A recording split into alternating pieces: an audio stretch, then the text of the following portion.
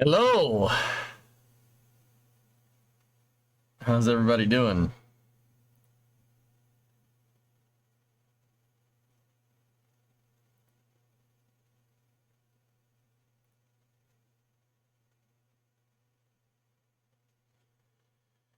Imaginary numbers are real? Huh? You sound sleepy? I'm good. I'm good. I'm all right. All right. I'm good. I'm good. Hi. Hi. Hello. How are you? How's everything? Good? Well, have a nap. Then fire the missiles.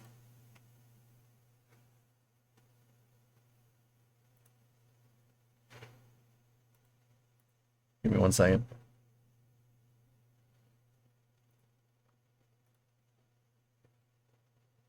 Okay. How are you? Fine, thank you. I wish I was a bird. All right, so, oh my god. All right, so, in about, what is it? 38 minutes? Discovery, go at throttle up. We have a Starliner update. So I figure I'd sit here and talk to you guys for a second. So is there a news press conference or what's going on? In about 38 minutes, there will be a Starliner press conference with updates from NASA, except the guy running the commercial crew program and the guy running the Starliner program will not be there in the press conference about Starliner.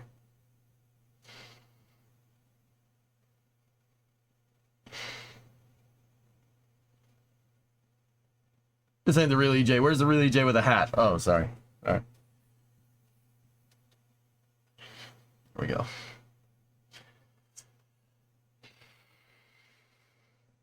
It's gonna be fun. It's gonna be another fun day. Who's gonna be there? The janitor? No. Get ready to drop your stock and boing. Yes, I have a question. Will there be a press conference? Can we be more open about them in the future?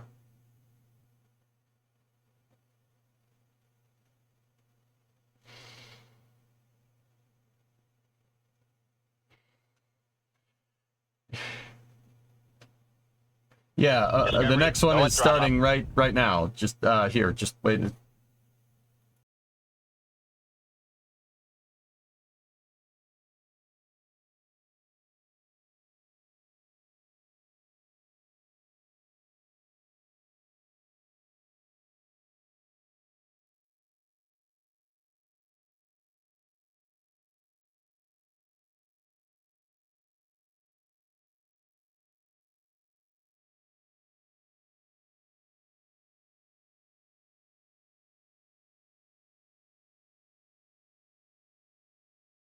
Okay, yeah, the press conference is over. All right, we're good.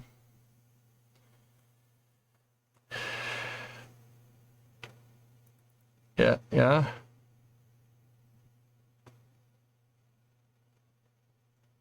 Everything okay? To refresh my memory, what is the most recent update we got about Starliner?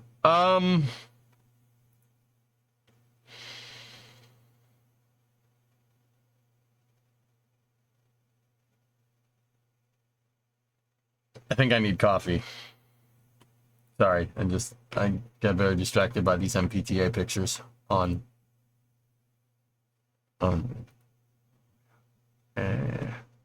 yes.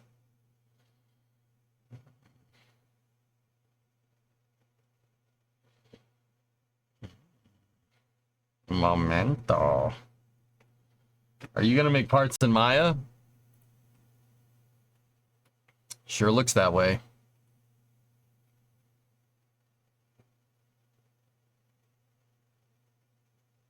Last update was pretty much we're gonna find out and work with Boeing to figure out a definitive plan before the end of the month. Yeah. You know what? I'm gonna put a fresh pot on. I'm gonna put on a fresh freaking pot. Fresh pots. Fresh pots.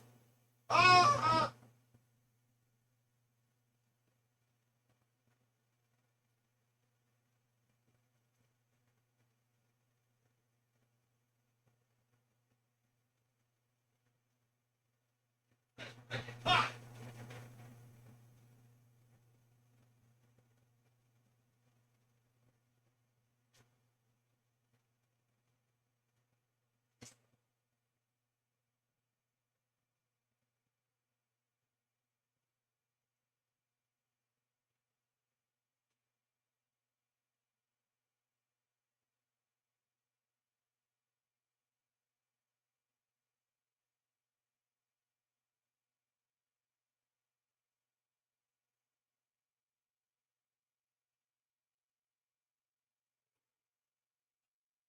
Thought I left, didn't you? Okay, I'm really gonna go this time. Looks like ship 26. Life is over. Thank God.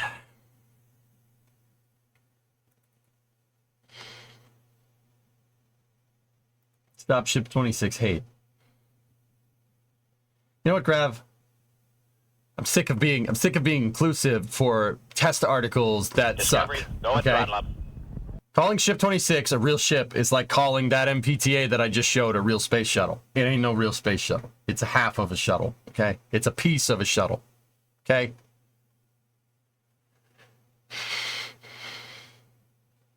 Stop being shipist. Stop being dumbist.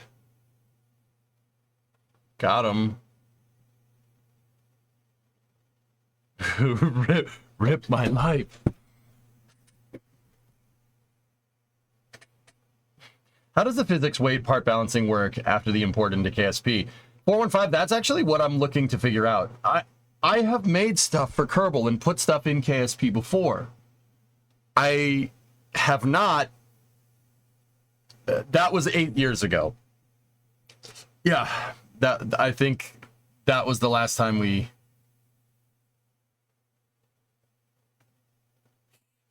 Ship 26 scrapping will continue until morale improves. Yep.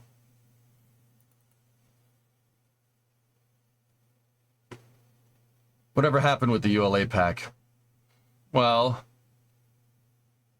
we needed to... I suppose it's far enough out I can say this. We needed to get... ULA wanted all the exact licensing for the engines in the game. So that means we had to go get, we would have had to go get licensing from NPO Energomash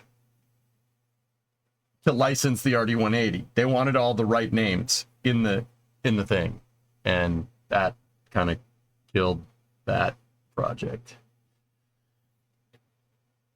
which sucks, but what are you gonna do? Yeah. It's okay. We got better stuff nowadays anyway.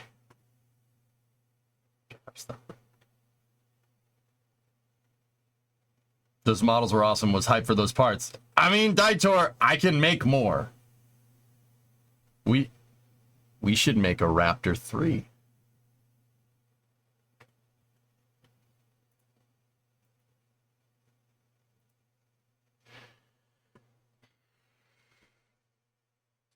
We should make Raptor 3. It wouldn't be that hard to model.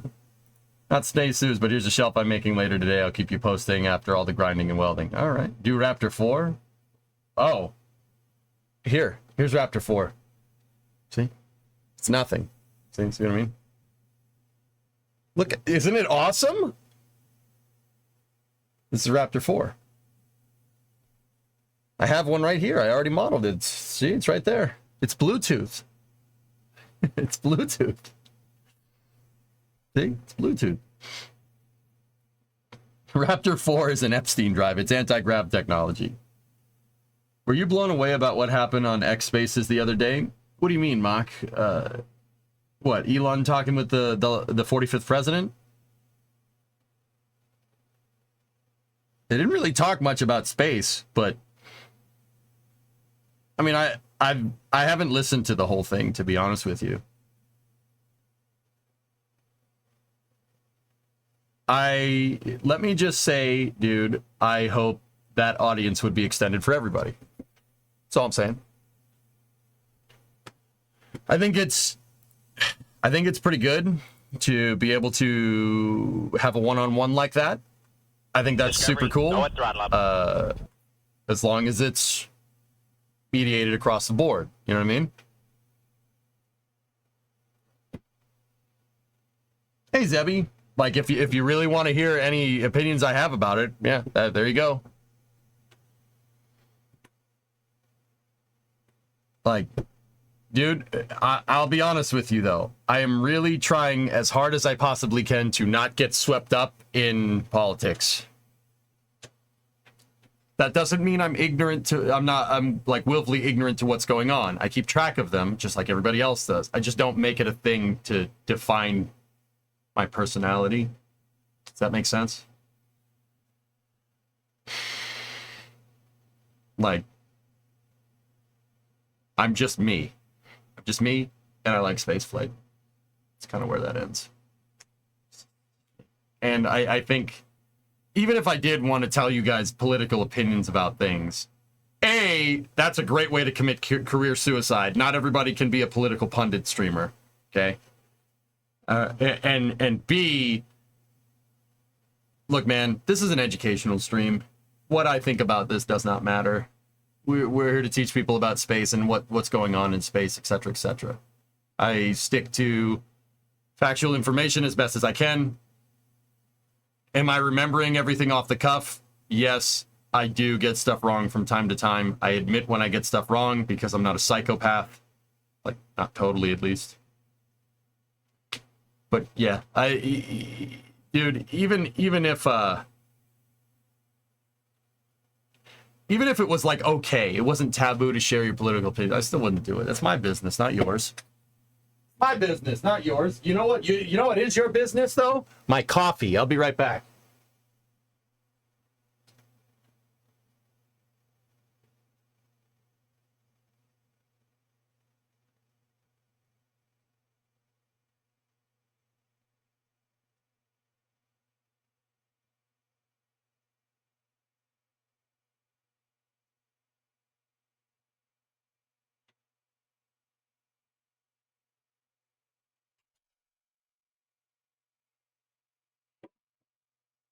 So no collab with Hassan.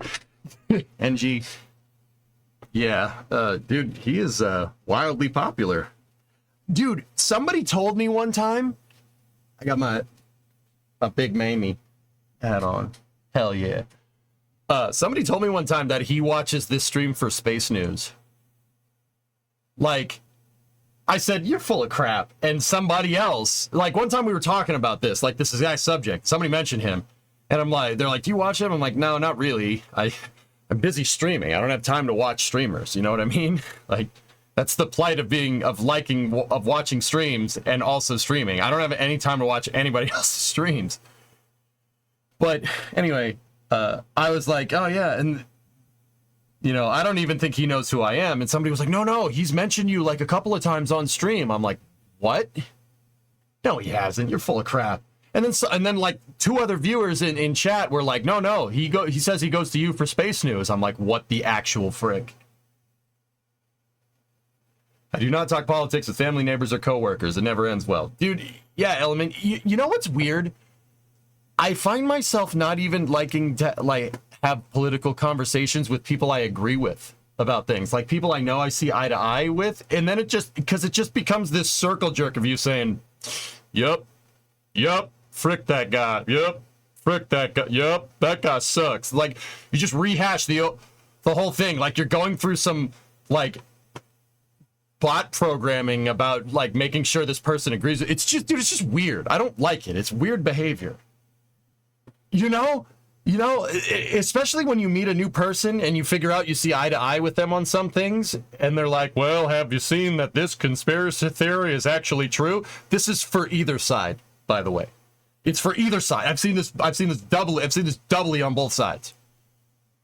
Well, did you hear this person wiped their butt one time and took a dump in a urinal? That ain't right. Well, I tell you what, that ain't right, boy. Yep, I agree. You're just like, don't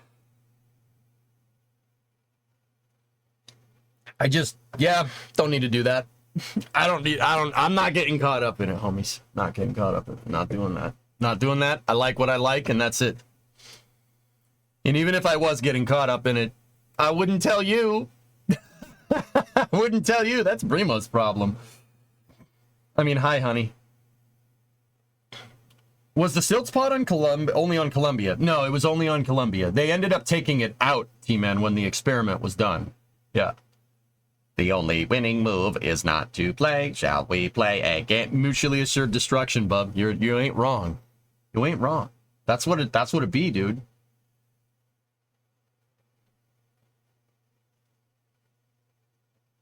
Yeah, homing, it's disgusting behavior. I don't like it, and like I said, I don't want to be a part of it. I don't want to be a part of this.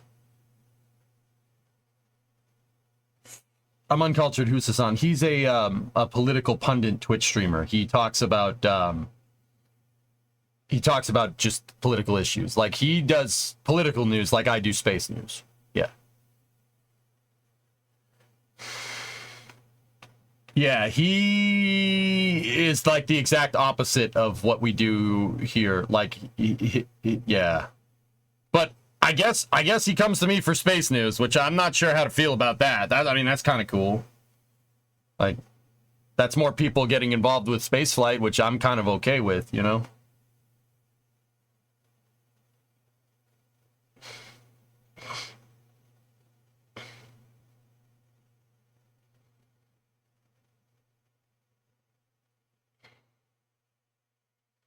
Should just call him Rule 8 guy. There's plenty of Rule 8 streamers out there, Truid. He's probably one of the biggest, though. But yeah, I mean, I don't know. I just don't need to.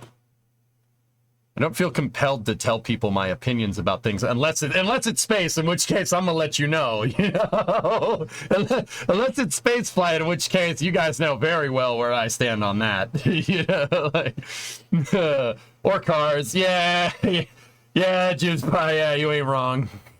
Yeah, Ship 26 engines being removed equals scrapping. Hopefully. So yeah. Anyway, all right. I'm good. I got my coffee. We're good to go. So, what we're going to do, we got a Starliner update here. It's happening in about 20 minutes. NASA will probably be late, so I'll say 25 minutes.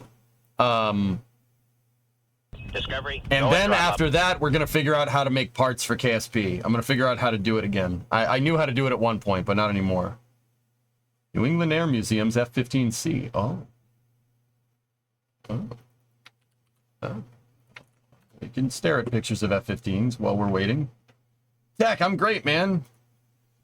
I'm just fine, dude. How are you?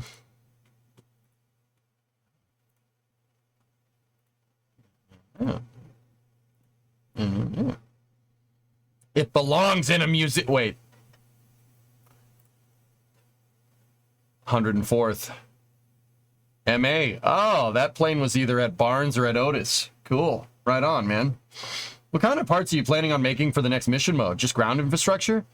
I don't know, Pigzig. I don't have an answer to that one. The reason why I don't have an answer to that is because it's going to be entirely on an on-need basis. You know what I mean? Oh, I need this part for a hinge for the pad. It most likely will mostly be ground infrastructure, but maybe, I mean, if we want to get into propulsion and stuff, we could, but I'm honestly a little bit worried that if we do that, propulsion is a rabbit hole. It's weird because making a fuel tank in KSP takes 5 minutes, probably like a day to texture. Interestingly enough, that's really easy to manufacture in real life. Tanks are really easy. That's not that hard to do comparatively to propulsion. In Kerbal, it's the same way. Rocket engines are hard to make. They're difficult to make in Kerbal. You have to get all your, I mean, first of all, you have an animatable piece. If you have thrust vector control, right, you have to move the nozzle around. So you have to work on hierarchical parenting to do that. Why do you think I know so much about hierarchy? Because 3D modeling programs do the exact same thing that Kerbal does. They do the same thing. Same thing. So now you got to work on scaled thrust. And if it's me, if I'm going to make a rocket engine, these are inalienable rules. I will not break these rules for anything. It has to fit in the game. I'm not just going to make an engine that's just the end-all, be-all, best engine of all time, unless we make Raptor 3, in which case I'll scale it. I'll scale it with the rest of the game. Yeah. We always see this weird stuff in Boca, but this is odd.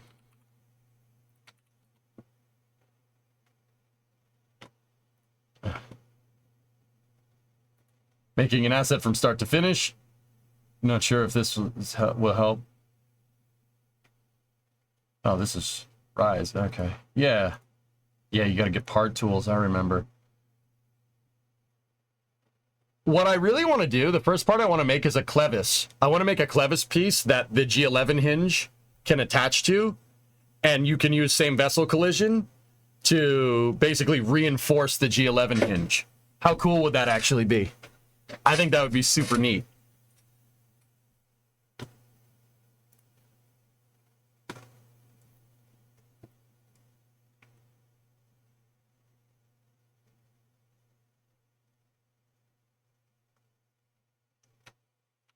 Make your own Kraken Tech hinges. That's what I mean, drummer. A clevis. I'm gonna make a clevis for the hinge to mount in. Yeah. Also, what day is today? It's drummer's birthday. What a good day for a birthday. And you act like one too. Chat, bring drummer a sandwich from the dumpster and leave the maggots on it.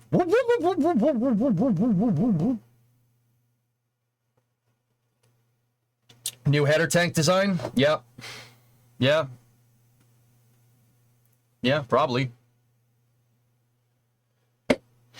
Starship has a stainless steel bladder now. Yep. You could say it's got balls of steel. And fuel is stored in them.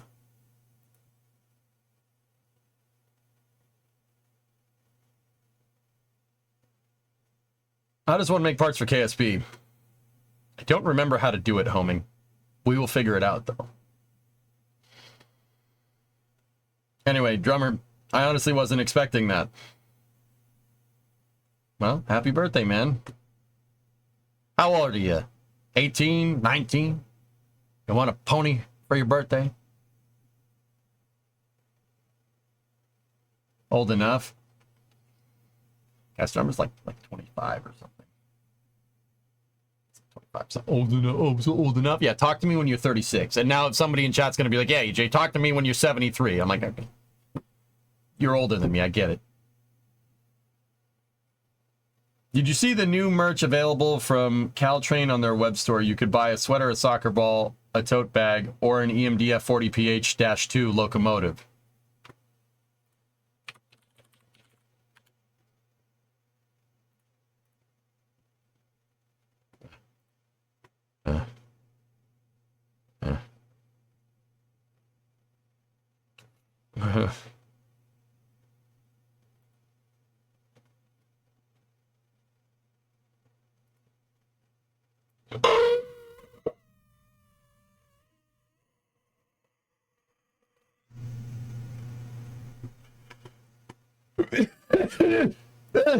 Oh!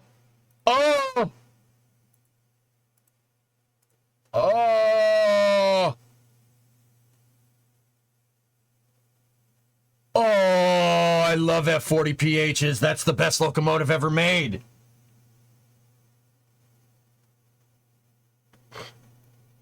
Gently used, lovingly maintained 1985 F40. Discovery, go at throttle up. F40 is the best car. Guess what? F40 is the best locomotive as well. You guys know that locomotive in Workers in Derail Valley that I love so much? The G16? The F40PH is the next version. Well, not necessarily the next version of that, but it's close enough. You know, G16, F40, see what I mean? G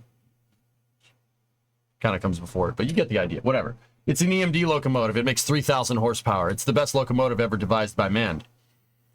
Maybe the big boys better, but that's it. How much? How much for the F40PH? No lowballers. I know what I have. Put it on your lawn as an ornament. That would, you know what, Ando? An F40PH would fit on my lawn. I have no freaking clue how you would get it here. I don't think the back roads that I live on would be enough to handle the weight of an F40PH.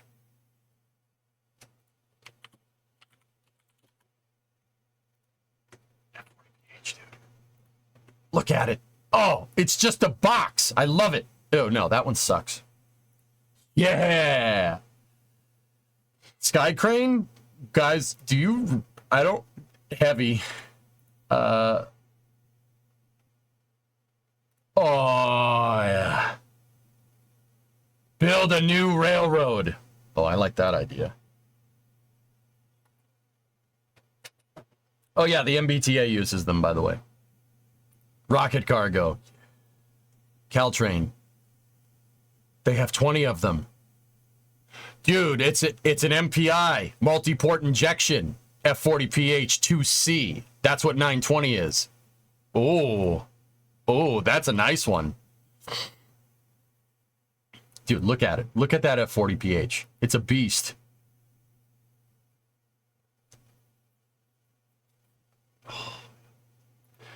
They got to be over like 200,000 pounds. Yeah, it's heavy. It's 128 tons. Starship couldn't even launch that into space, man. What's the price tag? They don't say the price. I think they said buyer is responsible for the cost of storage and transportation following the sale as part of an invitation for bids IFP procurement process. Yeah, we're not winning that. We're not winning that. But F40PH, dude. It's a great locomotive. Workhorse. Workhorse locomotive. They're fantastic. The F40PH to trains is what the Mack R series is to trucks. It just works. And not like Todd Howard, it just works. It actually just works. A lot of F40PHs are still working, still in service because they don't break. They do not break. They just keep going. They don't break. One of these days you're going to put a bid on these as a joke and you're going to win. Yeah, you're not wrong. That probably will happen. Workhorses and resources. Now I want to play workers. You mother truckers. Oh, the GE Genesis. Yeah, I want my locomotive to look like a horse. That's great. Oh. What are you making for KSP? I don't know. Wait, you didn't want to play Workers before? Dude, I always want to play that game. I freaking love Workers. I can't get enough of it. It's the city, the building in it is just so fun. Build it, like, I get it, guys. It's not everybody's cup of tea. Don't get me wrong. Love the mustache. Thank you. It's not everybody's cup of tea, but man, is that, dude. I'm telling you, I'm getting to the point where I really understand the game. Despite being $5 bajillion in debt, I really understand the game and what you need to do to be successful in the game. The irony is that you really need to run the whole thing like a business. Yeah, you need to run the whole thing like a business, which is funny. Conference when? About 10 minutes until the Starliner conference. I think the Genesis are good locomotives, NG. They're not bad, but they ain't no F40PH. F40PHs are great. 3,000 horsepower. 3,000 horse in that tiny little package right there. It's not a big locomotive. I mean, don't get me wrong. It's big to you and me, but it's not. That's a lot of firepower in a small package. Okay. Now the Zorg invention is even easier. Fire and Ripley sends all the following shots to the same location. Finish the job off all the EMD oldies with goldies. Pre-roll ads, boss, maybe in a few because of NASA standard time. Yeah, okay. Imagine having to explain to Brimo that you want an F40PH. I mean, to be 100% real, if we had money, I would take an F40PH. I'd buy a piece of property near my house, right? And or just put the F40PH on my property, whatever. I mean, pick your poison. Make like a, I don't know, a 100-foot segment of rail.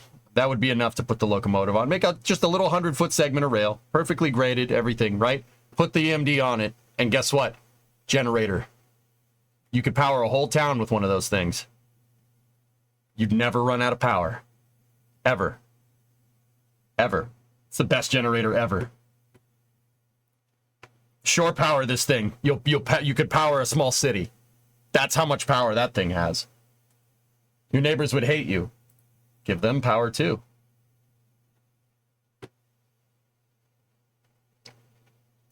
Isn't there a scenic railway right next door? Nah, the railroad lines that go down to the Cape aren't near me.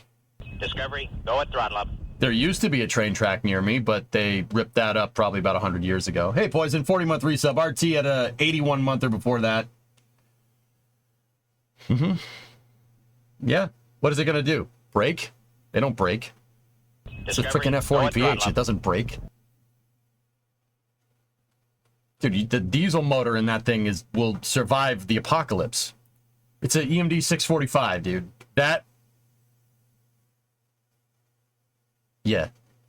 That's not breaking anytime soon. It's not the most efficient thing in the world, not gonna lie to you, but you'd be hard pressed to find anything that carries that can generate that much energy in that package.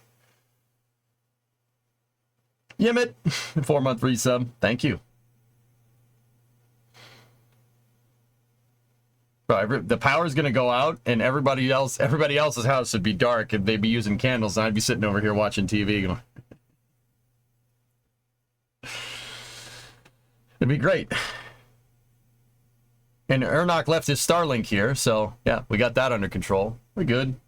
Let's fill up the diesel tank. You only need to fill it up like once every year. How many of these would you need to push SLS down to the pad? 2? I mean, EMD 645s are good, but they're no Alco. They're no Alco 251C, all right? They're good. What about a Generac? What about a Generac? Screw the Generac, man. Gets to have some imagination.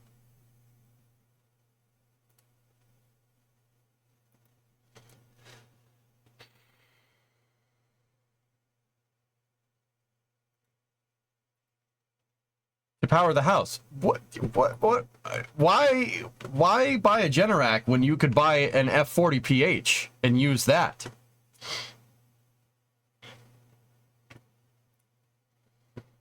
What is this, goalie?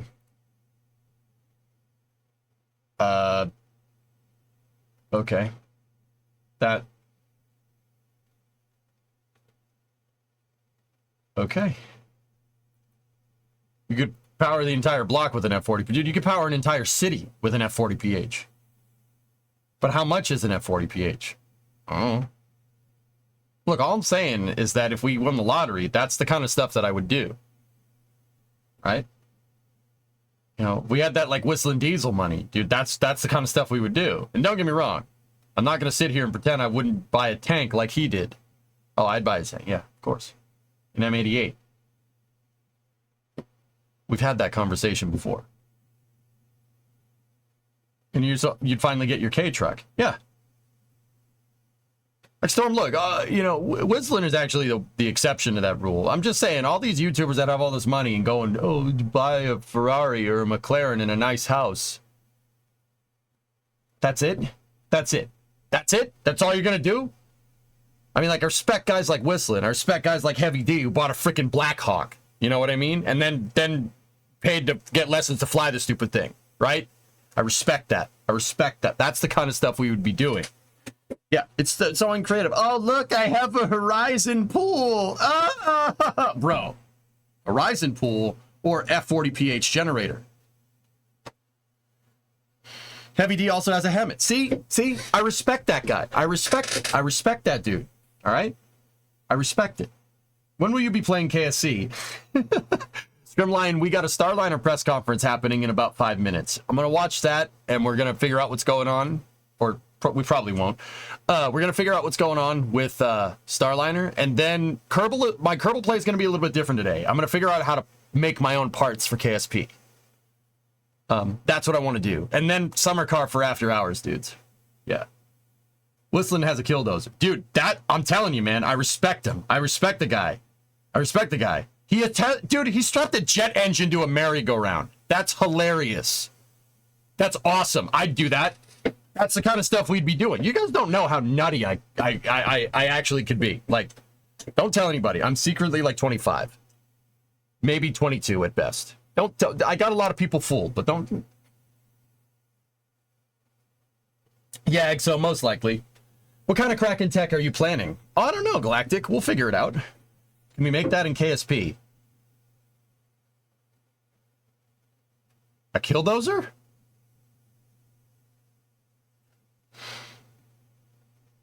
Discovery, go at throttle up.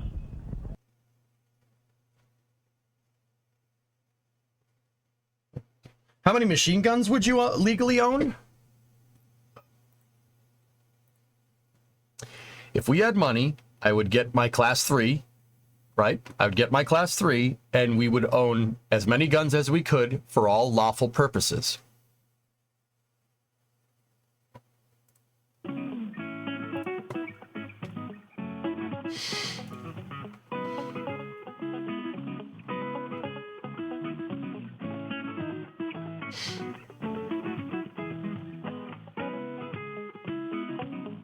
Would you buy an A10? No. Ad time?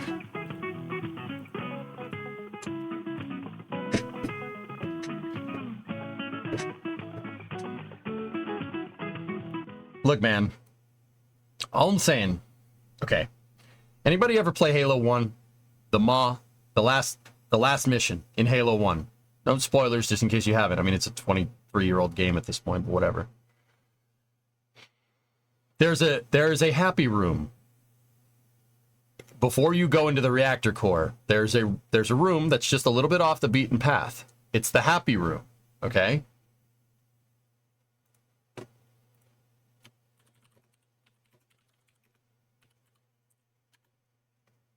Okay?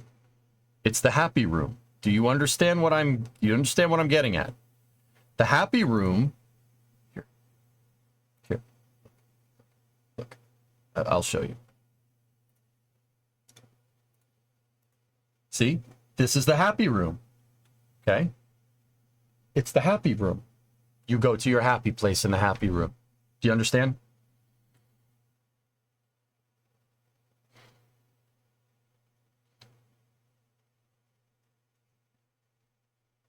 The happy room. That you picking up what I'm laying down? To be introduced to ask your The happy question. room. Okay. The call is being recorded. Let's go. If you have any objections, you may disconnect at this time. Please continue to stand by for today's press conference. We will begin momentarily.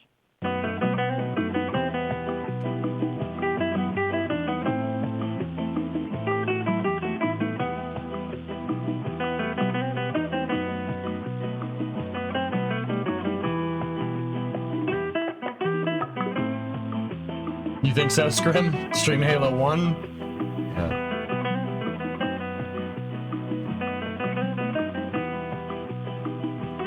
And then trumpets. Discovery, go and throttle up. Yeah, whatever. Bring the circus in. Whatever. You see this? You see this? Yep. Mm-hmm. Hey, WD, what's up, man? Discovery, go and throttle up. Did NASA just put us on hold? Yeah. They put you on hold? God dang it, I love this country. Anyway. Yeah, man. Look, all I'm saying is that, yeah, these influencers that make bajillions of freaking dollars and they buy a McLaren and a nice house. Like,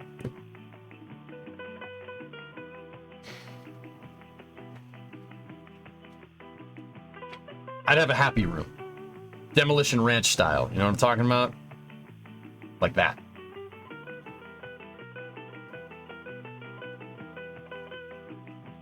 Yeah, I know, Hellfish. And I would have an M60 E4. Okay? I don't need an E1. It's too long. E4.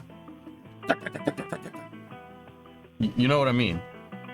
You have a happy garage. I do have a happy garage. My garage would be even happier.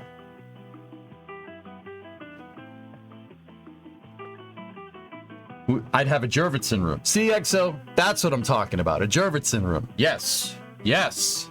Yes. Your opinion is important to us. Please stay on the line, and a customer service representative will be with you shortly. Mark 19, better than M60? Bro, 40 millimeter.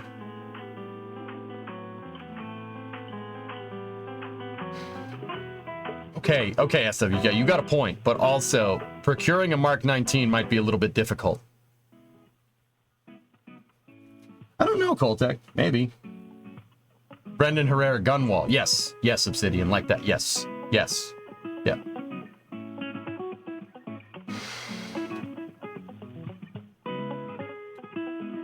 What is a Jurvetson room? Steve Jurvetson is he was a Series A investor for SpaceX. like one of SpaceX's earliest investors. The guy is a spaceflight nutcase and has a room full of rocket engines and spaceflight parts from the Apollo shuttle program. But yeah, dude, his office is magical. Magical. Here, hold up. Oh, Good afternoon. Nope. Starting. I'll show you in a second. Welcome, everyone, to today's press conference. At this time, you are on listen only until the question and answer portion of our call, at which time you will be prompted to press star 1. Please ensure that your line is unmuted, and please record your name and affiliation to be introduced to ask your question. The conference is being recorded, and if you have any objections, you may disconnect at this time. I object. I will now turn conference over to your host, Mr. Josh Finch. All right, guys, so here's the deal. During the press conference, I'm basically going to shut up. So, yeah, I'll see you on the other side, Ray. For today's media teleconference on NASA's Boeing crew flight test, I'm Josh Finch with NASA's Office of Communications. Leadership joining me with opening remarks on the mission, as well as to talk about NASA's overall review process for its human spaceflight missions. We have Ken Bowersox, Associate Administrator for NASA's Space Operations Mission Directorate, Russ DeLoach, Chief of NASA's Office of Safety and Mission Assurance, and NASA Chief Astronaut Joe Acaba. Although not providing opening remarks, but here to answer questions, we have Joel Montalbano, Deputy Associate Administrator for NASA's Space Operations Mission Directorate, and Emily Nelson, Chief Flight Director of NASA's Flight Operations. We'll begin with opening comments from Ken. Hey, Josh, thanks, and thanks to all of you for joining us today. We really appreciate your interest and the time that you spend with us. I want to set expectations first. We don't have any major announcements today, but we did want to spend some time with you going through our process for how we make flight readiness decisions and to give you a little bit of status information.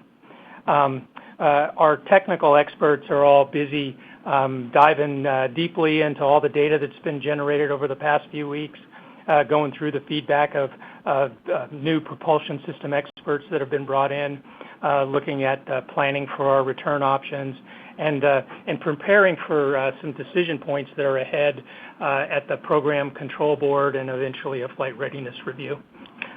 The way it works at NASA before a normal launch, we have a lot of readiness reviews at the programs with our technical authorities, and the results of those reviews come to an agency board called the Flight Readiness Review. Typically, that's right before launch, where we bring in representatives from all of the related centers, the technical authorities, the programs, the NASA Engineering and Safety Center, flight operations. We get everybody together. We listen to the status of the mission, go through some special topics, and then we poll everybody at the end on whether or not they think we're ready to undertake the mission. At that point, typically we turn mission execution over to a flight control team for any time-critical operations, anything that can be handled with our flight rules.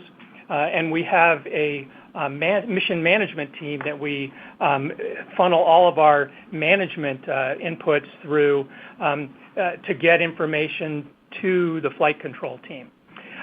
If we have more time or an especially critical issue, we can go back and revisit some of that lower level program and organizational board process and come back to another flight readiness review. And in this case, we've got time, and it's a fairly major discussion to decide about whether or not we're going to have crew on board Starliner for return. So we're anticipating another flight readiness review meeting after the programs have had a chance to meet. The timing for those meetings, we're expecting that the data analysis will be ready for a program board middle to end of next week, and that would be ready for a flight readiness review around the end of next week, potentially beginning of the following week. We've got some flexibility there. I know everybody would like a date.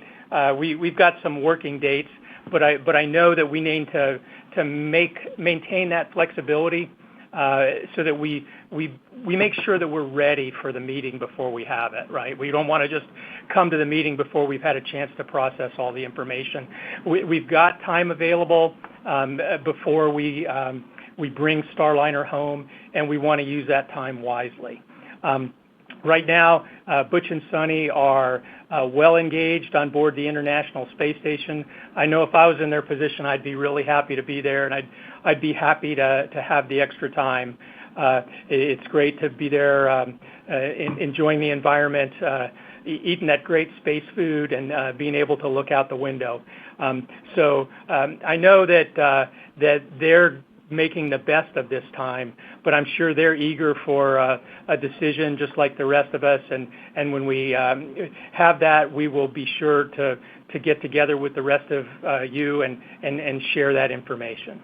And now I'd like to pass the microphone over to Russ. Hey, thanks, Ken. Can you guys hear me okay? I can hear you. All right, thanks. Hey, so as Ken said, I'm Russ Deloach. I'm the Chief of SNMA for NASA. It's a pleasure to be here with you today, sharing this information. Safety is a core value of NASA, and one way we ensure that it is incorporated into our decision-making process is through the use of what we call the Technical Authority Governance Model, and that's been something that we've been doing for over 20 years now. The agency has 3 technical authorities. I represent one, Safety and Mission Assurance. There is also the Chief Engineer and the Chief Health and Medical Officer. So we are required independent elements in key decisions within human spaceflight, including this one we are discussing today, the return of our crew and the Boeing Starliner. As the program works through the data and analysis with its provider Boeing, the tech authorities have personnel embedded in these teams, gaining insight and providing inputs throughout. Ultimately, the program will reach its conclusion and bring a recommendation forward to an agency-level review chaired by Ken, with the 3 technical authorities part of the go, no-go poll that Ken will do. And our positions will be informed by the engagement of our people throughout this effort. It is also the role of the tech authorities to ensure that views and perspectives of our diverse workforce are able to be expressed and appropriately considered. This robust exchange of viewpoints is a necessary aspect of a healthy safety culture important to the success of human spaceflight. I see that this is occurring, as it should, as we work through this issue. I've been very impressed with the NASA and Boeing teams working this. They have been at this very hard for a very long time, very dedicated to get to the right answer, whatever that might be. And I am confident that our process is moving to a good decision for the right path to get both Starliner and her crew home. And now I'll turn it over to Joe Acaba, Chief of the Crew Office, for his opening remarks. Thanks, Russ. Good afternoon. Thank you for joining us today, and thank you for your interest in our agency's crew flight test. I do want to emphasize the test flight aspect of this mission. As astronauts, we embark on missions fully aware of the various scenarios and outcomes that may become our realities. We undergo rigorous training to prepare both mentally and physically for the challenges that may arise during any given mission. This mission is a test flight, and as Butch and Sonny expressed, ahead of their launch, they knew this mission might not be perfect. Human spaceflight is inherently risky, and as astronauts, we accept that as part of the job. Right now, the agency has taken the time to ensure we are not putting the crew at a higher risk than is necessary.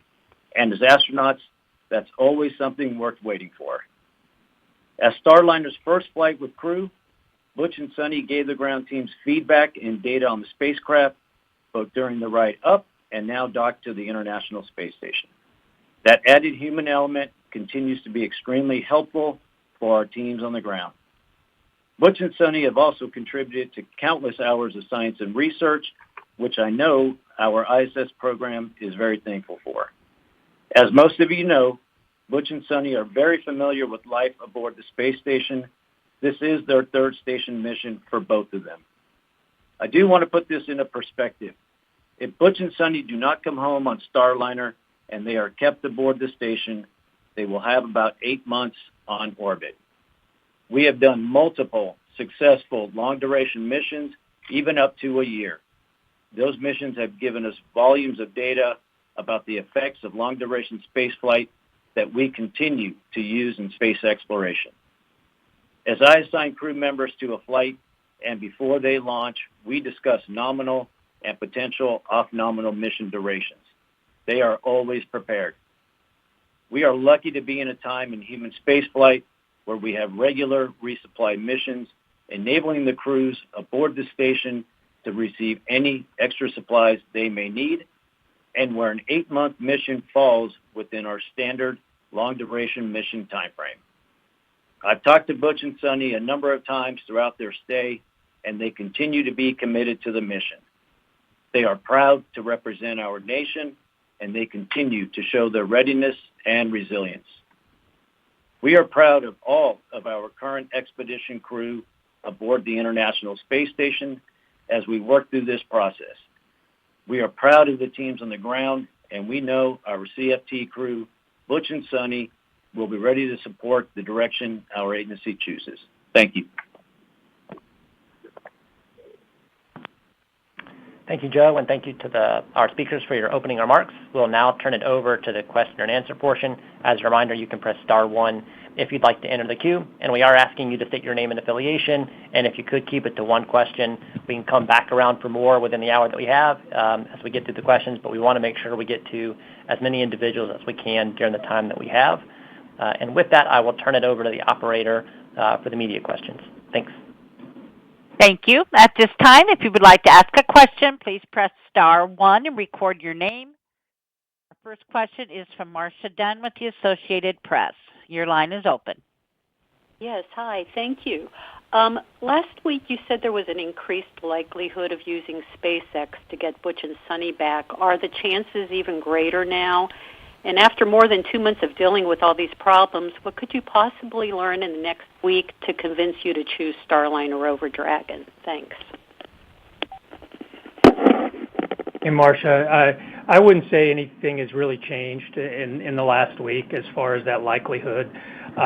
We are getting new data, and it's interesting how, as time goes on, we've got new folks that, as they become aware of what's going on, they're offering inputs and expertise, and it's been very valuable.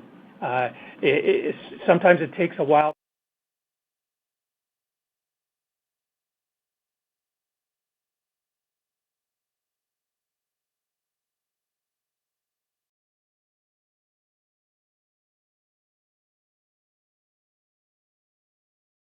Sorry. I muted myself because I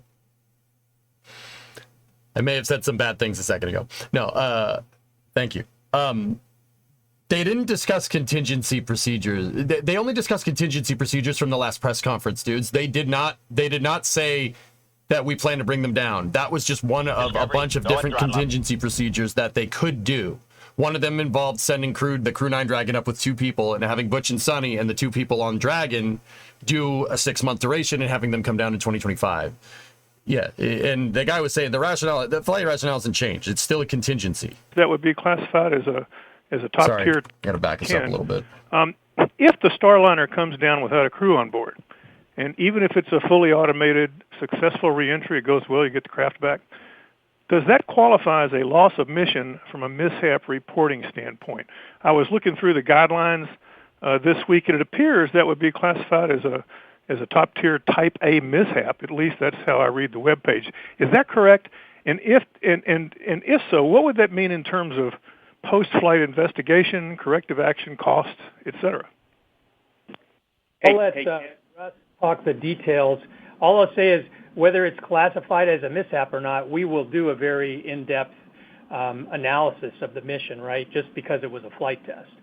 But as far as the technicalities of what we call that investigation, I'll pass that to Russ. Yeah, and Bill, that's interesting you asked that, because that came up actually a couple weeks ago inside my team, and we talked to the agency mishap program manager, and as well as with the commercial crew program folks, and our conclusion was that by the program's mishap plan, if we, NASA, at this point, kind of intervene and make the call to kind of change the mission, that the crew would ride home on something other than Starliner, that we don't necessarily need to consider that a NASA mishap. As Ken said, we're still going to do all the investigation to understand. That will get taken out of context. Where we got today, but right now the view inside the NASA mishap program community is that does not necessarily mean that we have to label that a mishap. Now, a mishap could still occur later if for some reason there's some event that happens when Starliner is flying uncrewed home. But just the fact that if NASA steps in and says, hey, we now want our crew to fly home on another vehicle, that in itself shouldn't be classified as a mishap. But taking the crew off, I mean, wouldn't that be a mission failure in this context? I think my view is that it's really within Ken and Steve's purview to sort of define what the mission is. And if they decide to redefine it that way, I think that's something that they could consider. Okay, thanks. And because it's a test mission, I think we have a little more flexibility there, Bill. Thank you. Thank you. Our next question is from Kristen Fisher with CNN. Your line is open. Hi. Thank you guys so much for holding another press conference. Really appreciate it. Two things. I believe they are for Ken. First, in previous news conferences, you all have said that Starliner, no matter what, whether or not it brings Butch and Sunny back to Earth, that it is still safe in an emergency situation. Is that still the case? And then my second question is just the timing of this decision-making in terms of last week you all said you needed to make a decision by mid-August. Now it looks like we're pushing it back to end of August. Is there a hard deadline on when you all have to make a decision by, or an updated deadline, given the fact that there are so many different constraints with time, specifically Fair question. The batteries needing to be recharged and whatnot? What is that Don't drop speculate, dead lady. timeframe Just for ask the when question. you all have to make this decision by? Thank you. Hey, Chief, what's up? Hey, let's do the second question first. In this situation, we don't have a sharp cutoff, right? We can juggle things and make things work if we need to extend, but it's getting a lot harder. It's with the consumables we're using, with the need for the use of the ports for cargo missions, those types of things. We're reaching a point where that last week in August, we really should be making a call, if not sooner. Hey, Kristen, could you repeat your first question, please? Sure. My question was, is Starliner still cleared for Butch and Sunny to return to Earth in an emergency situation? Yes, Starliner is still the contingency vehicle for Butch and Sunny. We've looked at that, and when you consider the low probability of exercising a contingency, we think the risk is reasonable to put Butch and Sunny on that vehicle in a contingency. Thank you. Thank you. Our next question is from Joy Roulette with Reuters. Your line is open. Thanks. For Ken, I just want to quickly follow up on your response to Marcia's question earlier. Could you kind of explain and give a little bit more detail on what you're seeing more recently that you said expanded your understanding of Starliner? Like, exactly what are we talking about there? And then is it still thrusters that you guys are mainly looking at, or are there parachute issues or any other things that might come up on the return journey that is factoring into your decision-making here? Thanks. Yeah, all right, that's a fair question. The main thing we're looking at is the propulsion system, and the kind of information we're getting is there's a lot of folks out there that have worked with similar thrusters and have seen similar issues, and so we've gotten feedback on what we're seeing, and a lot of it is confirming what we thought was causing the signatures that we were observing on orbit. You know, it's really tough when you don't have the actual hardware to look at, right? When it's up in space, So we brought in folks from our robotic spaceflight community at Glenn and at the Goddard Space Flight Center at JPL. They're used to analyzing propulsion systems when spacecraft are millions of miles away, and they provided some useful input to us.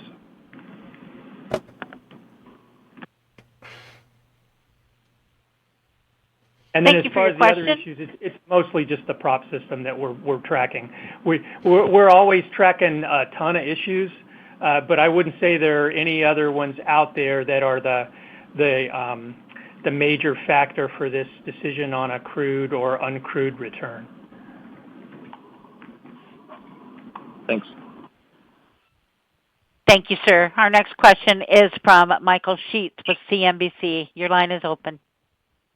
Hi, everybody. This is Michael Sheets, CNBC. I have a question for Russ. I was, like Bill, earlier reviewing some of the old commercial crew documents. I saw the acceptable loss of crew failure rate is 1 in 270. I believe that's still current for the commercial crew program.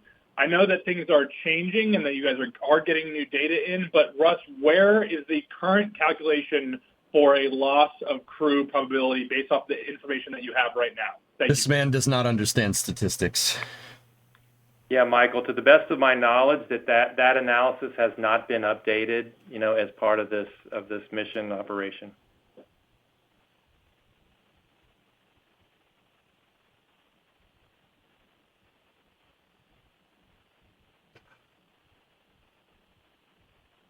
So are you saying that you don't know what it is? I'm a little bit unclear about your answer. No, you're not. Yeah, oh my God! It takes a long time to do that analysis, right? So it's not something that we typically adjust real time. So I wouldn't expect that from Russ's team. Russ, anything else you wanted to add? I was just going to add, that the way that requirement was established, it was really a design certification requirement. So it was all about getting it established as part of design certification, and I am unaware of any requirement to update it. All right. I'm going to try to be a little bit factual here, okay? Just a little bit. Loss of crew calculation is really, really, really, really, really, really hard to kind of surmise. It's very hard to come up with a stat probability like that, especially during an ongoing mission when there's new data being introduced, okay? You have a very complicated recipe to get that number. Say you're trying to make a souffle or something. You're a chef. You're the chef NASA. You're trying to make a souffle, right? It's a very careful and considered process. But you wouldn't measure your probability of making a successful souffle while you're baking the damn thing, okay? You don't assess risk that way. That's not how that works at all.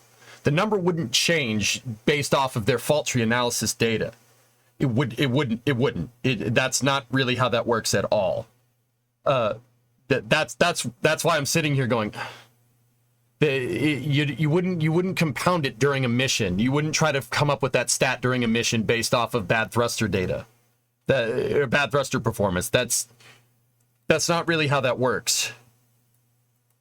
Yeah, I would just say this is not really. I could get more into it later if people want to hear more about how loss of crew calculations are compounded, like how you go about assessing that stat, if you guys want to. But yeah, that's why I'm sitting here going, I'm trying to make this a learning experience, man. It's a little difficult, okay? Yeah, a preference thing. They are going to wait for us to analyze the data and to come up with a decision. And again, they will do what we ask them to do. Yeah, that's just... Thanks. It's not FanDuel, guys, all right? It's not FanDuel. It's not DraftKings. You don't have probability of success mid-game and then bet on those odds. That's not... That's not how spaceflight works, man. You don't gamble. You don't gamble at all with spaceflight. Like, it's... Oh. Thank you. Our next question is from Lauren Grush with Bloomberg. Your line is open. Freaking woof, dude. Hi, thank you so much. During the last press conference, you mentioned you had pulled in propulsion experts from various NASA centers to help. I'm curious if you can just kind of illustrate how many people and teams you have working on this decision right now. Fair question from Lauren. Good stuff. They don't gamble anymore. We basically set up a separate team. They don't gamble anymore, ICBM. That's a very good point because they gambled a lot and lost. 3 times in the last 60 years. Apollo 1, Challenger, Columbia. Yeah, you don't gamble with spaceflight. This is the reason why, like, I know I'm pausing. I know I said I wouldn't talk about this. This is the reason why in an emergency contingent, Starliner is fine. It's good enough to get to make sure in the event of an emergency on the ISS, it's still your lifeboat for Butch and Sonny. That's why. NASA in this particular scenario is like 95% sure that the capsule will come back. That's overwhelmingly good odds. But how risk adversity and how flight rationale works with NASA, 95% isn't good enough. They were 95% sure Columbia would come back. They were 95% sure that STS-27 would come back. And it did. They got lucky. You don't gamble with 95% with spaceflight. The reason why is because, look, man, there's a bajillion different parts on every spacecraft. All it's going to take is one to cause some type of cascading failure. All right? An O-ring, wind shear, foam delamination during ascent, causing a debris strike on your thermal protection system. It's a 1 in a bajillion shot. You don't gamble with 95% success. The reason why NASA's taking their time in solving this Starliner problem, guys, is because 95% sure isn't good enough. On a test flight, you want to be 100% sure, especially on your test flight. The reason why is because if you're like 99.9% sure, that's good enough, right? Barring some freak accident, right? But Kobayashi Maru, it still it happens. I would say Columbia was kind of a freak accident, but that's another story, right? You have to be 99.9% sure, not 95. 95 is not good enough. That's why NASA's taking their time to understand this thruster behavior. So if this does happen again, so A, you can remedy this problem so it doesn't happen again on future flights. And B, if it does happen again, you know what to do. That's the purpose of a test flight. And they're using the flux in the ISS schedule to take the time to learn. That's what's important. This will make future Starliner flights safer. That's the whole idea. Team led by the head of engineering at Johnson Space Center. And I'd say that team was roughly 10 people. There were 6 folks from the centers that I mentioned earlier that do robotic space flight, plus specialists from Marshall, Johnson Space Center, Kennedy Space Center. So we brought in a bunch of folks from around the agency and took sort of a focused look, led by a different person, to come up with whatever conclusions they could from looking at the data. But they didn't generate new data, right? They looked at our existing data. Thank you. Our next question is from Kenneth Chang with the New York Times. Your line is open. Great, thank you. This is for Mr. Deloach and Mr. Akaba, probably for Ken Bowersox too. Could you talk about how you think about acceptable risk when, as Joe said, everything astronauts do in space is inherently risky? I know this is complicated because of the uncertainties and you haven't calculated numbers for this mission, but if you thought Starliner was likely to fail during a return, you would have made your decision and be well into the Crew Dragon preparation. I suspect even the odds for loss of crew of 1 in 10, that is, if there was a 90% chance that Sunni and Butch would return safely on Starliner, you go, whoa, that risk is too high. But if the odds were 1 in 100, maybe that would be acceptable because that'd be safer than the space shuttles were. So what do you accept as acceptable risk, and how will you make that call when you cannot know for certain how it will turn out? That's actually a pretty damn good question from Ken. You That's described pretty good. the challenge question, with that dude. pretty well. Yeah. And so let me tell you how I do that, right? First, I start with an understanding of the baseline risk, and I think about the risk of whatever new plan we might need to go to if that baseline risk goes up. And then I try to get as much education as I can because the best way to make risk decisions is with the best information.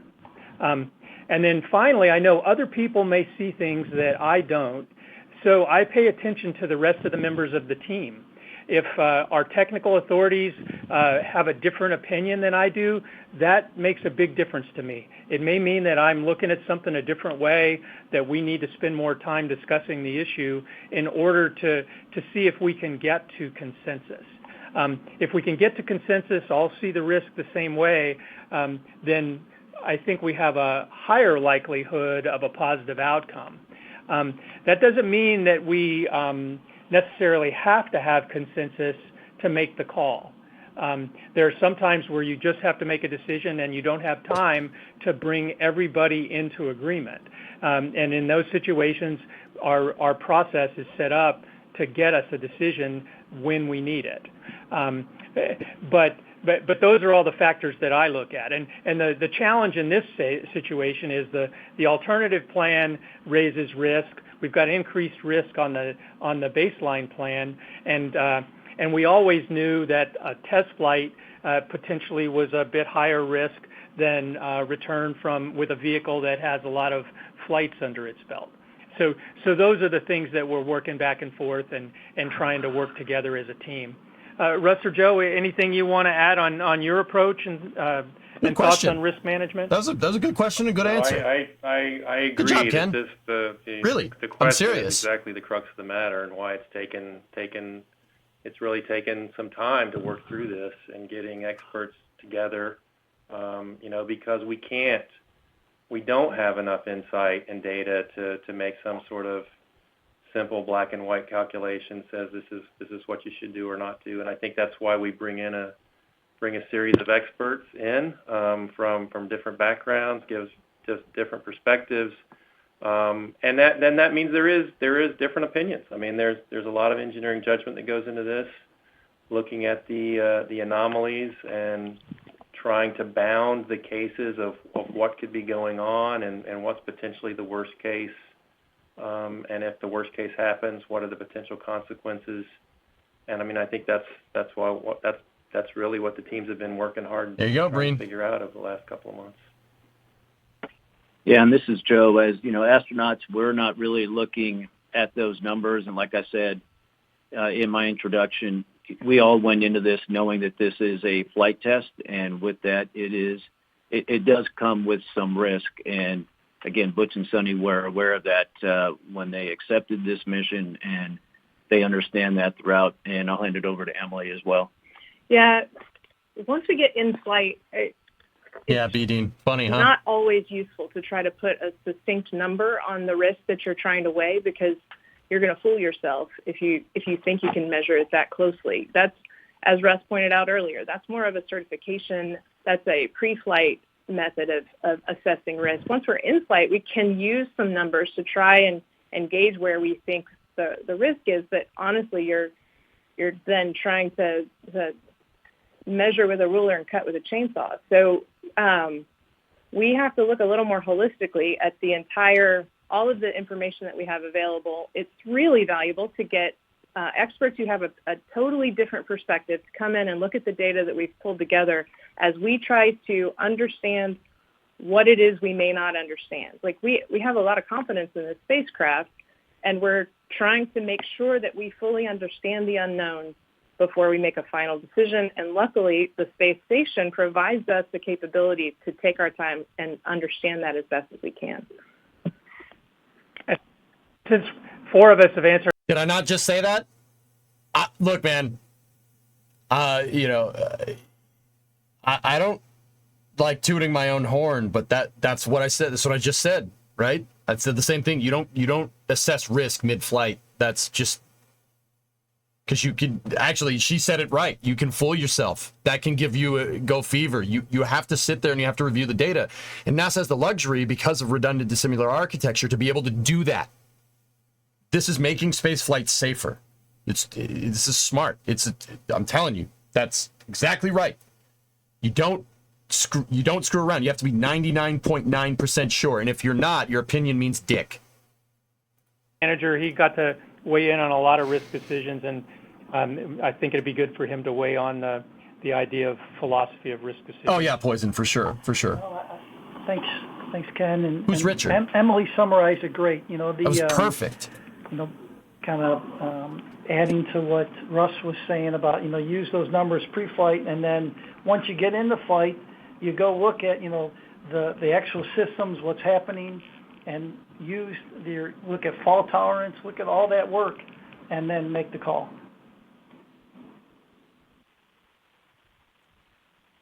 Thank you for your question. Our next question comes from Jeff Brumfield with the National Public Radio. Your line is open. Hey, NPR, let's see what you got. Thank you very much. My question is, first of all, you mentioned you're doing this readiness review. I was wondering how often this happens mid-mission like this. When was the last time you had to do one of these? All the time. Midway Every through a phase mission? of the mission gets discussed. And then secondly, I know you've said this before. You'll probably have to say it a lot again. But what is the primary concern here about bringing them back on Starliner at the moment based on the data you have? Thank you. Thrusters? So I can't remember ever doing a flight readiness review mid-mission. I think we had senior level management meetings, but not necessarily flight readiness reviews. Anybody else on the line who remembers us doing this on a previous mission? Every phase I of know the mission we've done gets flight discussed readiness like this. reviews for topics where we wanted additional scrutiny, where we typically would have done a review at a lower level. Yeah, but as far as okay. mid-mission, this is different. Anybody else who remembers one?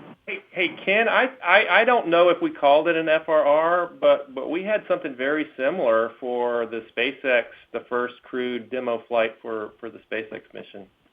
Yeah, this is Emily. I was going to note that whether you call it a flight readiness review or just a readiness review, before each major milestone, especially on a I'll get to that in a flight, second, we Newmark. will execute a thorough readiness review. We don't always pull in agency leadership for those conversations specifically, but we certainly review our readiness before You have each to be dynamic sure. milestone. It's that simple. And You it gotta be sounds sure. like we had a different name for it back on that mission you mentioned, Emily. We called it a NASA-led MMT or something like that, or a mission risk acceptance. Mission forum. management team. Yeah, But we have the flexibility to give it a different name, right? It's a little bit outside of our nominal process.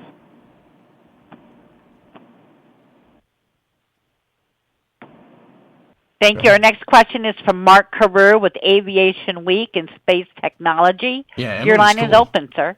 Yeah, Yes, thank you Emily's very much. cool. Very good way of explaining I have things. kind of a two-part question. Is any assessment going on about bringing Butch and Sonny back on the Crew 8 mission? Adding them to the 4 coming back, and is there anything that could be done to keep the service module on Starliner? I know it gets ejected when you re-enter. I just wondered if there's anything you could do, spacewalk or software. So, okay, we're discussing contingencies, right?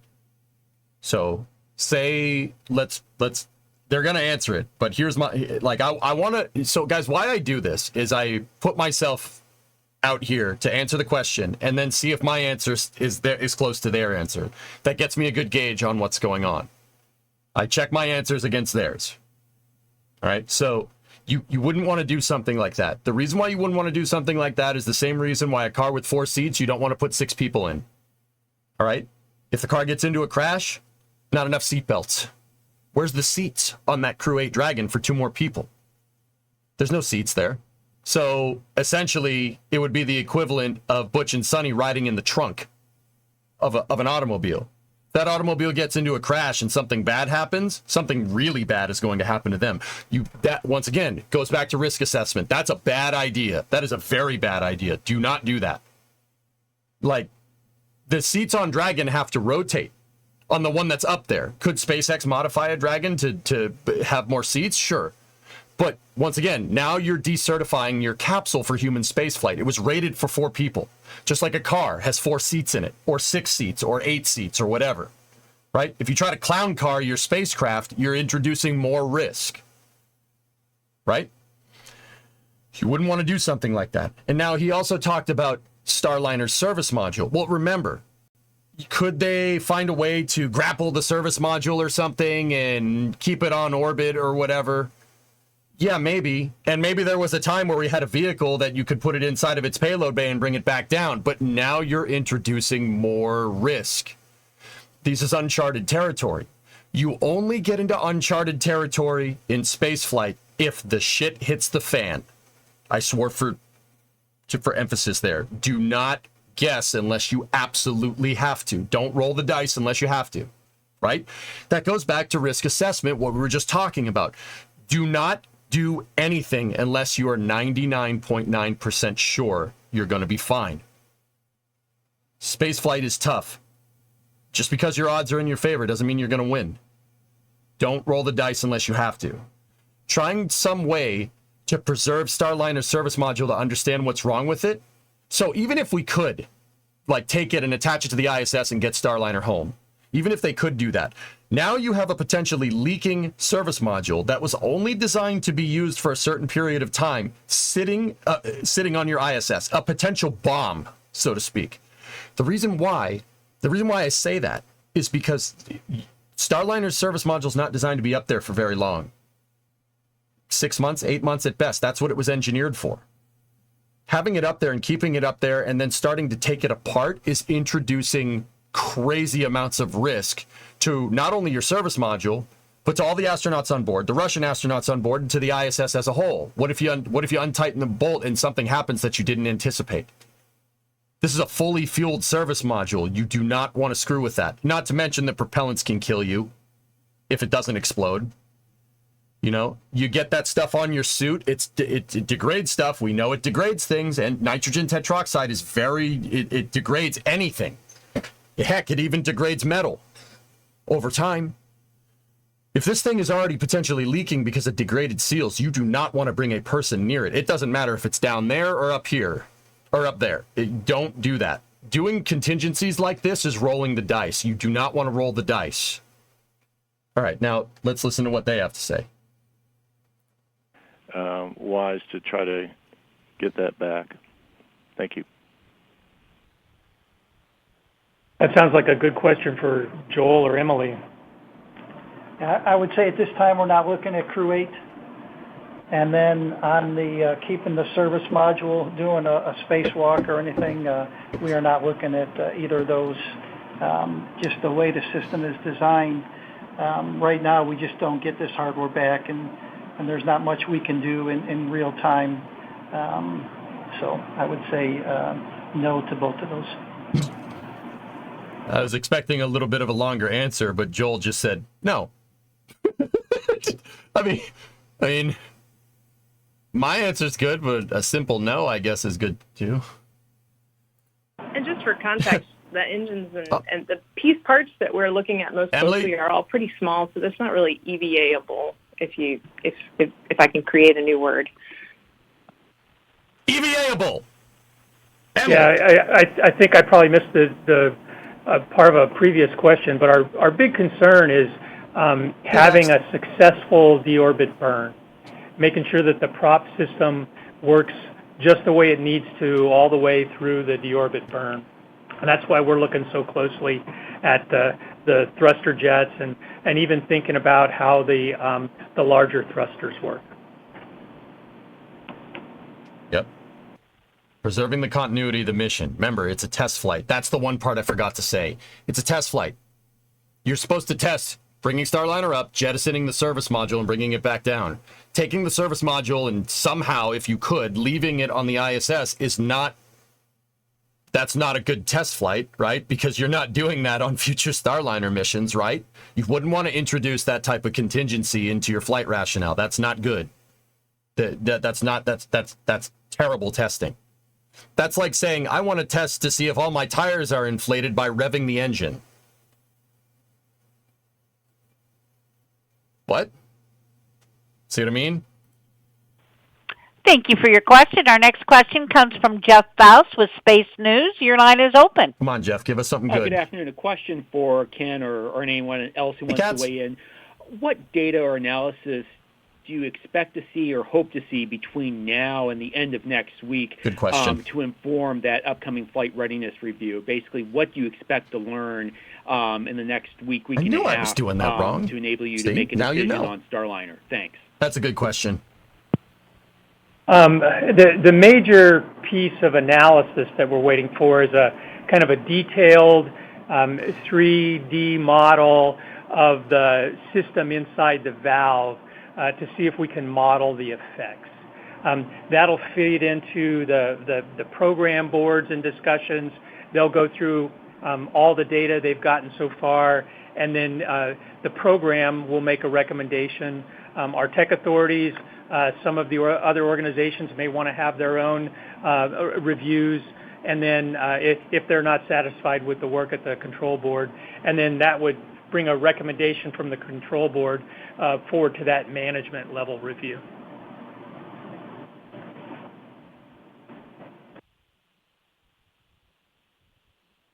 Thank you for your question. Our next question is from Stephen Clark with Ars Technica. Your line is open. Hi, thank you all for doing this press availability. I think my question, to go around the horn to the panelists, to Emily, Joe, and Russ, and Sox, if you want to weigh in, please do. Can you talk about where you were at the last program control board meeting last week? I think, did any of your organizations dissent on bringing the crew home on Starliner based on the data that was presented at that meeting? Thanks. Well, I guess I can start. So I considered our last conversation to be a really good opportunity for everybody who's been kind of soaking in all of the data that we've been collecting to provide an update on where they are in interpreting that data. And then you can draw from that the open questions, the things that we really need to go after as we're looking to figure out our readiness to undock and come home. And so it was mostly a really good opportunity to get a nice, clear list of questions. And now the Boeing team has run with those questions and is working to make sure that we're focusing all of our efforts on the specific areas that each part of the community wants to see additional information on. So it was a good clarifying moment, I think. I like Emily. Emily's cool. Thank you. And our next question is from Will Robinson-Smith with Space Flight Now. Your line is open. Emily's cool. Be like Emily. Yes, thanks for taking the time to answer our questions today. Want to follow up on a question from my colleague Stephen Young last week regarding if Starliner comes back uncrewed, sort of the what happens then. Was any specific equipment, in particular SpaceX flight suits, sent upon the recent Cygnus flight for Butch and Sunny? And sort of couched within that, you know, once Starliner undocks and in sort of in preparation for Crew 9 to launch the space station, in that interim period, how would the Crew 8 Dragon be used as a lifeboat for Butch and Sunny? Like, do they have any special equipment for them to be able to do that in an emergency situation? Okay, I'm not sure this guy understands the timeline of events for crew overlap. One of he asked about spacesuits being brought up on Cygnus. Why would you bring spacesuits up on Cygnus when your contingent procedure, guys, is to fly 2 people on Dragon? You fly 2 people on Dragon, and you launch the spacesuits on the capsule that's designed for the spacesuits. Why would you introduce variables into your logistics for ISS resupply like that when you could just put the suits on the Dragon, right? Why would you do that? Also, the second part of that question seems to demonstrate a misunderstanding of the timeline of events. All right, so he said during the Crew 8, Crew 9 overlap that Butch and Sunny could use Crew 8 as a lifeboat. Well,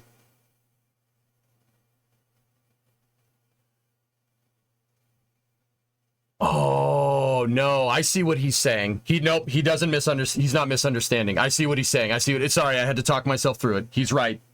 I'm wrong. So they'd have to detach Starliner, right? Right, and then a couple of days later send up Crew 9. There is a period of time there where you have a certain amount of people on the space station, but you don't have enough seats on potential lifeboats, so if something does go wrong now, you got a problem. That's what he's talking about. He's right. I'm wrong. He understands it. I misunderstood what he was saying. I had to talk myself through it. But yeah, that's an interesting question in that regard.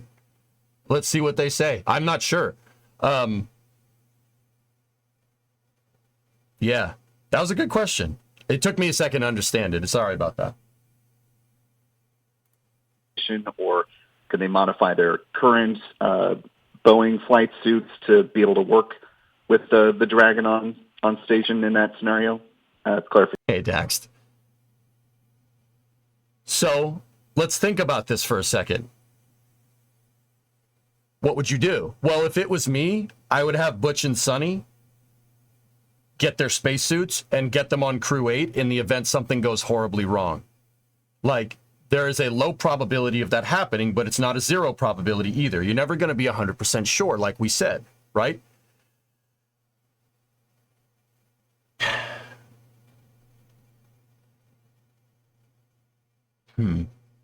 Yeah, I would have them get their spacesuits. If it was me, I would have them get their spacesuits and use their Starliner spacesuits in Dragon. Now, is there commonality between the connectors between the suits? I'm not sure. Maybe. It's possible. Knowing NASA, there is probably some standardization. We know there's some standardization between Starliner and Dragon, but I'm not sure if it's to hook up the suits. Now, what am I talking about hooking up the suits?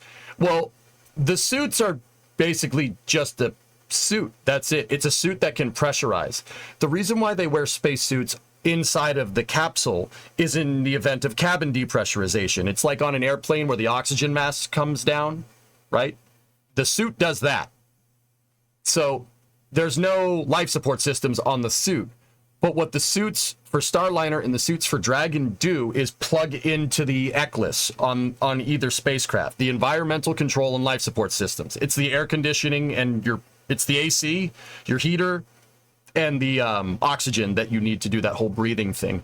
ECLS is just life support, right? And air conditioning. There could be a standardized fitting that NASA uses, so they could theoretically plug their suits in. That would be good systems engineering design. Like we know, for instance, Starliner and Dragon use the same docking port. Which is pretty cool, considering you have a docking port that can attach two completely different types of spacecraft. That's pretty neat, but there is some standardization. We know NASA has standardization procedures because of Apollo 13. Long story short, there are multiple things throughout NASA's history where you would want standardization for your life support, but the biggest one is Apollo 13. On Apollo 13, they had a serious problem. Their life support system, the ECLS on the CSM in 1970, blew up. It exploded. Your lunar lander has a life support system, but that life support system was only designed to hold 2 people, and it wasn't designed to hold 2 people for very long. And also, it was using different fittings, so they couldn't plug their stuff in from the CSM into the LEM. NASA learned the hard way, because they were 95% sure why you would standardize fittings. It really depends on standardized fittings, but that's what I would say. I would say they get their spacesuits and get in Crew 8 and get in the Crew 8 Dragon in case something goes very wrong. Now, what's going to happen from there? Don't know. I think in this case, your best defense would be a good offense. Let's make sure nothing goes wrong during that time, during that little bit of overlap. That's a good question. Sorry, I was incorrect. I said the guy doesn't understand what he's talking about. No, he understands. I'm wrong. Application would be great. Thanks. That sounds like a good Joel or Emily question. Emily. I want Emily. I would tell you that from a suit standpoint, they're really not interchangeable. You can't have a Boeing suit and a SpaceX or a SpaceX suit and a Boeing vehicle. And so that would not be the plan. Well, looks like they didn't do that. Contingencies, I think you were asking for contingencies. Oops. They would come home, guess the standardization didn't involve that one. Probably should have. Probably would have been a good idea, but nope, guess not. We said in the Starliner, if the Starliner undocks and there's only a Dragon, they would come home unsuited in the Dragon. Let's see, Emily. Whoa. Let me hear that one more time. Give me 1 second. Like we said in the Starliner, if the Starliner undocks and there's only a Dragon, they would come home unsuited in the Dragon. Let's see, Emily, you want to add, and then I think you had.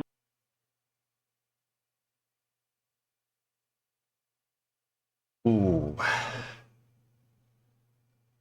That's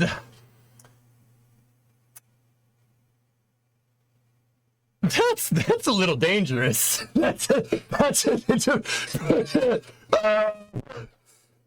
Okay. That...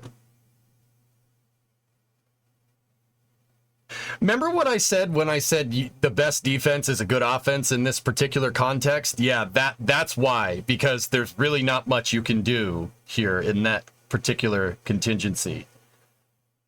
I don't know why you would not do that, why you wouldn't standardize the fittings across spacesuits. I'm sure there's some technical reason driving that choice, but that is interestingly enough, you guys know I'm a huge advocate for redundant dissimilar architecture because it keeps astronauts safe having two cars instead of one, two ways to get home, right? But in this particular case, redundant dissimilar architecture screwed you in this particular contingency. In Murphy's Law, man, always got to take it into account, Murphy's Law. But then again, NASA isn't the best. If you want to make the case of the best offense being a good defense here, the best offense in this case is doing that fault tree analysis and figuring out why that thruster is screwing up, so you never even have to consider this, right? But yeah, that was a good question by Will. I kind of feel bad for saying he doesn't know what he's talking about. Will, if you ever see this, I'm sorry. You were right. I'm incorrect. That was a good question, and that's kind of a glaring flaw there. I don't know why you wouldn't do that, but because you can Apollo 13 yourself. But anyway, I'm somewhat outdated on spaceflight. What exactly is the issue? The issue with Starliner, Ivan, is... so they're on a test flight, first and foremost. Think about that for a second. They're on a test flight. When you test fly an aircraft or a spacecraft, you might get curveballs. In this particular case, they got a curveball because Boeing's thermal analysis of thrusters and how heat gets distributed in their thruster blocks on Starliner's service module was not what was actually seen on the test flight. Now, honestly, that's another glaring issue. I don't know how you wouldn't understand that something is going to get hotter up there, particularly something that shoots fire out the back in space. That would probably be a good place to do your due diligence and make sure your thrusters don't 154 themselves, right? But in this particular case, that's what's going on. On the way up, the duty cycle on their thrusters was too high, and they overheated, and that caused seal degradation. Nitrogen tetroxide and monomethylhydrazine are the propellants that Starliner uses in its service module. Dragon uses the same thing, guys, for what it's worth. So did the shuttle, so does Soyuz. Every spacecraft uses hypergalls. They're called hypergallic propellants. The reason why is because they're simple. They stay liquid up there at room temperature. They don't freeze, they're not cryogenic, they don't boil off, and when they touch each other, they explode. So you can have very, very simple thrusters for your spacecraft with a very simplified propulsion system for doing fine maneuvers. The thing is, monomethylhydrazine, and particularly nitrogen tetroxide, is very corrosive. Nitrogen tetroxide sounds like one of those wonder chemicals that if you touch, you die. Well, yeah, that's true in this case. Yeah, it'll kill you. It's corrosive to pretty much everything, and in this particular case, that's when it's not overheating. If Starliner's thrusters did get too hot and they saw seal degradation at the fuel injectors on the rocket engine, at your injection area into the rocket, there's a potential that the nitrogen tetroxide is boiled, and if it's boiled inside of the lines, you got big problems. Big problems. Starliner's control systems and computers caught that before the thruster overheated too much and it shut it off. Now NASA has spent basically the better part of the last 2 months. They've spent all summer trying to figure out why that thruster got too hot, but all of it stems back to their thermal models being deviant. They thought it was going to get this hot, and it got hotter than that. Now, keep in mind, guys, this is a test flight. Now is the time to find this problem. It's hard to take everything into account, and on a test flight, particularly with a new spacecraft, you're always running a risk. Always. But, fortunately, because the capsule's at the ISS, it's not free-floating, Butch and Sonny can spend time up there. The next crew mission isn't coming up until the 24th, so you got a lot of leeway here. That's why NASA's taking their sweet time with this in the first place. Because now is the time to figure out what's wrong with those thrusters potentially, right? You want to figure out what's wrong with them before you, A, put people back in there to come back down, and B, to make sure that this problem doesn't happen again. Hey, Loudon, word. Anyway, so why the heck are we not making an adapter? This is turning into both companies doing the no, we're not showing you the connection. Well, once again, Goalie, I mean, I've had my reservations about commercial spaceflight, but I've also said in the past that the incessant drive to commercialize everything that has to do with NASA is going to be our undoing in the long run if we just keep pushing for it. NASA needs to have its own thing. NASA needs to have its own redundant architecture to commercial. That's the most sustainable way forward, and that avoids problems like this. Gracias para el explanación. De nada, amigo. Doing all of this for no reason is not what NASA needs to do right now. Yeah, exactly. There's no need for an adapter at this time. Exactly. Goalie, even bringing an adapter up there, you've done no testing on an adapter. It would be made... You're going to modify an adapter and you're going to send it up untested with people? No. I would not do that. What if it breaks? What if it breaks during reentry? You suffocate people on the way down. Don't do that. You don't know. You haven't tested that adapter. You haven't done any analysis on it. You don't know what it's going to do. You've never tested it towards EDL. You could check it against some data from prior Dragon reentries, but you don't know how it's going to jive with Starliner spacesuits, because Starliner spacesuits are a black box to SpaceX engineers. They don't know how those things work. Would Boeing be forthcoming with that information? I don't know. See what I'm talking about? You got it. It's a chess game, man. It's a chess game. One wrong move, you lose. You get checkmated by physics real fast. One other question. Yeah, the only thing I would add is that that's a configuration that we're kind of accustomed to. You know, we're NASA. We have backup plans for our backup plans, and so at least inside of operations, we'll take a look at what would we need to do in a worst case. So that's not new to this particular situation.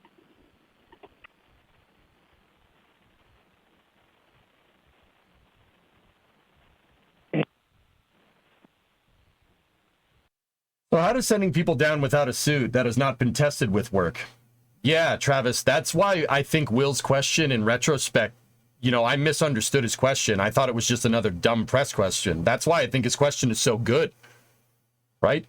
That exposes a glaring flaw in your contingency procedures. You have 6 people on a capsule that's designed to come down with 4. What are they going to do? Tape them to the wall? That's why Will's question was super good. I actually gained a lot of respect for Will Robinson Smith there. Yeah, that was a really good question. Yeah, really good. Really well thought out. So you get some pretty good questions from this presser, guys. Solve one problem at a time. If you solve enough problems, you can come home. Bingo. Although earlier that's an argument for suit standardization. I wouldn't say suit standardization floating. I would say 2 suits with the same adapter. Just like Starliner and Dragon have the same docking port. You'd think that that would be a good solution, but... Velcro them to the wall. Yeah, you want to be duct taped to the wall of a capsule when it's going through entry? I don't think that's wise. Right? I thought they were looking into sending just 2 people up so they can bring 4 down. That's one of the contingency procedures, Ivan, and probably the safest of all your options. I still think... And this is something for NASA to figure out. I still think the safest way is to bring them down on Starliner. I know that sounds stupid, but that's my opinion. My opinion could be wrong. My opinion's subject to change. No, I'm not NASA. No, I'm not running cover for Boeing. I think, you know, if the thrusters go, right, you can use other thrusters on Starliner to adjust your trajectory. Worst case scenario, Starliner comes down in the ocean, in which case we can recover it. No problem. Starliner's designed to land in water. Right? No problem. Right? If the thrusters malfunction, right? So Starliner's designed to do a descent and land in White Sands in New Mexico, coming from a southwestern track going northeast. Right? And that's if that's the particular case, you could land, you know, you could short it, right? With the capsule doing its cross range thing, and you could land in the Pacific and then just go get them. Send the Navy out. Go and get them. There's enough Navy in San Diego, and they basically fly over Coronado to freaking get to White Sands, right? So, you know, I think that's the safest way, but I would prefer that and them shorting it and landing in the ocean, right? Where we have great search and rescue, Coast Guard, the Navy, to go do their thing, right? Rather than having them come down with no suits on a capsule. I don't think that's smart. I would, honestly, I'm not sure that that's the best solution. But yeah, that was a great question from Will. Real good question. Thank you. Our next question will be from Josh Dinner with Space.com. Your line is open. What's that, Rocket Guy? Do they deploy the airbags? The Starliner is designed to land in water in a contingency procedure, goalie. Yep. And Dragon can... I'm not sure if Dragon can land on land. It would probably damage the capsule, but it could do it. Remember, we were talking about this scenario if the ISS becomes uninhabitable and Starliner is not usable for the astronauts. The hypothetical was, what if both things are true? At that point, NASA and the crew has much bigger issues than just returning crew on Dragon unsuited. Bingo. Yeah, Rocket Guy, yeah. It's a chess game, man. That's an unlikely scenario to happen. But yeah, I mean, I suppose it's still something to consider, right? Would there be any way that one astronaut would come back on Starliner, but the other would come down on Dragon if they were too concerned about Starliner's safety? Element, I don't think so. I don't think so, dude. If you're going to send one person down, sending two people down is not mitigating any risk on Starliner. Just because one person is in it doesn't make it less or more safe. You know what I mean? Yeah, exactly. It's either both of them or nothing. There's no scenario where Butch is like, I got this, homie, and goes. No, they wouldn't do that. If you're going to send one, you send two. Or you send none. So both or neither. Yep, why unsuited? They could send 2 extra suits if they decide to use Dragon. Well, Ivan, the context of that question was in a contingency procedure where Starliner has already detached and the Dragon that's coming up with suits hasn't attached. There's probably going to be like maybe a week overlap period where there's not going to be enough seats on the ISS. There's not going to be enough lifeboats to get out. Butch and Sunny will be extra, right? So there's the 3 astronauts for there's the 2 cosmonauts and 1 astronaut for Soyuz. And then there's the 4 astronauts for Crew 8. There's a specific point where you have no lifeboat. Shameless plug for the X-38 at this particular moment in time. The X-38 was derived as an emergency lifeboat for the ISS, but we decided we didn't need the funding for that. Keep in mind, that was an emergency lifeboat. Would have been serving as an emergency lifeboat for shuttle missions, but also shameless plug for the X-38. Just saying. I'm just putting it out there. Just putting it out there. Anyway. Hi, thank you so much. At this point, does NASA think Starliner may possibly be facing a critical design flaw? And if that's the case, is there any potential that this is the spacecraft's final flight to the space station?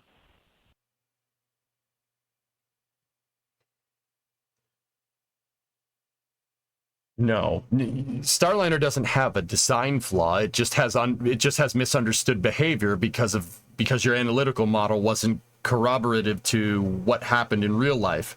You don't give up when you get thrown a curveball in space. Can you imagine how cringe it would be if Apollo gave up after Apollo 13? That would have been stupid. It's a test flight. You're gonna have problems. I'm sorry, you're going to. You guys, stuff like STS-1, DM-2, those missions are an anomaly. That doesn't happen all the time, dudes. You know, the STS-1 was crazy, by the way. DM-2, not nearly as crazy, but still did contain a pretty hefty amount of risk. Because if something happened with Dragon, like what happened with Starliner, then they have no way home. You got a big problem, right? But yeah, no, this is a problem that needs to be solved, because as the ISS winds down, your risk with at this point, almost a 30-year-old space station is high, right? It's going to cost more and more to maintain it. Stuff needs more upkeep. You'd want redundant dissimilar architecture. I was about to say architecture. Sorry. You'd want redundant dissimilar architecture throughout the ISS's life cycle. Getting rid of Starliner now is making the ISS and Dragon less safe. You wouldn't want to do that. You want the flexibility in your architecture to be able to handle these curveballs. Having one capsule going there puts us right back with the space shuttle, where we were with the space shuttle, where you have to be super careful. You have less. Your flight rationale statistically would be worse because you don't have a lifeboat. And if, God forbid something, I don't think it would, but if God forbid something happened with Dragon, now you have no way to get there. You don't want to do that. You don't run that risk. You engineered you paid for this damn capsule. You paid for these missions. Get your money's worth. You got to work the problem. Here's a shot, but has Russia put their hand up and said we could help with Soyuz? NASA has asked Roscosmos for contingency procedures with Soyuz, just like Dragon, but nobody wants to talk about that because a lot of people in the press want to frame it as Starliner versus Dragon, which is stupid. Redundant dissimilar architecture shouldn't apply to interfacing standards, in my honest opinion. What good is it to have two different pieces of equipment to do the same job if you can't plug one into the other? Plug one in the place of the other. I think that the closer a piece of equipment is conceptually to keeping an astronaut alive, the more imperative it is. Listen, knowing a government bureaucracy, well, I mean, yeah, quarantine. At one point, we decided Soyuz, just flying people on Soyuz would be better than the space shuttle, which is... Anyway, let's keep going. I don't understand what you're trying to say, Aqualex. You're saying that redundant dissimilar shouldn't apply to interfacing standards, and then you said it should right after that. I'm confused.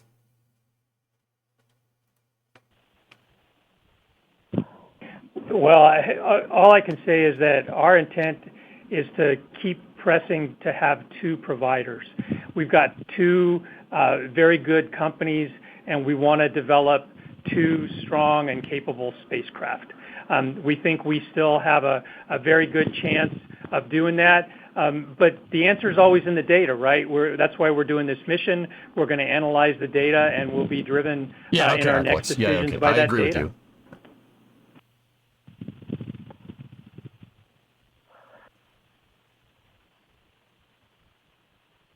Thank you for your question. Our next question is from Tim Fernhold with Space Load Space. Your line is open. What? Hello, everyone. This is Tim Fernald for Payload Space. First question, I just wanted to follow up on what Stephen asked because it didn't get answered. Did anybody dissent during the program control board meeting last week?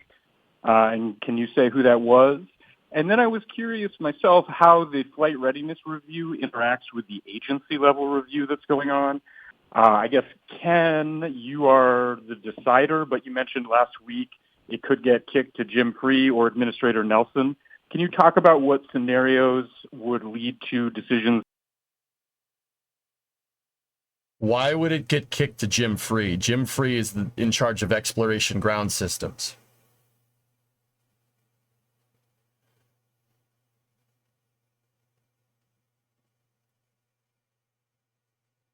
That is no.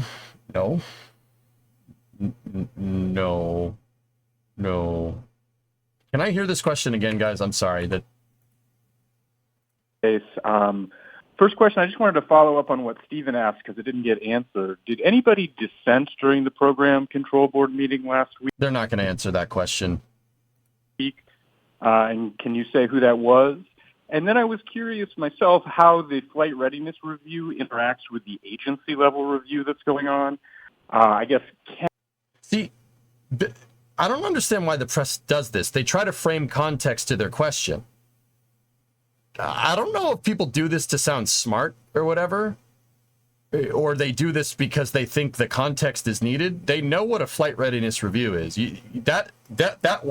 The question should have ended right there. I don't know why you'd add this other things to it.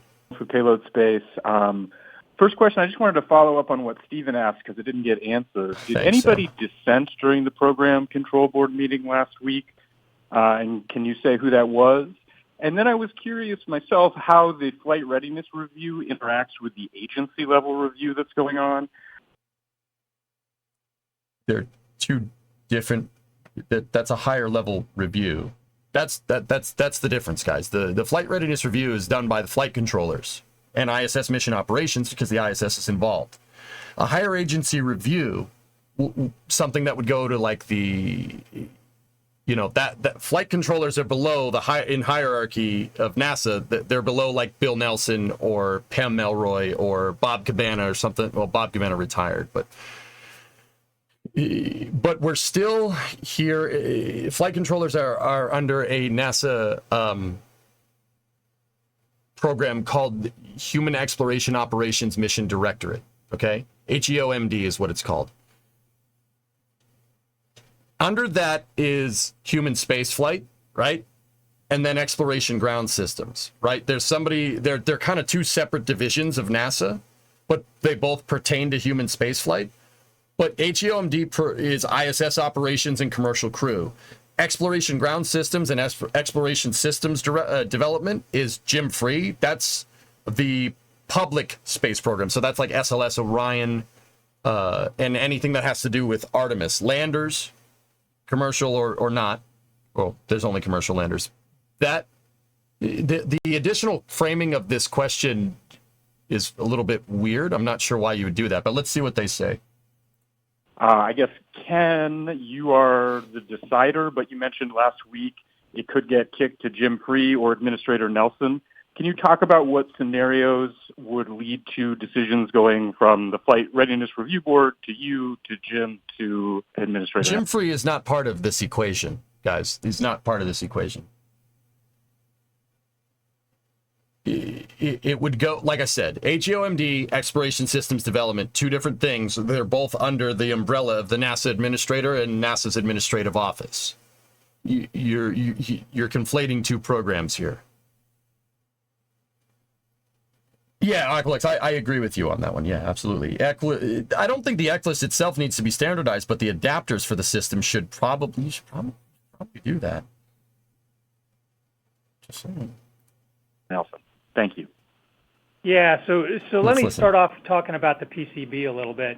Program Control Board. There weren't really any formal dissenting opinions out of the Program Control Board because they really did sort of an informal polling, right? And at that, when they went around the room and asked everybody what they thought, there were some folks who said, hey, if we can get this data, then we could get to yes.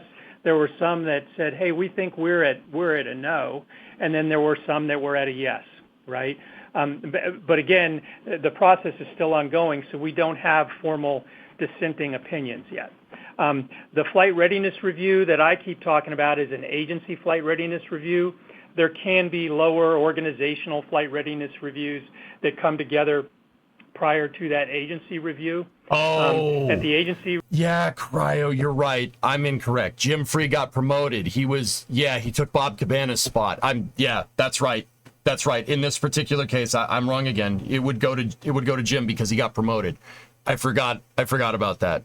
He took Bob Cabana's spot. Jim's third in charge at NASA now. Yeah. Good. Thank you for the correction. Sorry about that. Review, I go ahead and say what my call is, my decision is. At that point, we could have a persistent dissenting opinion. It could come up after a PCB and then be raised at the flight readiness review. It could be elevated beyond that agency flight readiness review, and then it would go to Jim Free. At that point, all of our authority is delegated from the administrator.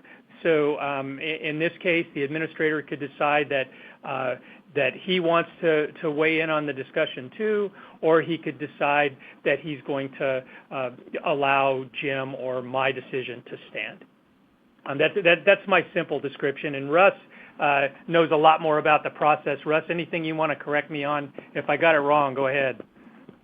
No, I think you're exactly right. And I don't want to sound like, we're doing technicalities here, or legalese engineering, but you're right. I mean, a formal dissent happens, when a decision is made, and this was, I would call it, sort of pre-decisional polling about where people stood. And I will tell you how I took the question that I heard. It really was, do you feel like you have all the data you would need now to make a good decision? And to me, most people were at, no, we need a little more work, and that's why we're continuing to work it. There was a few people that seemed to already be there, but I felt like most of the people were, no, I think we need to do a little more work to get us to a place where we can make a good decision. So I seem to recall it being reported that there was a lot of dissenting opinion regarding Starliner that was being reported 2 weeks ago. That doesn't seem to be the case here.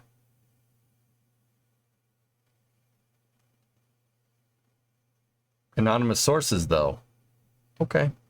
All right.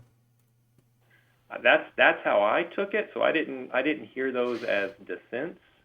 It was, yeah, we need to pursue more data if we can.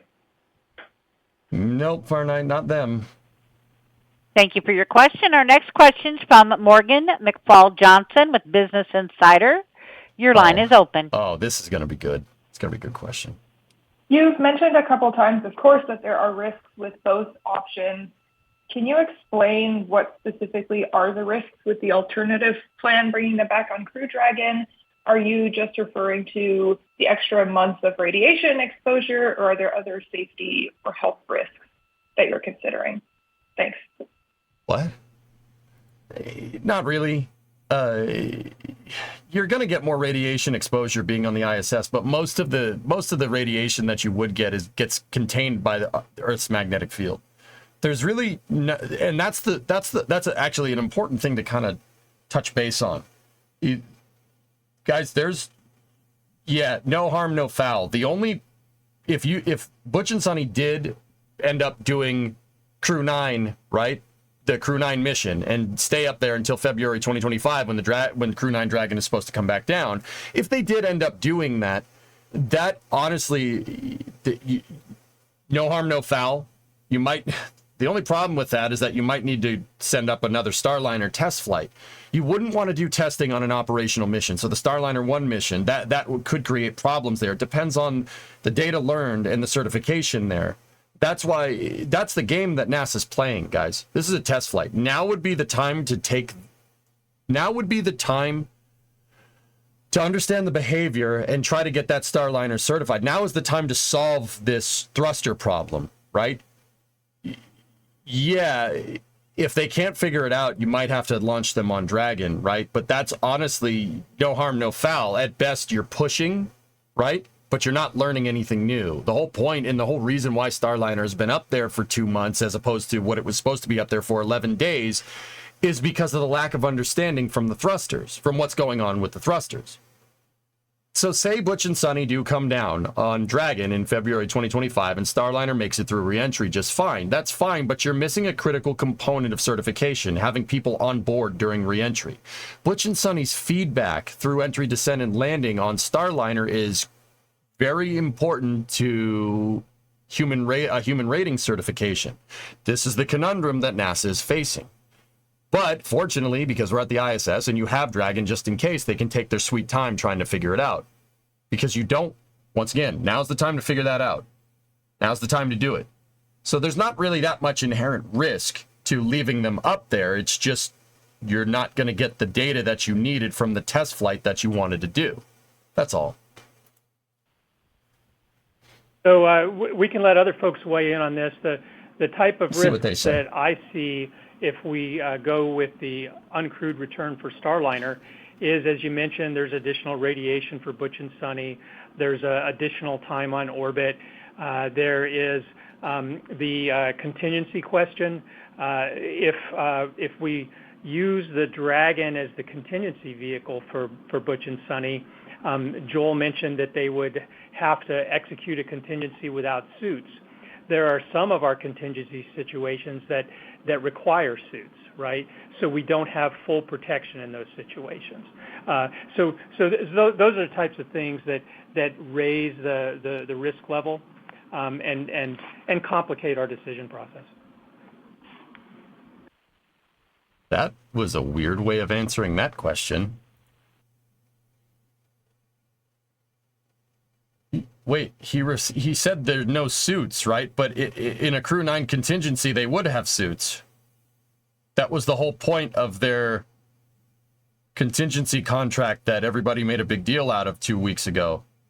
Part of that contingency was exploring getting Butch and Sunny Crew Dragon suits. And launching them on Crew 9? Am I... Yeah, Rocket Guy, I'm confused. That's... Did I hear that right? Why would you answer that question like that? I'm really... What?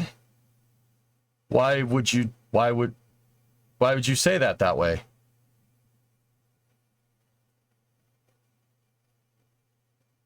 Huh. Okay. Thank you. Our next question is from David Curley with Full Throttle. Your line is open. Great. Tier 2, 90 months. It's been 7 years. That's weird. Didn't we like meet each other like 2 years ago or something? You had to have been misspoken. Guys, that was a weird way of answering that question. I think the guy may have misunderstood the question. There is no contingency that involves them coming down on Crew 9 in 2025 where they don't have suits. Yeah, I'm like 100% sure of that. That's very strange.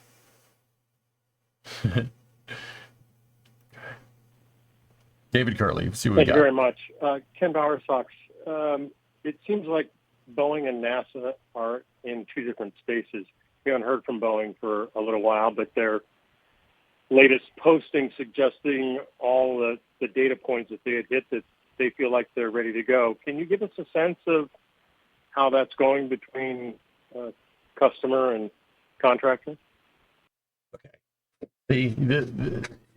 This is a weird question. Another one of those weird questions. I don't know why you'd frame it in that kind of context.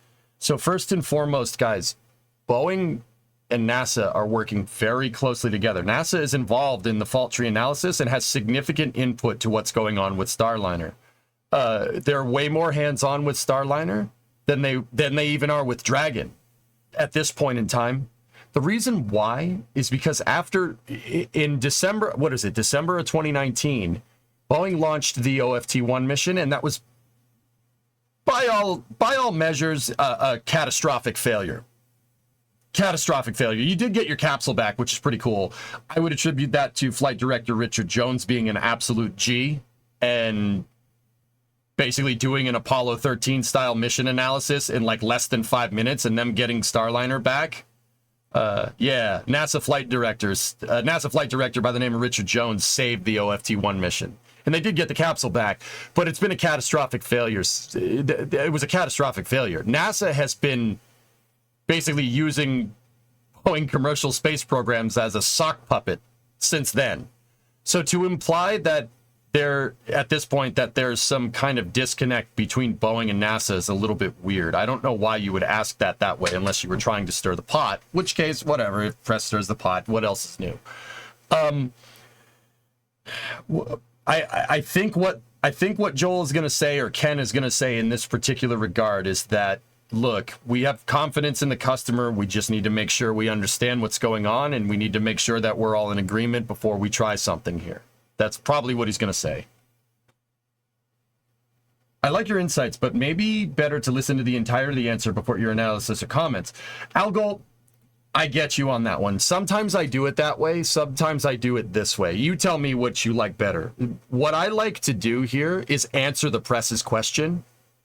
It's kind of something that I did for a little while, but I haven't done it a lot lately.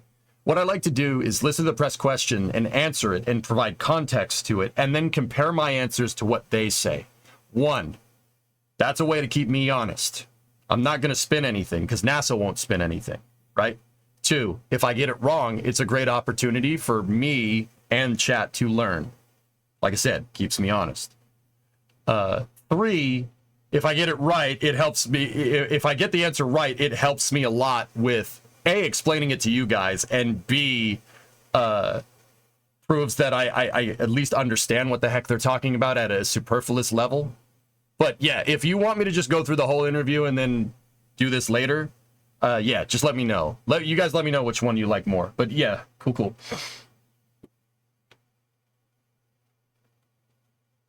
You tell me, dude.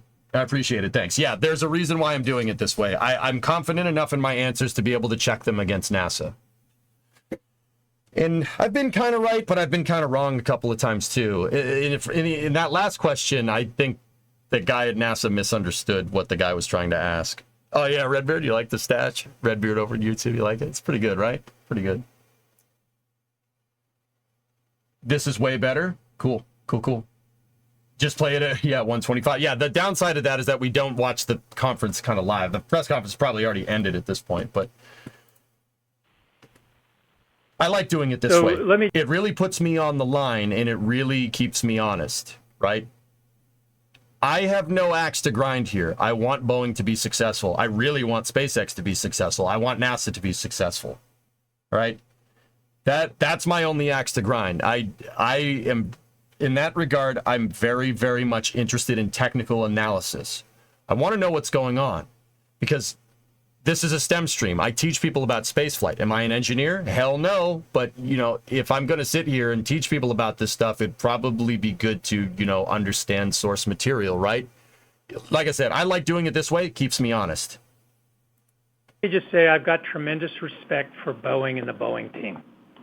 And that respect has grown through this process. I think we're all developing, and our relationship is developing through the process. We've had very honest discussions with each other, and I'm not surprised that the Boeing team is 100% behind their vehicle. They have confidence in their vehicle. That's what we would like from them, that they have worked on it so hard and believe in it so strongly that they would be a tremendous supporter for a return on their vehicle. But I can also tell you that they want to work with us in a partnership. What NASA thinks, what the NASA team thinks is important. And when we get to a decision, we'll work through it together. Was I right? Well, I would see what I mean. I didn't explain it exactly like that, but they're working together is the short answer. There's no like, oh, it's us versus them. Oh, the Boeing people say it's good, but the NASA people say it don't. That's not a thing. That's not a thing. It's never been a thing. And yet we still see it get reported. Say, just to be clear, the Boeing team has been in our meetings. So, we talked earlier about bringing some experts across the agency in the propellant area. The Boeing team was in that meeting, asking questions, participating, bringing up discussion points. And so you asked contractor versus NASA. I would say we continue to be badgeless there. And then to go back to Morgan's question, just so we're clear, the unsuited return, if we decide to bring Starliner home uncrewed, there is a time until Crew 9 gets there where you'd have a contingency, and Butch and Sonny would have to come home, and where Boeing's gone, you still have Crew 8 there, and the contingency, they would come home unsuited. If we make that decision, once Crew 9 gets there, we'll have suits. And they would come home suited on Crew 9. So I just want to make sure everybody was clear. If the decision is made that they come home on Crew 9, they will come home in SpaceX suits on Crew 9. Yeah. Thanks for adding. Yeah, that guy that's just about to talk, he didn't understand the question. See what I mean? But it also works in my favor, Algol, when I get it right, because that just confirms that how I'm thinking about this is correct and that I'm able to convey source material. And I'm not going to lie, it feels pretty good when they say exactly what I say. Like it feels that I'm not going to lie, that is a really good feeling because this stuff's really difficult to understand. You have no idea how many press conferences I've watched where I'd struggle through understanding what's going on. I'm getting pretty good at it. Like I'm not trying to toot my own horn, but that works both ways. It keeps me honest, but also I have pretty good confidence in what I'm saying. Adding that, Joel.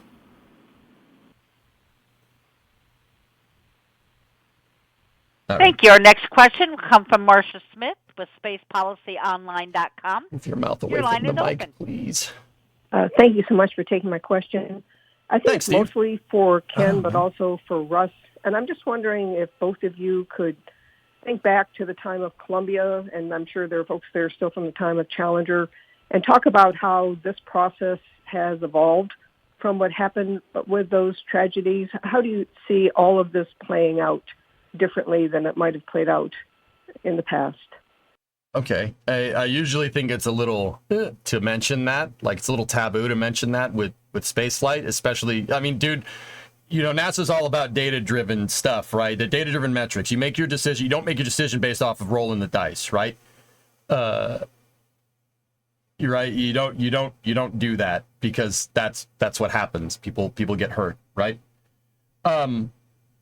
Okay, so some context to this question, guys. Steve Stitch, the guy that runs NASA's Commercial Crew Program, was on console in Mission Control when Columbia exploded. He was there. Ken Bowersox was an astronaut in the astronaut corps. I'm pretty sure during Columbia. You'd have to fact check me on that. So the question was, you know, how's your rationale change between then and now? NASA's going to talk about redundant dissimilar architecture. With Columbia, they had no choice. It was either sit there and try to figure out if there's a hole in the tile or not. And the time it would take to do that analysis exceeded the time of the life support systems on the shuttle. You only had a finite window. Shuttle could only be up there. Columbia, in its configuration for STS-107, could only have been up there for 2 weeks maximum. 3 weeks if you really want to push it. Remember, you got 7 people. 7 people use up a lot of air over time. The shuttle's environmental control systems could only take a week at best. But Columbia, in its configuration, had what's called an extended duration orbiter pallet. Okay, an EDO for short. It's more oxygen. It's just basically a trailer that is inside of the shuttle's payload bay that just has more oxygen tanks. And you could hook that up to do longer duration stays with the shuttle. Columbia could stay up there with 7 people for about 2, maybe 3 weeks if you're pushing it. But as we've seen from Starliner, right, just a small thruster problem. Small thruster problem has taken 2 months. With Columbia, you had no alternative. Now, I know what people are going to say. Well, why don't you just launch another shuttle? Well, you don't know what caused this supposed debris strike on the thermal protection system. You launch another shuttle, you're risking stranding that crew up there too because you don't know what's going on. They didn't know if there was a hole in the tile or not. There was no way to see. You can't see if your car has a flat tire from driving it. I mean, on a modern car, you have a display to do that. And that just proves that having data-driven performance is great, right? But say you're driving around a car from 20 years ago, it wouldn't be able to tell you if the tire's flat. You can't see it. You're inside of the car. And here you have the luxury to just get out of the car and look, right? But you can't do that in spaceflight. You can't just go outside. Columbia had no EVA suits because the mission wasn't designed to do an EVA. There was no EVA in the pallet. There's no EVA pallet. The shuttle needs to carry its spacesuits up there, right? If you're going to do an EVA, you need the airlock, you need the docking port to do that. That wasn't there. So there's no way for people to go outside and inspect it, and there's no way for them to know, right? So with Columbia, you're basically screwed. It was either you let them sit up there until the shuttle runs out of fuel, in which case you kill them anyway, right? Because they run out of oxygen, they run out of consumables, and now you have a 60-ton piece of space debris just tumbling end over end in space. Not smart. Or you send them and hope it's fine. That's what I mean. In an emergency scenario, sometimes you got to guess. And that's the plight of spaceflight. That's what makes this stuff so hard. You do not want to put yourself in that scenario, right? Now, how has the rationale changed nowadays? Well, you have that in perspective now. And because of redundant dissimilar architecture, right, you don't have this problem. They're anchored to the ISS, so you could take your sweet time trying to figure out what's wrong. Or trying to understand. It's not really figuring out what's wrong. It's really about understanding that thruster behavior. It's possible that you might not even need to fix anything. It's possible that this is just a freak accident or just there was more solar activity than expected. There's 100 different things that this fault tree with the thrusters overheating could be. Most of it stems from Boeing not being conclusive enough in their thermal analysis, but that's another story, right? But the rationale has changed because you have another spacecraft. Physics isn't forcing your hand. That's why Butch and Sonny have been up there this whole time. Because what's the rush? Figure out what's wrong. Turn that 95% sure coming back down into a 99% sure, because you have the luxury of doing that because you paid for 2 different spacecraft. Right? Now, let's see what they say. So go ahead, Russ. You want to go first? Yeah, I'll start and then pass it over to you. I really do feel like good point, Aqua. 2 things that I feel like I'll point to, and one of them is kind of how I started. You know, we did not have the governance structure that we have today with the technical authorities. So at that time, the program managers pretty much had near unilateral. Yeah, Bogis. I'm glad you like it. And so if there were views that maybe a path we were taking was not correct, there was really no strong additional authority to step in and say, wait a minute. And then I think the other thing is, and I'll say for me personally, I've been very hyper-focused lately on this concept of combating organizational silence. If you look at both, unfortunately, Challenger and Columbia, there you could see cases where people had the right data or a valid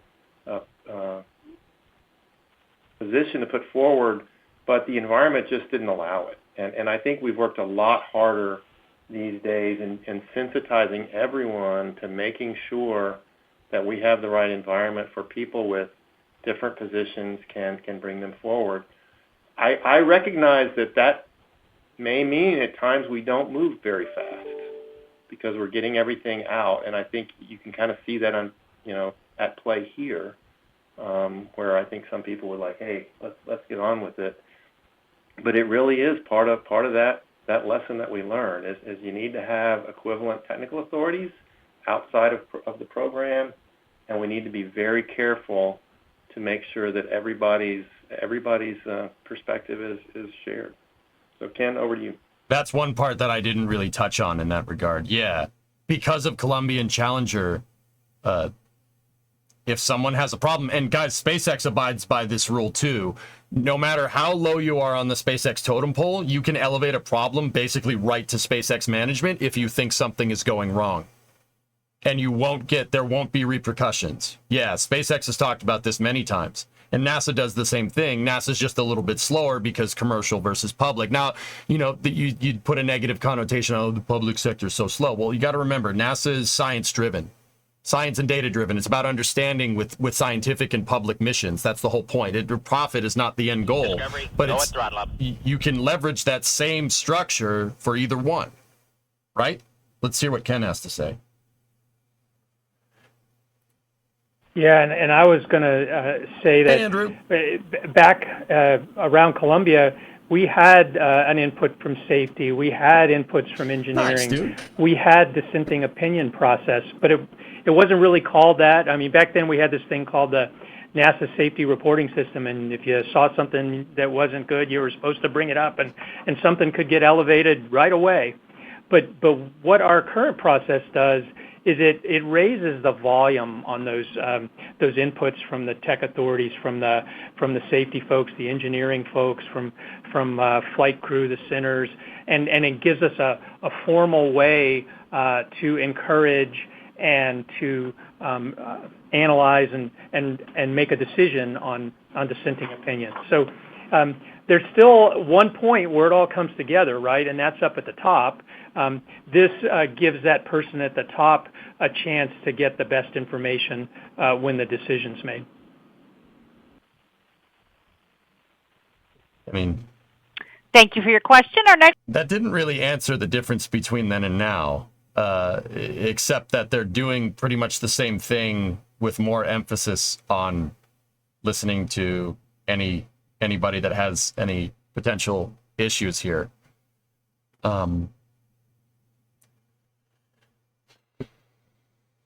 Interesting. Yeah. Interesting.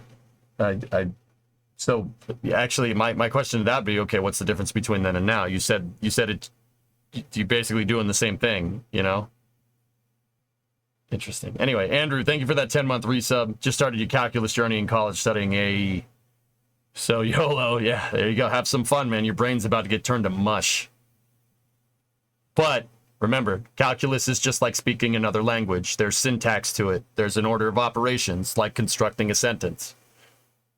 As long as you keep that in the back of your mind, it's, remember that, math fluency is like learning, like learning Spanish. The more you do it, the better you're going to get at it. Next question is from Jackie Waddles with CNN. Your line is open. Hi, folks. Thanks so much for doing this press conference. Kind of a follow-up to the thought you were just mentioning. So these outside experts that were brought in from, Glenn Goddard or JPL, you mentioned that they brought their own expertise related to thrusters like this. Does that mean they specifically had seen, similar Teflon bulge and overheating issues like this? And what specific missions or experience did they bring? Just kind of want to know more specifics about what these experts said that, gave more pause to the idea of just bringing Butch and Sunny home on Starliner. Thanks. That's actually a pretty good question for CNN, Jack. That was a good question from Jackie. Seriously. Good question. So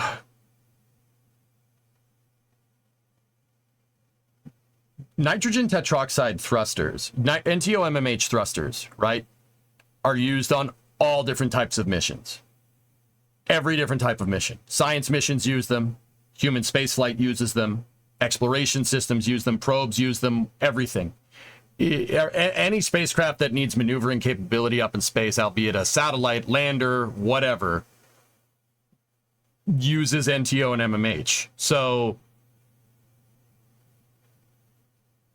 the reason why they brought in other design centers is basically to see if anybody's had problem with seal degradation, and if they did, what was the fix? I'll give an example. The rover that the sky crane that landed Perseverance is using not similar thrusters, but similar propulsion systems.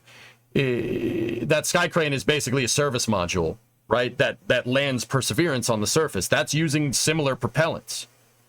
It's a different thruster design, but it's similar propellants. Any spacecraft that has any satellite on orbit that NASA uses, like Landsats, Lunar Reconnaissance, Mars Reconnaissance, Maven, New Horizons, Kepler, K2, stuff like that. Kepler and K2 are the same vehicle, but you get the idea. They all use these types of thrusters. So yeah, that's actually a pretty good question to get that perspective, because somebody somewhere might know something about this because they had similar behavior. And there is a lot of hardware that does get reused. For instance, like Starliner's thrusters are derived from the space shuttle. They're space shuttle thrusters. Starliner service module is basically an OMS pod from the shuttle minus the AJ-10 with similar thrusters. It's the same thing. It's just packaged in a cylinder instead of that pod that's on the back of the shuttle. It's very much derived from it. Now, the interesting thing here is that so Boeing operated the space shuttle. They didn't make it. They operated the space shuttle for a long time. They've operated the space shuttle basically from, 93 to 2011. And emphasis on operating, right? Because Rockwell is the company that designed the space shuttle. Those are the guys that engineered it. Now, how much of that engineering expertise when Boeing and Rockwell merged was retained? And if so, from there, how much of that expertise was retained through the end of the shuttle program and transferred over to Starliner? Spoiler alert, it's probably none. Like I said, and it feeds back to the entire thing that I'm saying. Starliner is not a bad design. It's not a bad program. It reeks of inexperience.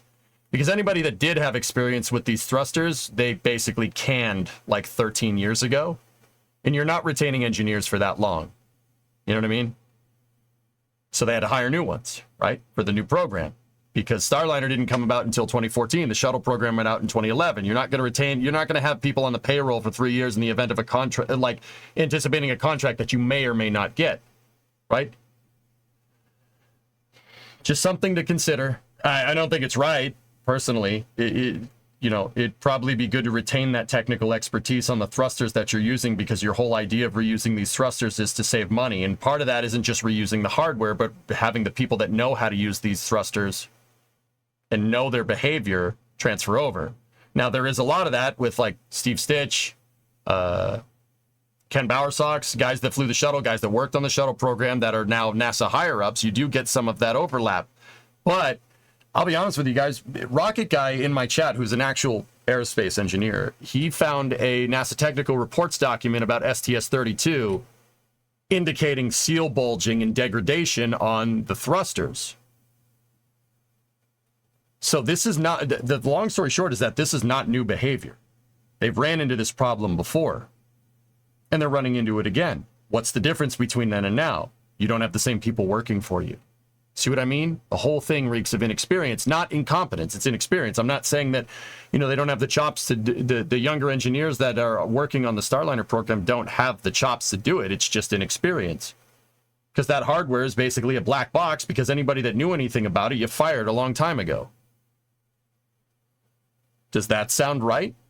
That sounds like something a corporation would do. Now, whether you want to judge Boeing for that or not is basically up to you. I mean, you could call that a poor management decision. I would. Yeah, I think that's fair. But let's see what they say. I think what they added was just expertise on different systems, a lot of different systems, and on the basic physical mechanisms that are causing what we're seeing on orbit. I think our team had already come to a lot of these conclusions, but the new team very quickly was able to come in and show that our team was on what we think is the right track as they analyzed it. And they made a lot of recommendations for how we could proceed in the future after the mission's over. I think that's useful, and we're going to try to keep those folks engaged as we move forward with both the return and after we have Starliner back on Earth. Anybody else want to add their perceptions of how the external group helped us? This is Emily. One of the things that I've noted was there were a few details about kind of the down and in. You mentioned the Teflon poppet and kind of the physics of what we're seeing in there. We've got some the materials that are left on a thruster after it's fired, like some of those really down and in details, getting a couple of jet experts with very different perspectives and very different experience bases, not even in the first conversation with these experts, but in follow-on conversations to really exchange ideas and information just helps flesh out the rest of the information that we're seeing. And it's been really, really valuable getting to listen to those experts as they work through, well, here's my experience and here's what I've seen. How does that compare to what you're seeing with these jets that we have on orbit today and the testing that you did with those? In the context of this conversation, jet refers to a thruster, a rocket engine. Yeah, because it creates a jet of hot gas. They're not talking about a jet engine, just in case anybody was wondering. And how do we compare and contrast those experiences? Getting to hear those experts talk offline has been a really valuable portion of the work that has happened over the last couple of days. And that's going to add a lot to the discussion that we have next week. It's a good call. That's smart, because if you can't find the technical experts, it's good to shop around at NASA. There's got to be somebody that knows something about these thrusters. But once again, it all goes back to that point that I was making. There's inexperience here. The people working with the thrusters, the people that worked with these thrusters on the Starliner program don't understand them. And once again, that's not willful ignorance. That's just, well, all the people that did understand things about them from the shuttle program, you got rid of. Carrying over architecture from one program to another is fine, as long as you retain the people that know how to use this stuff. That's how you save money. You don't save money by reusing hardware and firing all the mechanics that worked on it. And that's one of the reasons why SLS, for instance, carries a very high price tag, because you had to retrain basically everyone. Because when the shuttle program went out and when Constellation went out, you got rid of anybody that knew anything about any shuttle-derived vehicle or shuttle component. You got rid of most of those people. That's what I mean, man. Canceling stuff is catastrophically bad for NASA and does cause ripple effects like this. That's not good. Not a good thing. That's why, even with Viper, which we do have some good news with, Intuitive Machines is looking to buy the Viper rover, which is great. But that's why I say at any particular time, canceling any project for any reason, especially if flight hardware has been made, is really not a good idea. You're causing ripple effects in the aerospace industry that are going to cause problems down the road. This is why I've been so critical about that for the longest time. Makes sense, right? Thank you for your question. Our next question is from Carla Hall with the Los Angeles Times. Will you move your mouth away from the mic, please? Hi, thanks so much. I know that Butch and Sonny are veterans of space station work, but they went up there expecting to stay for 8 days. Now they've been there 2 months, and they may be there 8 months. How are they dealing with that? And what are they thinking about all that? And also, how are they spending all these extra days there? Okay, how are they feeling? How are they doing with that? I can't see anybody that would see staying at the ISS for an additional 8 months as a bad thing. Both Barry Wilmore and Sonny Williams have plenty of experience doing long duration stays on the ISS. They've been up there before many times. They know about doing that. Sonny Williams was up there during the shuttle program. Barry commanded a shuttle mission, one of the later shuttle missions. I forget which one. If I'm remembering right, he commanded one. And they've both been up to the ISS before, many times. They're actually two of the most experienced astronauts, and that's why they're test pilots. That's why Bob and Doug, arguably two more of, at the time, NASA's really most experienced astronauts by a long shot, flew the DM2 mission, right? But above all else, Bob, Doug, Sonny, and Butch, they're all they're test pilots. They know the risks involved. They're real life Jebediah Kerman. Send it. Let's go. I'll figure out what's wrong. Test pilots are weird, man. They want something to go wrong so they can figure it out. Test pilots are like if you took like an Olympic athlete and combined them with an MIT professor. They're like half nerd, half crazy meathead. Like, yeah, they probably love it. They probably love this. I bet you they're as into figuring out that stupid thruster problem as anybody else is. But how are they feeling? Whatever. Oh, geez, I have to spend 8 more months on a place where no one, not very many people go ever. Oh, that sucks. Geez, good. Oh no, thruster problems.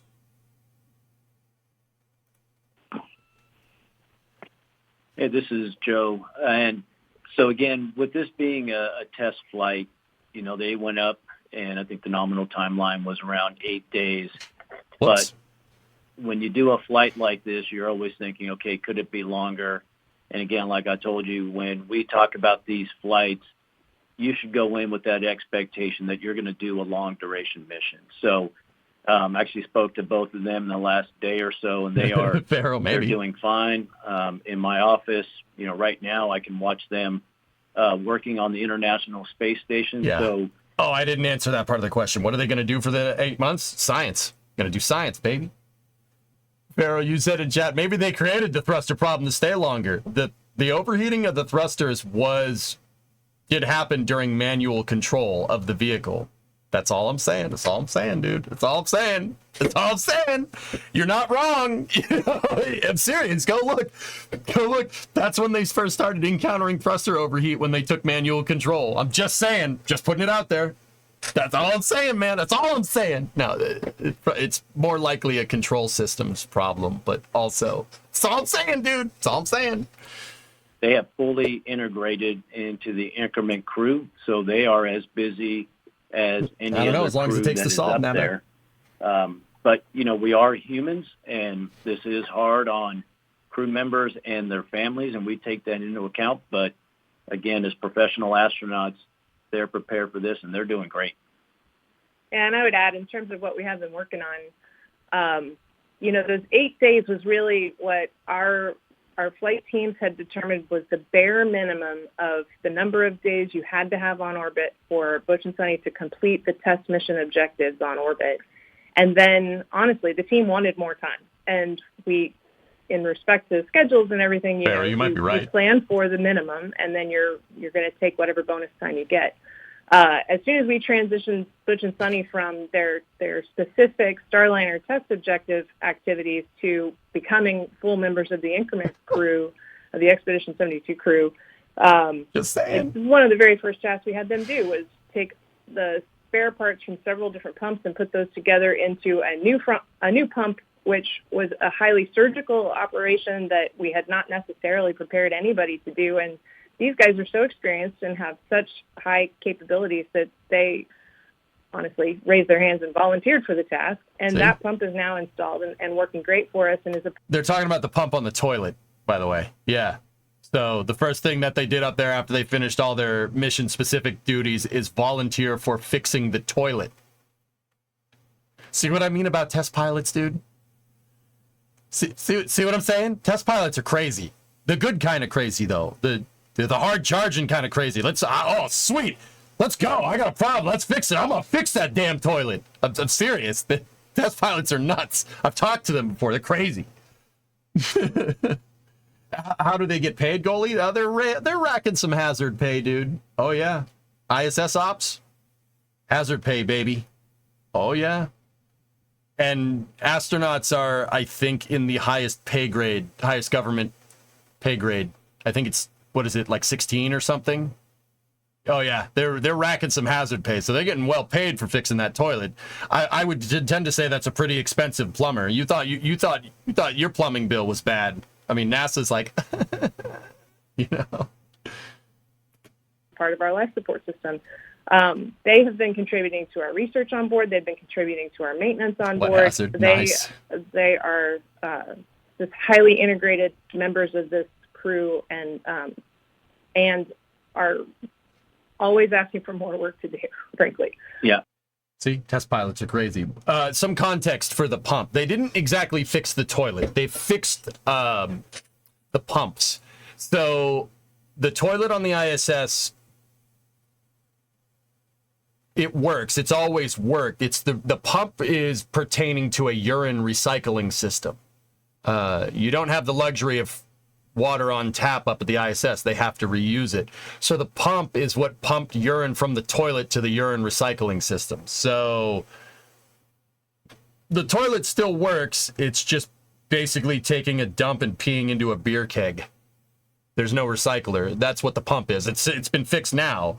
Yeah, that's what they do. They have little poo containers that look like beer kegs. And yeah, just go in that. And what do they do with those? They put them on Cygnus or they put them on Progress, and it burns up in the atmosphere. Yeah, that's all I'm doing is providing context. All right, they didn't fix the toilet. The toilet has always worked. It's the pumps to the urine recycling system that pump malfunction. So yeah, it was basically just here, pee in this beer keg, and we'll just get rid of it.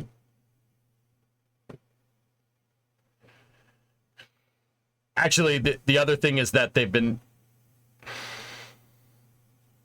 there's no way I can tell you this information contextually without it sounding weird. They're holding on to their urine so it can be recycled when the pump was fixed. So they're basically peeing in a jug like a truck driver for later. And then you don't, number two, you don't recycle, that gets burned up. So yeah, sorry.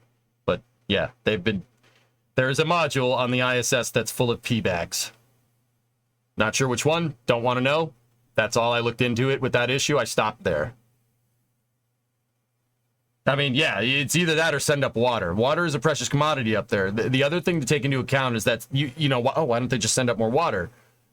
Water is very dense comparatively to other things like clothes or whatever. Water's heavy. You're paying a pretty hefty price to send up more. You'd want to keep it as close to the system as possible.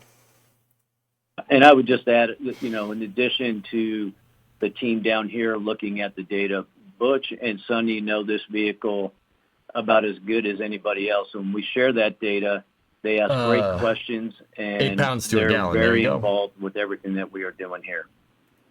Huzzah, you said, is Starliner a fully automated flight system? If so, why don't they bring back the astronauts with SpaceX sooner and then bring Starliner back on its return leg free of passengers just in case? Because one of the test flight objectives is to bring people down in the capsule for certification for future missions. Huzzah. That's the problem that NASA's dealing with right now. If you bring Butch and Sonny down on Dragon, yeah, they come back. They come back okay. Yeah, sure, absolutely. If you don't bring them down on Starliner, you might have to fly another test flight. And that could cause bad repercussions in the ISS logistics timeline in the future. Now, if push comes to shove, they're not going to put them on there just because they want the capsule certified for spaceflight, because the capsule isn't going to get certified for spaceflight if something bad happens, right? But the whole point of this and the whole gist of this and the reason why it's been up there the entire time is because NASA doesn't have, there's no pressing matter here. It's not like they're going to run out of air. They're at the ISS. ISS, plenty of systems on board for them to stay up there. Starliner's essentially powered down. So what's the rush? Figure out the problem. But also hedge your bets just in case. You don't want to get to the point where you focus so much on trying to figure out the problem.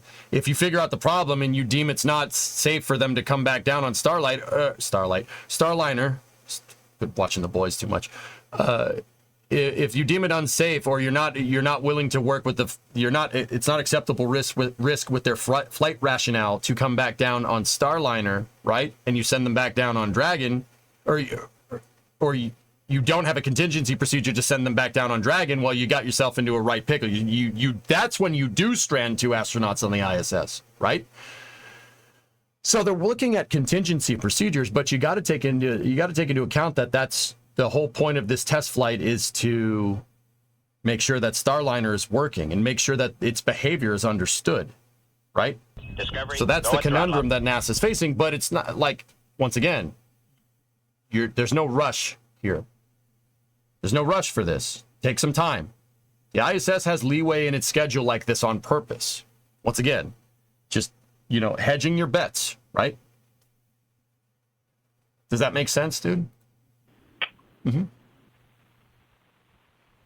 Thank you for your question. Our last question for today will be from Jackie Goddard with the Times of London. Your line is open. No NSF Hello, question? Thank you very much. I wondered if anybody could speak about Crew 9, how they're being kept updated, what their input is in any of this, or do they kind of just sit by and wait for news? There's potentially a lot of disappointment coming up for them too. Can somebody give us some insight into how this impacts and how that impact is being managed? Thank you. Yeah, an astronaut that's going to fly on Crew 9 is going to get annoyed because their seat is going to be used to bring other astronauts down safely. Yeah, does that sound like something someone at NASA would say? Astronauts understand. They know the risks involved here, right? It's possible you get bumped from your seat. If you do, well, NASA spent all that time training you. They're not going to not launch you into space. It's probably just going to be later, right?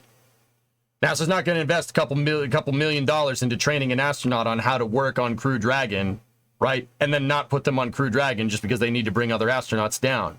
This speaks to Joel Montalbano and what he does. If you're wondering what that dude does, he's the guy that comes up with the logistics for sending stuff to and from the ISS. That's what he does. He's the ISS program manager. Part of that, like I said, is figuring out, okay, Cygnus is going to come here, and then you have a little bit of leeway before your next spacecraft comes just in case anything goes wrong. He works with Joe Acaba, who's the other guy on this conversation. Joe Acaba's chief of the astronaut office. He's the one that basically comes up with the rotation of astronauts and where they're going, right? Look, at the end of the day, if you get bumped, you get bumped. I'm pretty sure they're not going to make a big deal out of it if it means bringing some of their colleagues back safe. I mean, I'll be honest with you, their answer is probably not going to be as candid as mine is, but that's going to be the gist of it. Here, let's listen. Yeah, this is Joe, and we I just talked to Crew 9 yesterday, so they are definitely informed of what is going on with CFT and any potential impacts that it could have on their flight.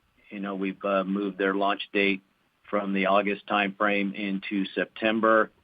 And, you know, I think I've said it a few times, but, you know, it's kind of part of our jobs. And we realize that launch dates may slip, launch or mission durations may change real time. So again, as professionals, they're doing great. We are all concerned for our crew that is on orbit, and they are willing to do whatever it takes to support those crew members.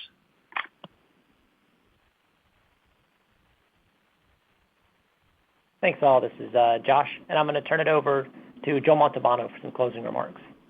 Hey, first of all, thank you everyone for your interest. Thank you for your time. Great questions today. We will continue keeping you updated on the mission. Looking forward, tonight we have a Progress resupply vehicle launching out of Baikonur at 10:20 p.m. Central Time. And that vehicle will plan to be docked to the International Space Station Saturday, August 17th at 12:56 a.m. Central Time. So once again, thank you for your interest, and we'll keep you updated. SF gets the shaft again.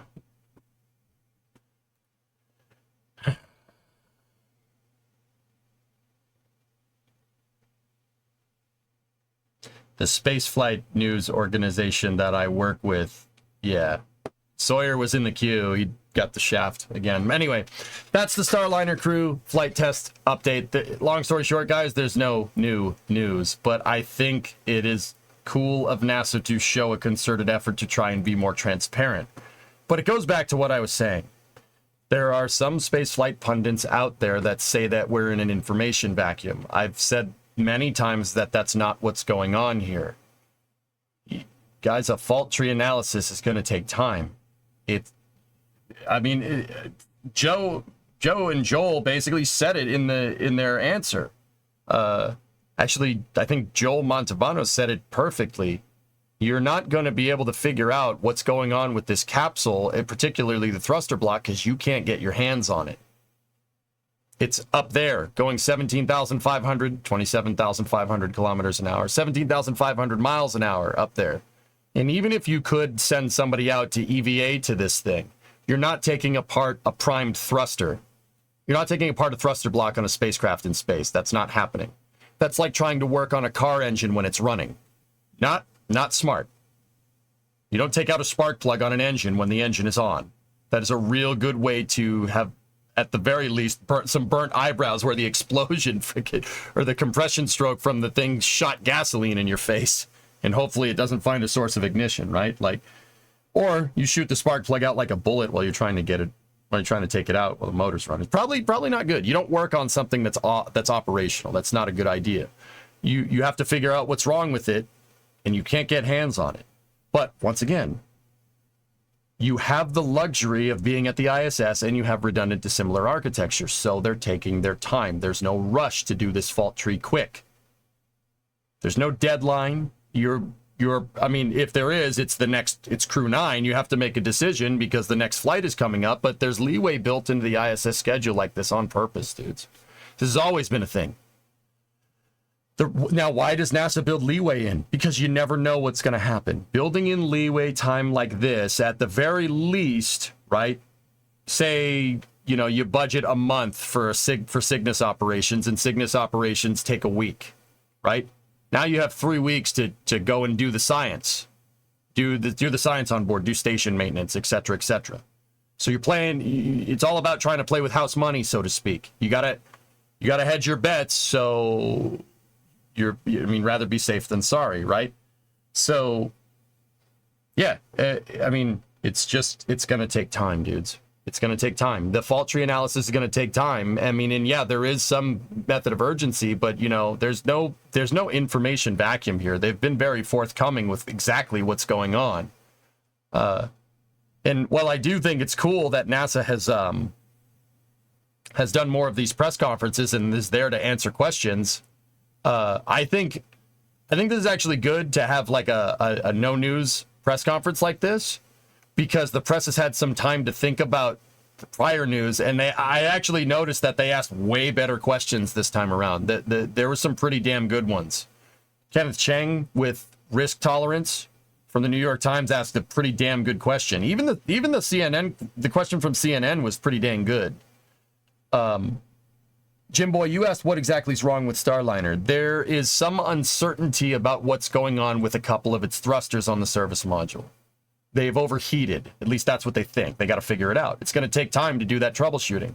Anybody here that works in IT knows that trying to unscrew somebody else's mess sometimes is complicated. Sometimes that takes time.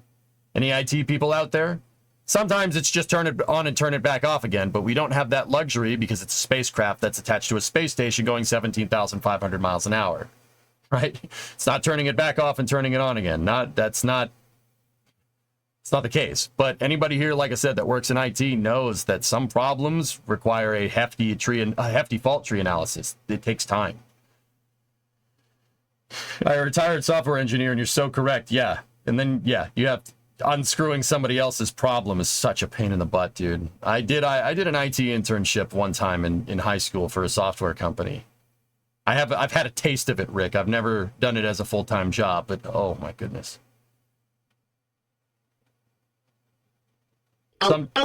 This is space. I'm in space. Sometimes it takes more time than rewriting it from scratch, and it's not like you can stop all the software, right, and take the time to take it apart. You know, if code is being used for a website or something, you can't go and mess with that, right? Or else you CrowdStrike somebody. Then that's probably not a good thing. Or in this case, in the context of the spacecraft, you don't want to screw around with thrusters and introduce a new failure mode when you don't understand what happened with them in the first place.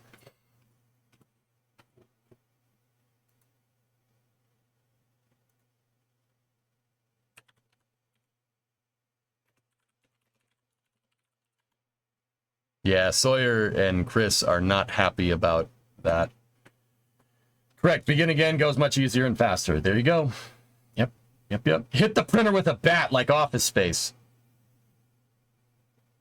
I mean, I'm sure that'll solve a problem, Deadeye. I don't think it'll solve the thruster problem, hitting it with a baseball bat, but I mean, it might.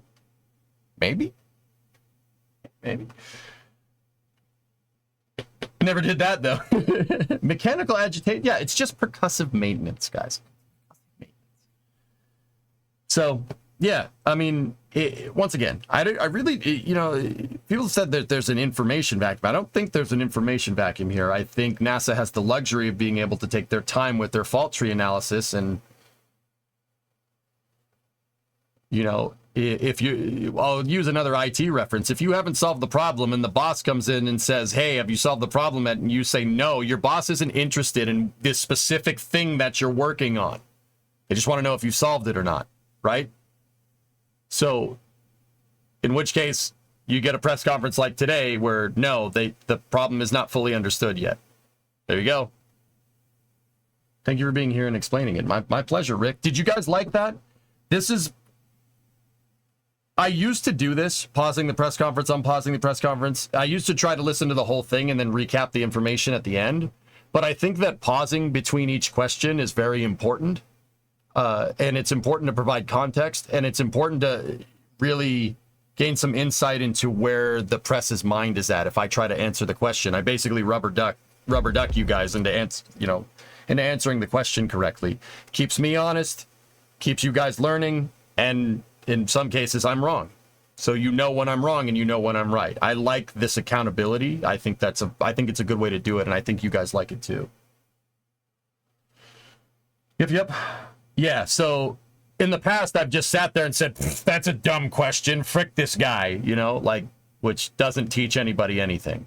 And I found myself getting too wrapped up, and I hate this journalist. This journalist sucks. Instead of focusing on technical analysis. So if you don't like me pausing and unpausing, I understand that. I can understand it. I won't pause during initial comments, only during the press stuff.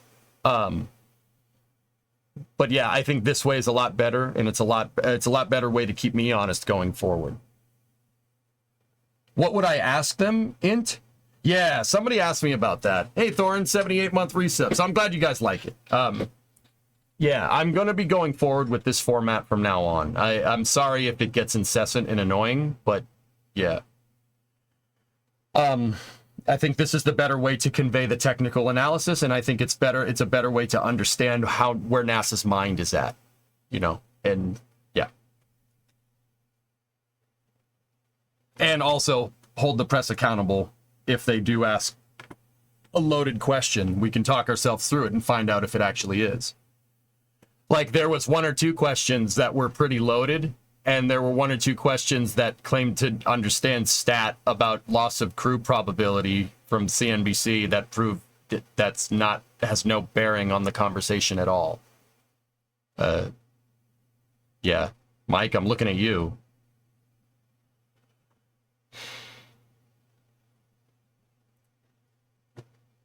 Were you pausing? I was pausing, Beating, yeah. Pausing is better, I think. Yeah, it's better to get the questions in context, for sure. Anyway. I would prefer simplification of answers more than trying to answer the questions. Okay. Like I said, I like your analysis. Not sure about the comments about the questions of other people. I don't care the value of their question. I'm more interested by your analysis of the NASA question once again. Yeah, I got you, Algo. Thank you for the feedback, dude. I appreciate it. You know, it's in the streamer world, dude, like getting legit constructive criticism is usually not something that happens unless you invite it into your stream. Most of the time, somebody's like, yeah, shut up, and they time you out, and that's it. Or, in which case, in some cases, people see what I'm saying and go, this guy's a moron, and they click the X button, and they just go watch somebody else's stream. Or if you're on the mobile app, it does that for you.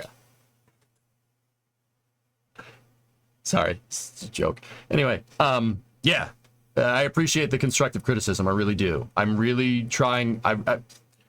Since that whole fiasco went down with Eric Berger and anonymous sources and more transparency in NASA, I made an oath to keep myself honest with how I report stuff to you guys and focus on technical analysis, and I don't intend to deter from that ever. I'm not. I don't want to be a part of that he said, she said nonsense. But yeah, sometimes it's important to frame context to the question. It's chat more mad about EJ often when you do feed me. Yeah, right. I think cars and computers need hands-on diagnostic versus over-the-phone diagnostics due to not being able to see the problem in person. It's contextual, TJ, but yeah. He sells, she sells, she sure. Ready? He sells, she shells by the seashore. Got it. Unique New York. Unique New York. Damn it. Unique New York. There you go. How now, brown cow? Peter Piper picked a pack of pickled peppers. All right.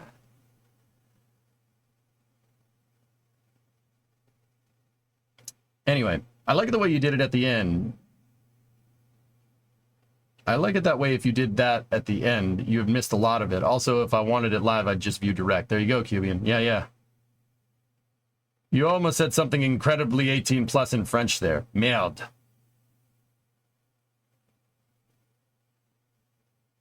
Yard shard signs. Nice.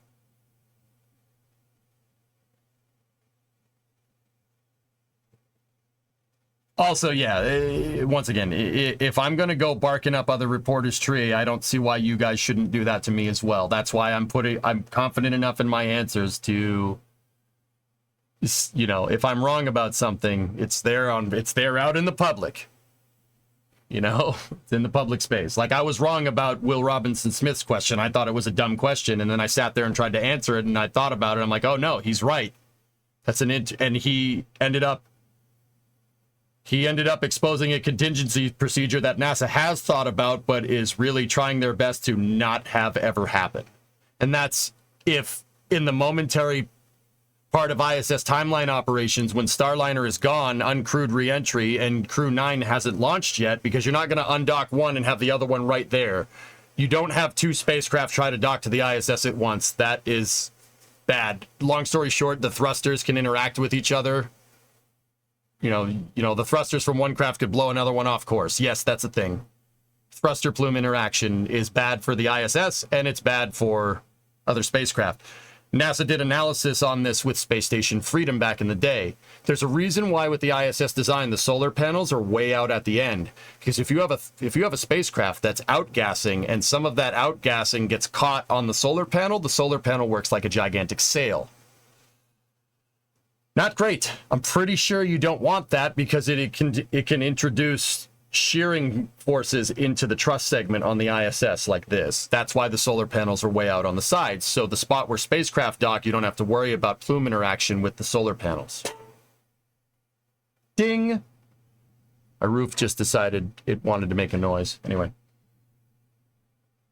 So there's an overlap period where Starliner's going to be gone and their contingency, Crew 9 launching with 2 people, is not going to be there. If an emergency happens on the ISS in this not overlapped period because there's not enough docking ports, right? The contingency procedure is to have Butch and Sunny get in the Crew 8 Dragon with no suits, which is a little ballsy, but here's the thing. You know, once again, further context to that question, that is extremely unlikely. That is extremely unlikely that would happen, but it could, and it shows that NASA has thought about it. It's very, very unlikely. Like NASA's Joel Montalbano wouldn't have answered that question so straightforward and so thoroughly if he wasn't 99.9% sure that that would never happen. NASA would never admit to putting their astronauts into an unsafe condition unless they were positive that it wouldn't happen. Right? That doesn't make any sense.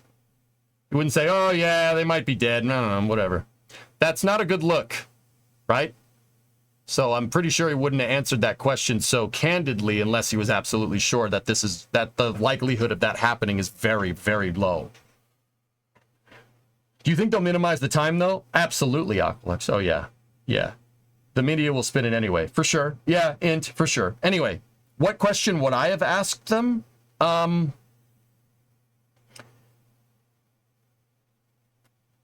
I am really curious as to the rate of deviation in their thermal analytical model versus what was actually encountered on the uphill ride for CFT. That would be my question. Mark Nappy, 2 or 3 press conferences ago, said that their thermal model was a little off, right? Now, I'm fairly confident somebody's used that as Boeing doesn't know how to do thermal analysis on capsules. They're stupid. I'm pretty sure somebody said that, right? But the reality of the situation is that how do you know? How do you know? Is there any way to test a service module working in a vacuum down here? Nope. No test stand like that exists. Now I know what the next question is. Well, why doesn't a test stand like that exist? Because if you have a vacuum chamber and you outgas a thruster into a vacuum chamber, it's not a vacuum chamber anymore. So you're going to need to come up with a vacuum chamber that stays a vacuum and test the capsule in that. So basically a vacuum with a vacuum cleaner sucking anything out. That could be made, but we don't have anything like that. There's no way to test for that. Could be made. But even then, your model is not going to exactly corroborate what's going on up there, right? Just because pulsing the gas thruster into a vacuum chamber is fine and dandy, but pulsing a gas thruster in the vacuum of space with the sun beating on it is a little bit of a different scenario, and that's the problem that Boeing is having right here. So, once again, there's no way to test for that down here. You know why? The ground is not space, right? So, my question, Int, would be, what is the rate of deviation versus the temperatures encountered with your thrusters versus what you were expecting, right? That would be my question. And I think if anybody has a criticism of Boeing, if you want to, I still contend to say that because there's no way to test this could happen to anybody. But on the other hand, SpaceX didn't seem to have a problem with that. But SpaceX also had a plethora of uncrewed Dragon flights to figure that stuff out. I'd be interested to see if there was any problems with Draco's overheating on the early Dragon flights. But then again, SpaceX wouldn't tell us that information even if there was. Right? But on the other side of the table here in this argument, if you're arguing against Boeing, Those thrusters are derived from the space shuttle. The space shuttle had 30 years of on-orbit experience. So there's 30 years of on-orbit experience with those thrusters. And we've found technical documents pertaining to seal degradation and poppet bulging on fuel injectors on these exact designs of thrusters on shuttle missions. So somebody knows something about this, right? You know, once again, if NASA has encountered this problem before with a similar design thruster on the shuttle, and they've encountered this same exact problem again, what does that tell you? Inexperience. Tells you that they got rid of all the people that knew anything about this and hired new ones. Like I said, it's pretty cut and dry. The deviance in the thermal model comes from inexperience. It comes from people not understanding these thrusters, because the people that did understand these thrusters, I don't know, worked for another company or retired or whatever. This whole program reeks of inexperience. It does. Sorry. And that's not necessarily incompetence on Boeing's part. I mean, I think that's a management problem. If you're going to use a capsule that has shuttle-derived parts, it would probably make sense to get people that worked on the shuttle to come and help you figure this stuff out. I don't know. Just putting it out there, probably be a good idea. That deviance in the thermal model, once again, the deviance in the thermal model, I would be very curious as to what the answer is there. Why? Their answer most likely would be that we can't test for that down here. But once again, that, if you have criticisms of Boeing, and look, I give them the benefit of the doubt because it's a test flight, all right? If this was an operational mission and this problem happened, I'd be livid, right? I do give them the benefit of the doubt. However, if you want to be upset at Boeing, that's where I'd be upset with. It's a management problem, which does seem to read here. Somebody thought, you know, oh, we could just reuse the thrusters. Those thrusters worked on the shuttle. They're fine.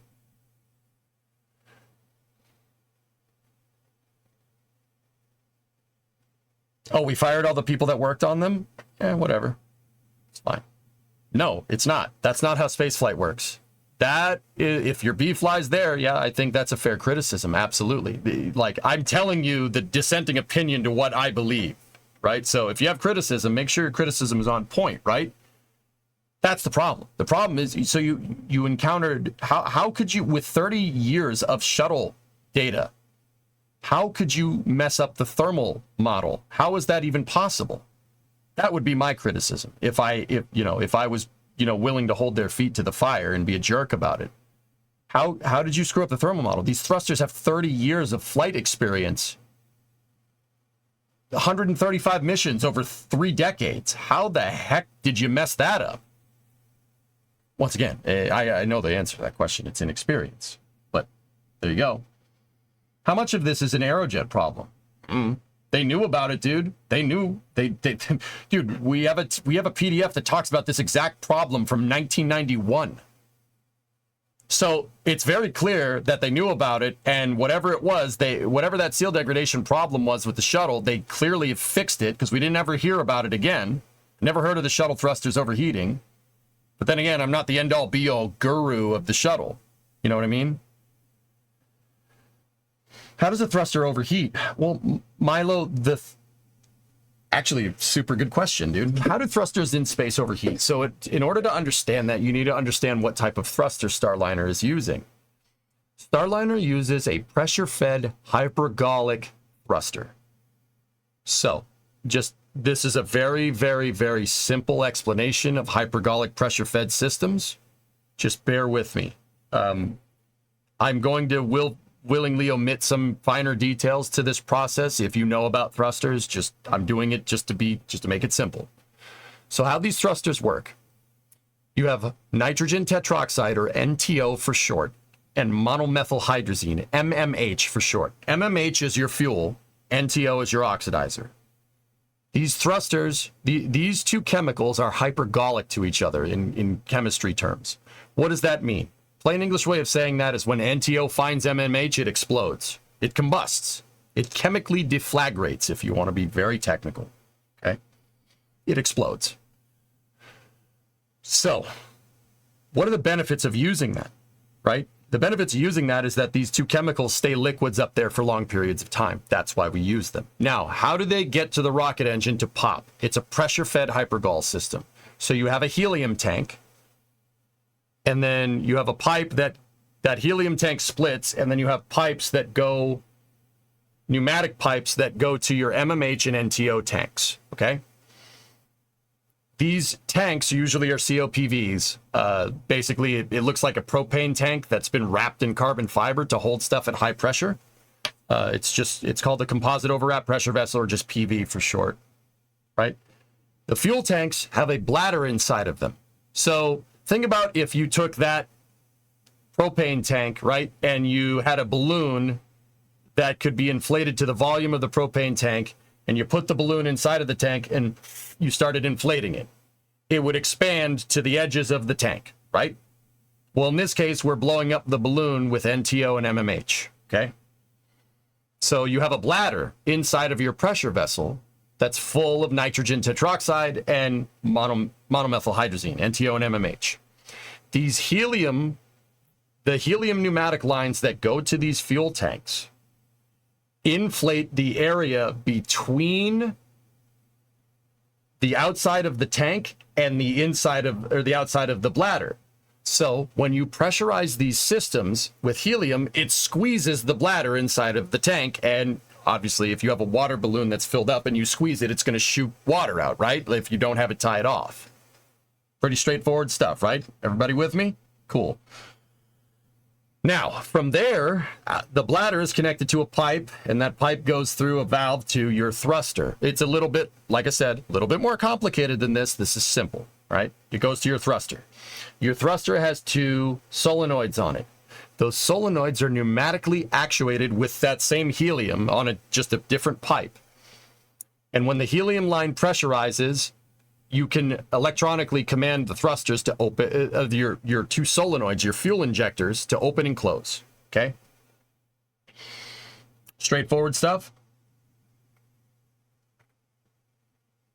Brian, I'll have to find that link to the paper.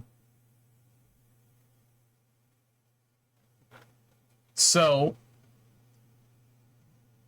you have your helium squeezing your two bladders. It pressurizes the lines to the thruster, and then you pulse the helium, and the helium can open and close the thrusters. That's the short way of saying this. Different designs are different. Some are electronically actuated, some are pneumatically actuated. Why would you use a pneumatically actuated valve as opposed to an electronic one? Well, sometimes introducing electrical things near things that like to explode is probably not a good idea. Just saying. So these valves open and close, right? And when they open, NTO and MMH, from the back pressure of the helium squeezing the bladder, gets shot into the combustion chamber of your rocket engine, okay?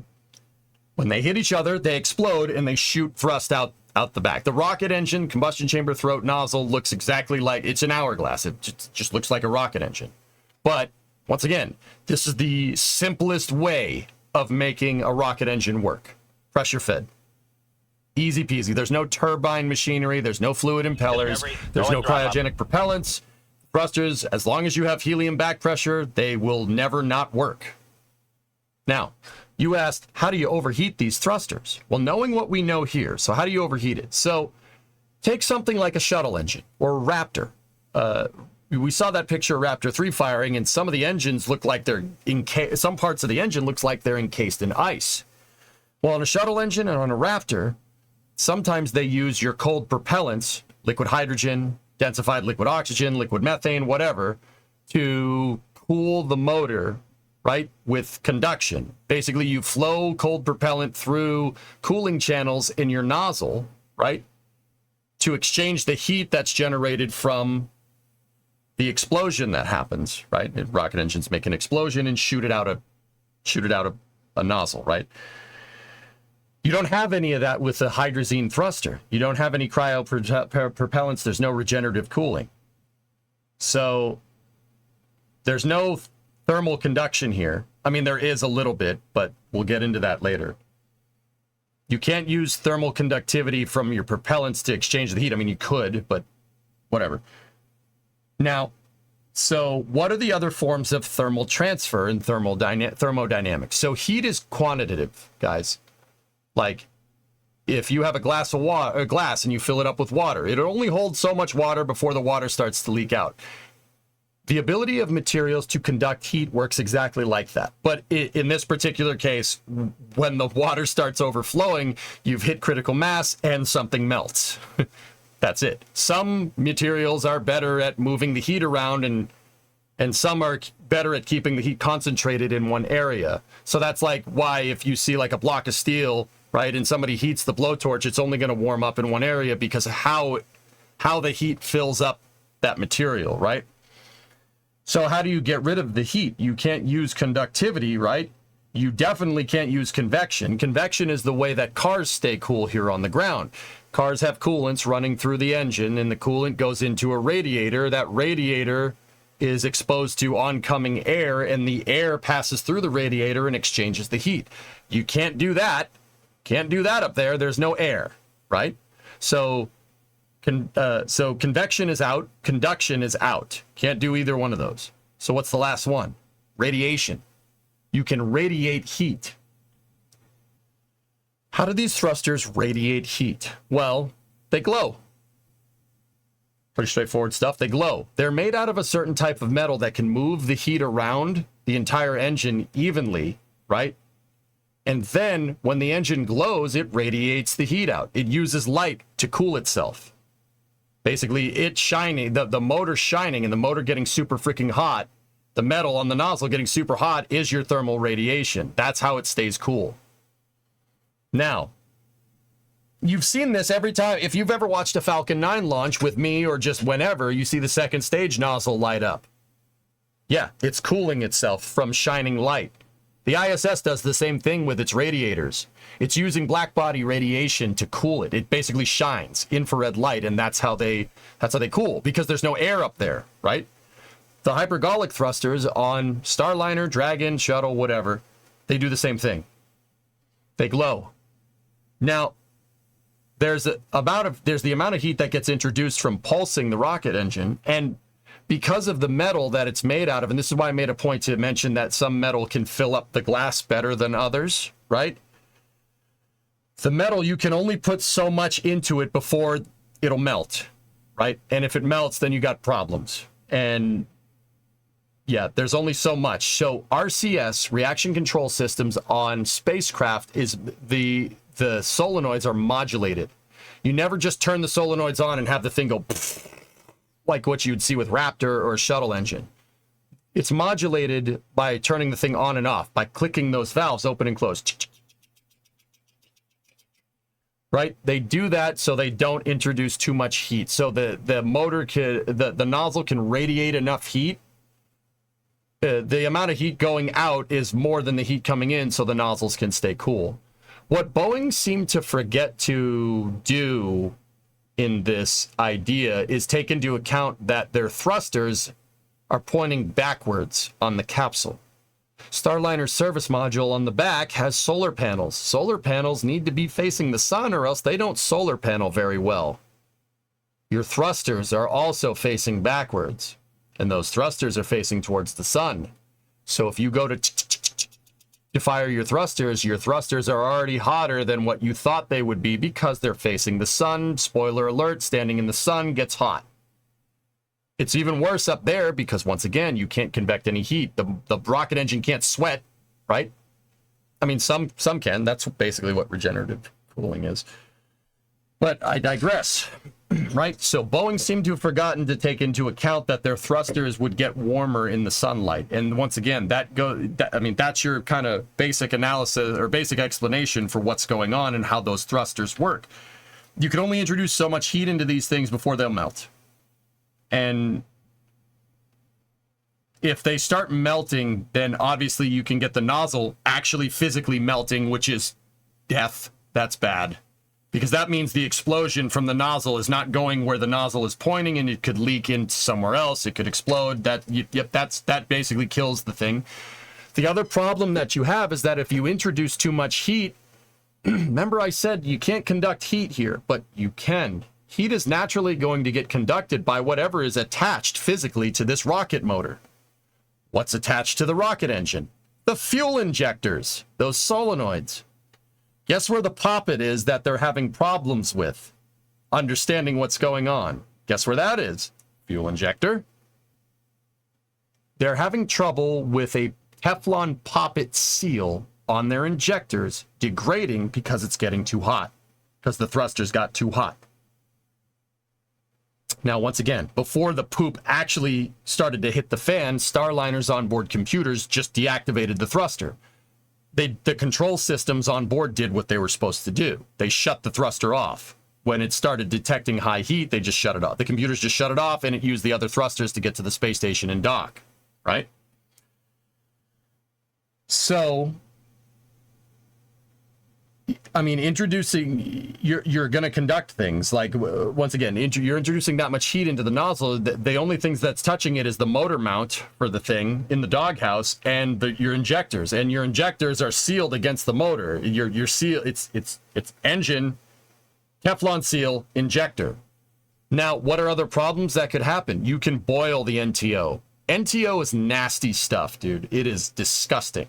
All the benefits, there's a lot of benefits to using it up there. It just stays, it's a chemical, so it just stays chemically stable for extremely long periods of time. It'll never degrade, it'll never decompose, it just stays there, it won't boil off. But the flip side of that, because there's always a thing, there's always a gotcha with freaking physics, because it's physics, right? Thermodynamics sucks. You're never gonna win, you just kind of get better at it. Yeah, it's very apathy inducing. Anyway, it really is. It sucks. You could boil the NTO, and the NTO is disgusting.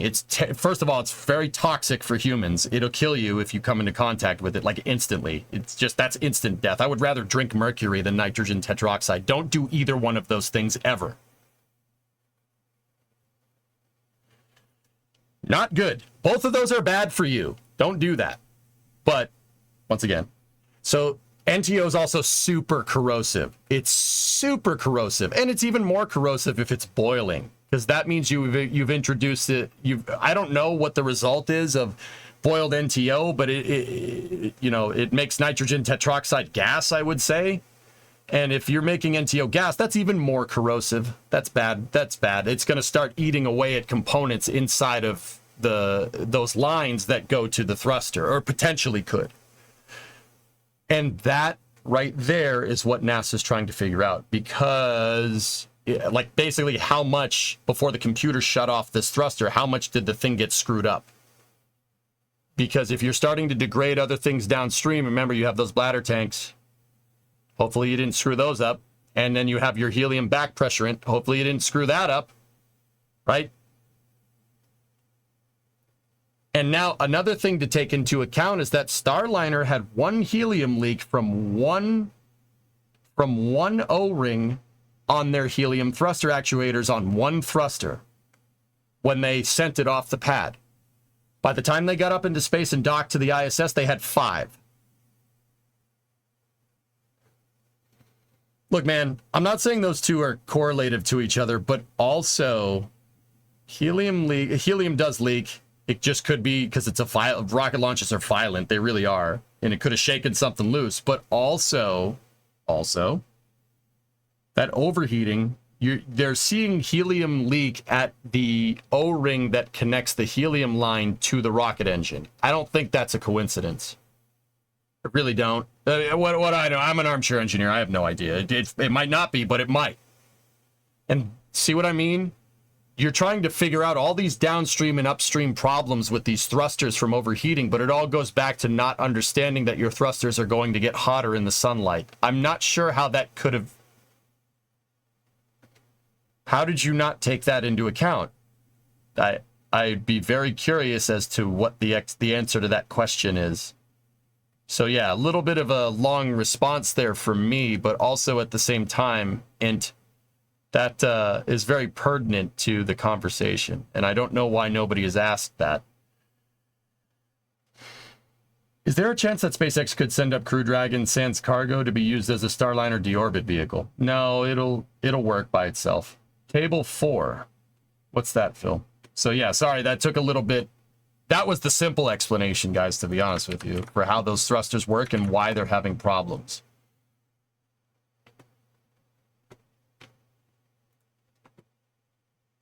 Phil, what is this table that you showed here?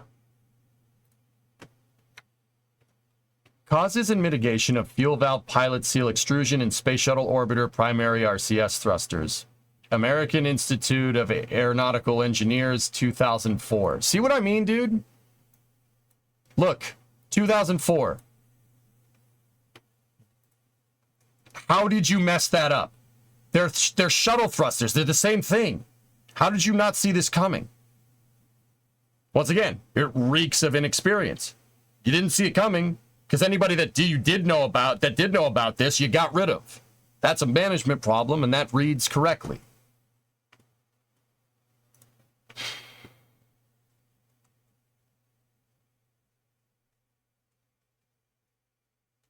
Yep, there you go.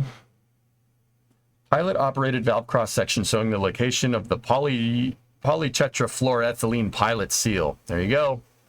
That's the part that they're having problems with.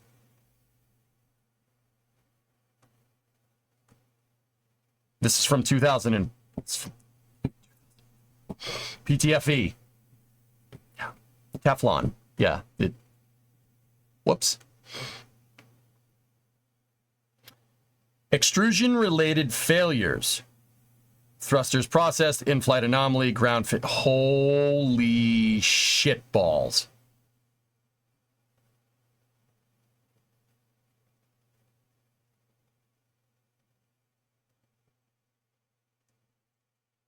Excuse my language. Sorry, I'll time myself out.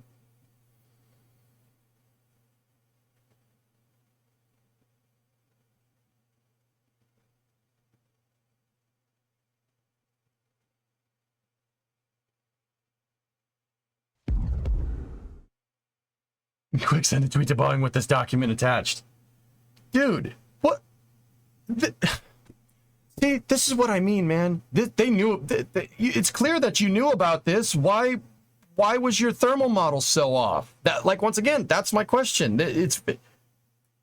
How did you not see this coming? You're using your whole rationale for using thrusters from the shuttle program is that they're well understood, and then you launch it and you don't understand what it's doing.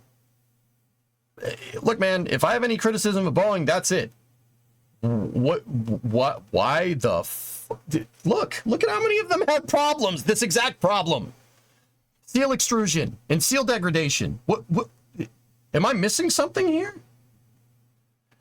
Extrusion related failures. Thrusters processed. Calendar year. In 1997, they had almost 20 extrusion related failures of well, I don't know. What would this be? 70 thrusters? Wait a minute.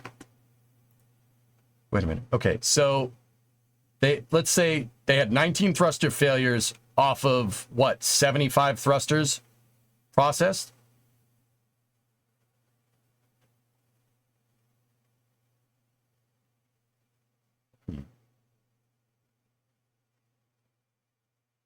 Interesting. Some of them happened in flight. And most of that is what they caught before.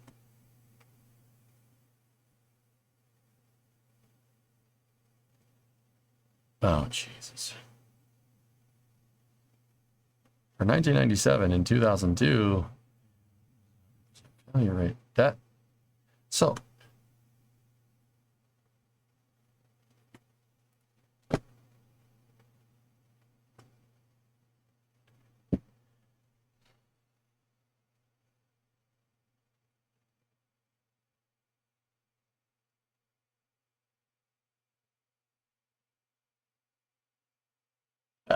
like I said, the information, the data speaks volumes. How did you not know about this? How did you not know that this could happen?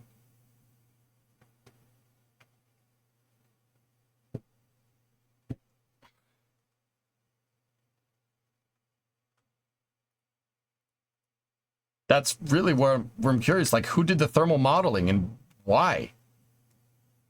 Once again, like I said, the whole thing reeks of inexperience. Clearly, whoever did that thermal modeling didn't know enough to go and browse the technical reports server.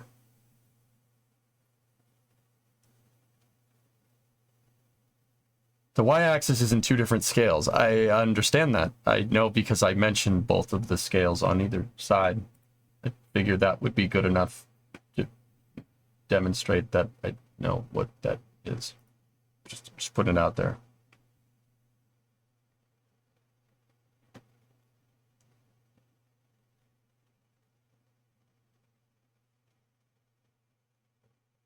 The Boeing engineer that co-wrote this is still there as a propulsion engineer, according to LinkedIn. Phil, here's the thing, dude. We don't know better. There's no way we know better than the people that are working on this. I mean, I'd like to think that, you know, oh, maybe we got something. But, you know what? Let me read. Give me 1 second. Give me 1 second. The two types of fuel valve pilot seal extrusion have been observed. Extrusion of the entire seal across sealing, inner diameter, and non-sealing outer diameter surfaces of the pilot seal, and the preferential extrusion of the non-sealing outer diameter surface of the pilot seal, type 2 extrusion, figure 3. Okay. What's causing it?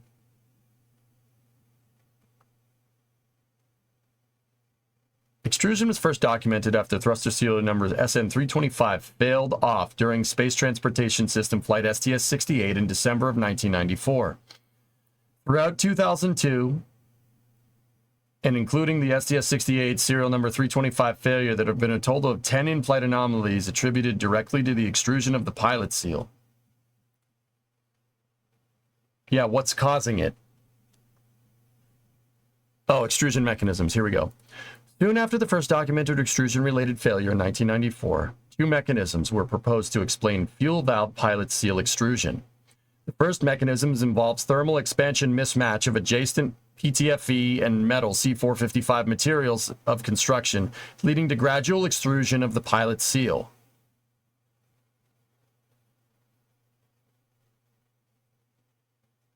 Interesting. For example, the coefficient of thermal expansion of PTFE, 1.24 times 10 to the negative 4th degrees Celsius to the negative 1, for T equals 25 to 100 C, 77 to 212 Fahrenheit, is more than 1 order of magnitude greater than of C455. That's that weird metal that I was telling you guys about that can radiate heat. That's the metal alloy. It's usually niobium or something. It's some weird metal that you guys have never heard of. 1.06 times 10 to the 5th degrees Celsius to the negative 1. T21, 93 C, 72 to 200 Fahrenheit. This type of extrusion is referred to as thermal extrusion and was thought to be caused by excessive or prolonged thermal cycles on orbit. During thruster firing or solar heating, during ground processing, during vacuum bakeouts to remove water or epoxy coating, curing repairs, or during part fabrication.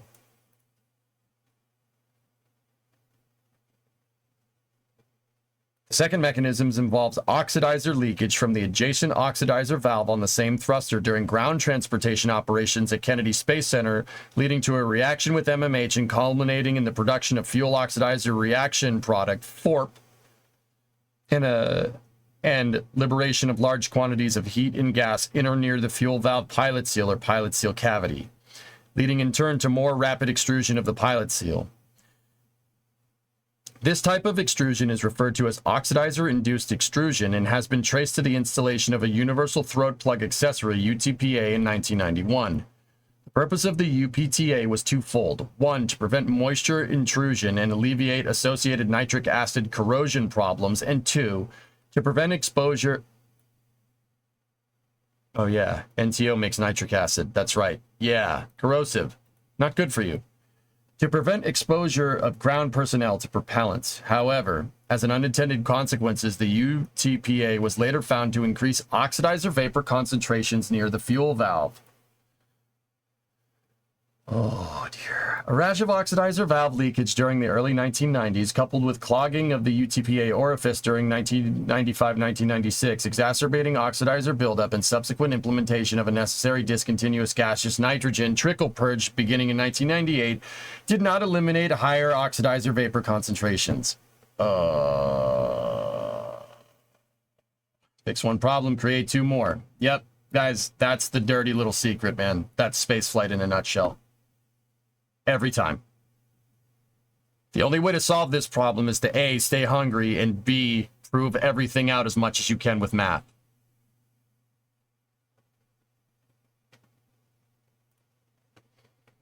So they added that UTPA, didn't do any analysis on it, and figured out that you can create FORP, basically an explosion not inside of the combustion chamber. Good times. Or C, make a new thruster without defects. Well, clearly they didn't choose that option, Tessa. And avoid FORP. Nobody wants FORP, Jackery. Thank you for the bits.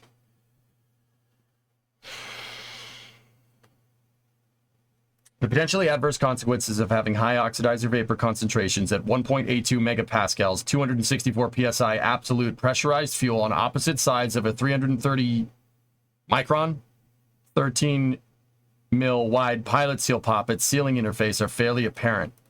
However, finding conclusive documentation or firm theoretical or empirical grounds to link extrusion with oxidizer valve leakage turned out to be non-trivial.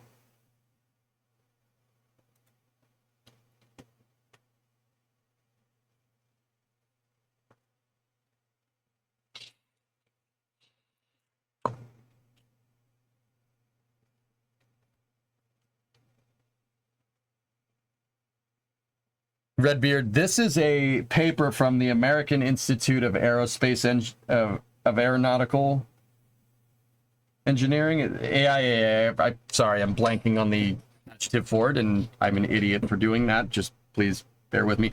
This is from 2004, and it talks about what seems to be the problem that's happening with Starliner's thrusters, also happening with shuttle thrusters.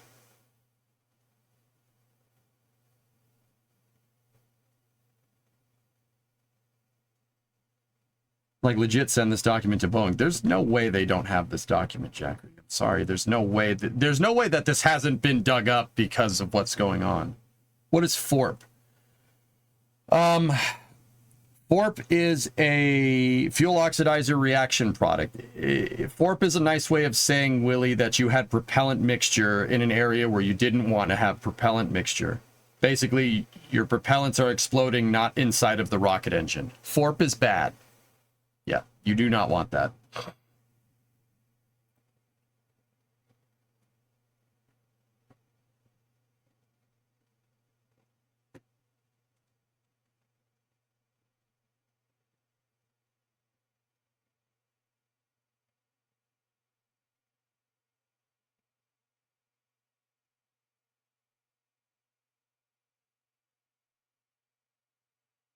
Doesn't even mention the thermal issues the shuttle design doc mentioned. I mean, yeah, Rocket Guy, I know good and well that now is probably not a good time to draw some type of conclusion from all of this, dude, to be 100% real with you.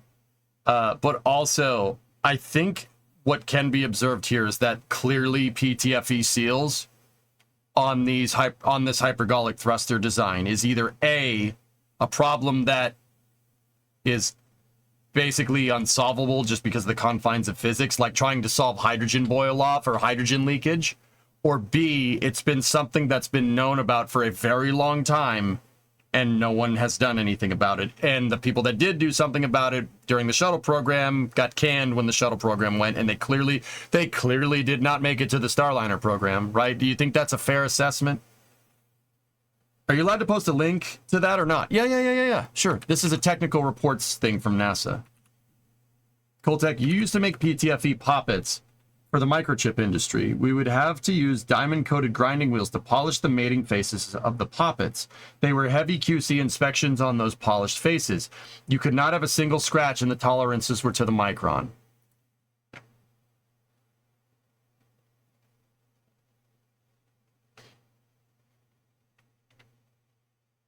Jared, this was an issue pre-1994. Rocket Guy found a document about STS-32 basically explaining this exact problem. That combined with what the shuttle design doc mentioned, which stated no long-term solutions were investigated since short-term fixes mitigated the issues with the shuttle. Basically a glorified field modification. Lovely.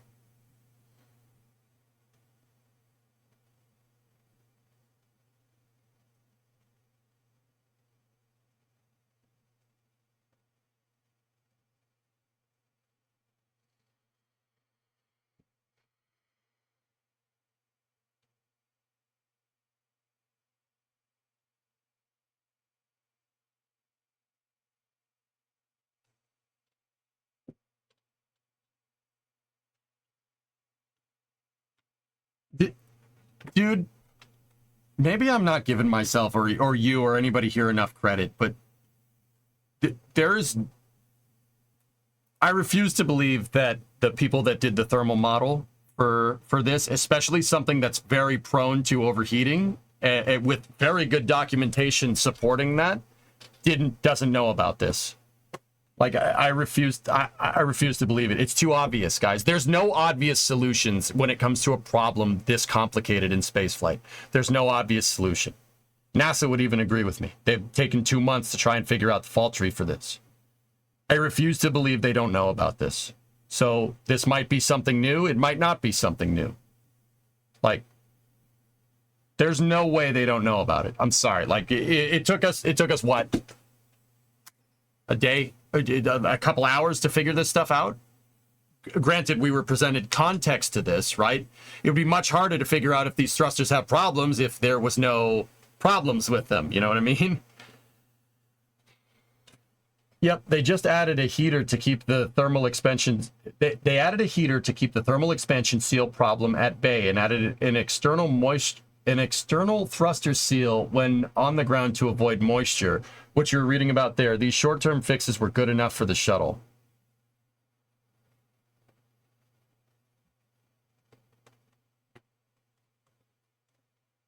Under recommendations at the bottom. Like, guys, I'm sorry. Like, incompetency and experience, there's no way any aerospace engineer wouldn't know to go and look for this stuff if you were doing this type of modeling. That's your job. Under recommendations, okay. What are the recommendations? Let's see. Towards reducing the incidence of extrusion, several proactive mitigation strategies have been proposed. In general, these strategies involve modification of existing or implementation of new ground process. Implement a more effective trickle purge with a minimum purge downtime. Basically, slow down your rate of pressurizing the entire system to avoid shock thermal transients on the thrusters. Basically, don't get them too hot too fast, which clearly they didn't do that. Monitor real-time oxidizer vapor concentration. Well, actually, you know, they didn't have problems during thruster startup. It's after a prolonged duty cycle, so they may have done that. Monitor real-time oxidizer vapor concentrations with the thruster chambers during ground turnaround.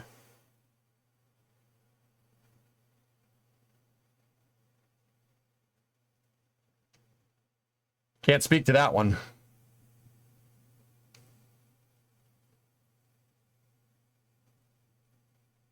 The shuttle wasn't designed to be up there for months. Well, this is about duty cycle on the thrusters, Ga, but yeah, you're not wrong. Remove and replace fuel valves that already show signs of extrusion revealed by current trace or other sensitive diagnostic testing data. Lower the allowable GAT leakage rate for existing and new oxidizer.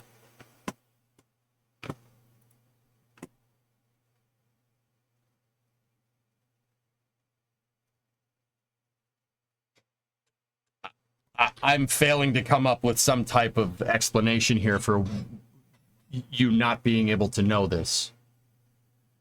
My question is, does this fall to Boeing or Rocketdyne, now L3 Harris, which design, built, and manages the thrusters? Obviously, it falls on Boeing as the supervisor, but if L3 Harris said, this is our analysis and here's the solution, that is an issue with them as well.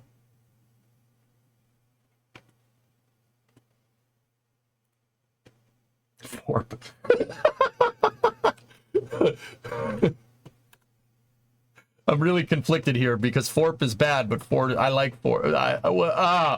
Oh, why you gotta do me like this, man? Why you gotta do me like that? What the hell? You fucking piece of crap. Why? Why? Why, God?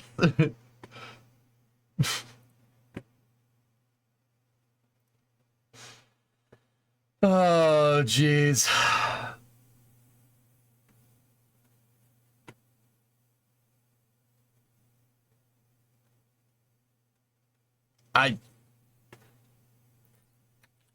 You know what?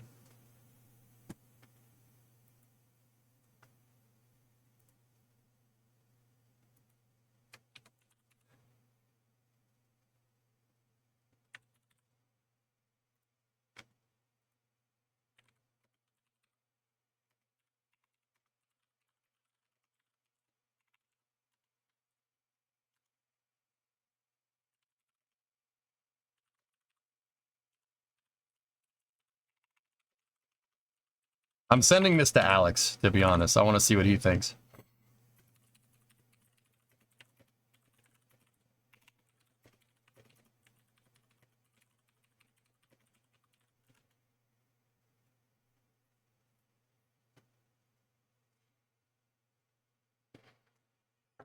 Dudes, look, man, once again, I am not,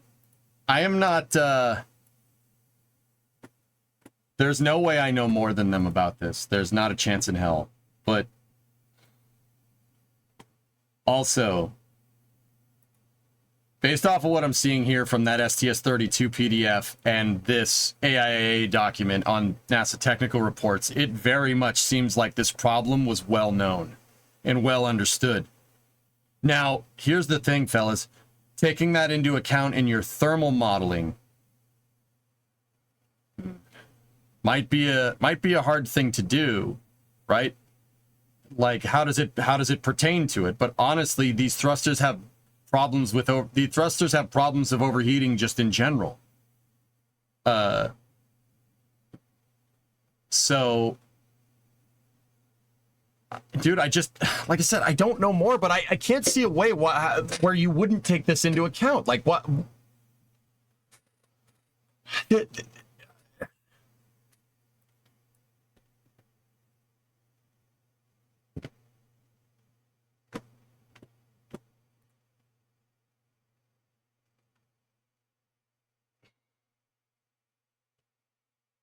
Look for correlation with oxidizer valve leakage. I saw that, Phil. We read through that part.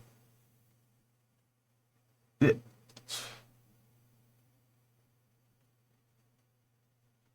you're being rushed for results?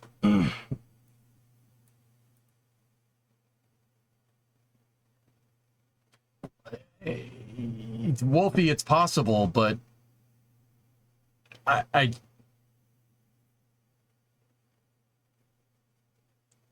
once again, it just goes back to it. Like, the only thing I'm defaulting to that even makes the most amount of sense with the knowledge that I have here is that they inexperience, man. They didn't know. That's the only thing I can really run into. They didn't know. It reeks of inexperience once again, and we know that that's a thing from that the OIG report regarding SLS Block 1B.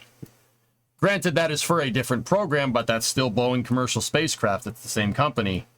You know, I've said in the past, you can't criticize Boeing Commercial Airplanes for what Boeing Commercial Spacecraft does because they're two different companies. Well, an OIG report came out and said that inexperience is a big problem with SLS Block 1B, and that's costing us billions of dollars as taxpayers because the people that are in charge of making this have no idea how to do it.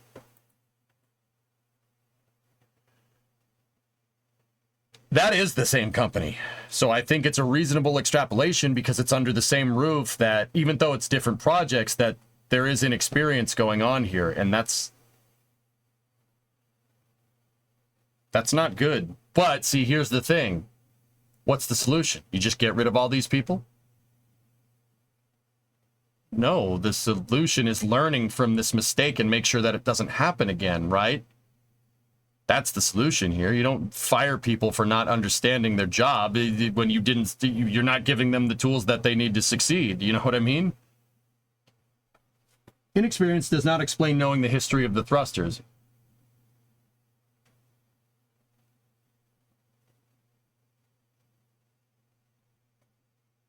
It does not explain not knowing the history of the thrusters. It absolutely does, Hellfish. If you don't know that these thrusters can have potential thermal problems, and you apply that, and you have differential thermal expansion rates between your poppet seal, your PTFE poppet seal, and your valve, right? If you don't know that, because somebody handed you the part and said, hey, this is good, and you base your thermal model analysis off of that because you don't know any better, how the heck are you supposed to get the thermal model right? You're once again, management. That's not good. Just because you know doesn't mean you understand. Yep. Who was saying they didn't know the history of the thrusters? Yeah, exactly, Rocket Guy. That goes back to what I'm saying, dude. Like, dudes, we don't know better. You have to always take this into account. We're not aerospace engineers here. Some of you are. Yes, I appreciate your input, very much so. There is no way in hell that they did not know about this. There's no way. So where my mind is going is there's no way they didn't know about this. So if you have to kind of draw that conclusion, there's no way that you can't. They definitely did. So what changed? What's the difference? Personnel. That's the only thing I can think of.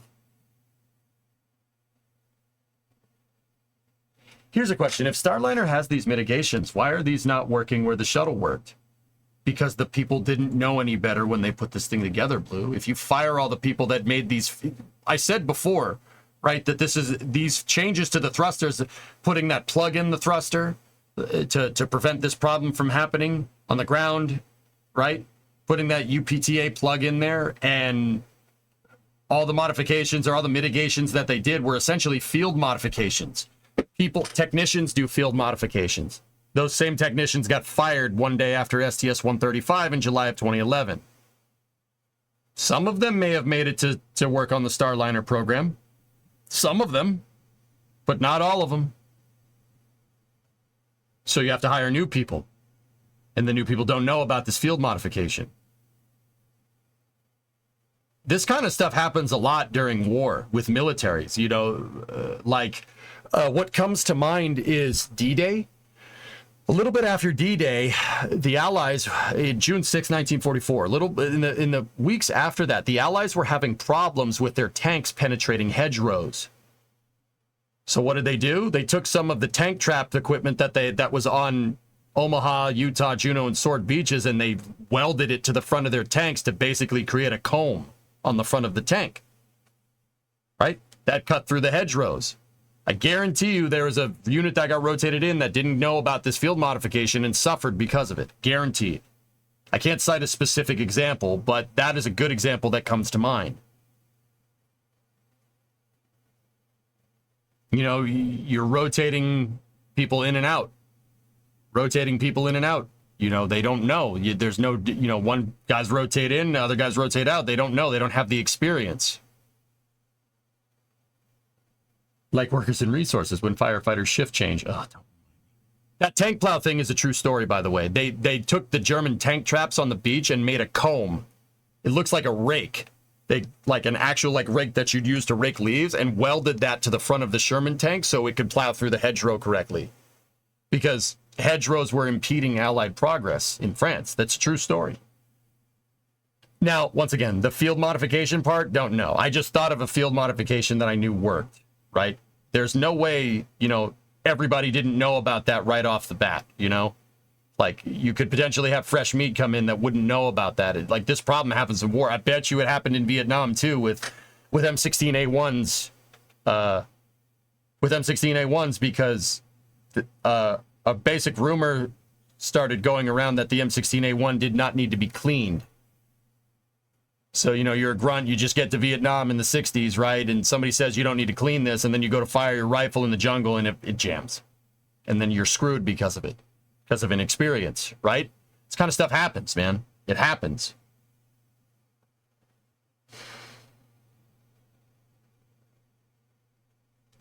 And they wouldn't have added the modification at the factory applied in the field. Bingo. Like I said, Pharaoh, I've been saying this for years. since 2019, basically. The whole program reeks of inexperience, the whole thing. And that's not a demerit, right? How the frick are you supposed to know? Like, you know, would I call that a management problem? Oh, absolutely. Yeah, you got some issues there.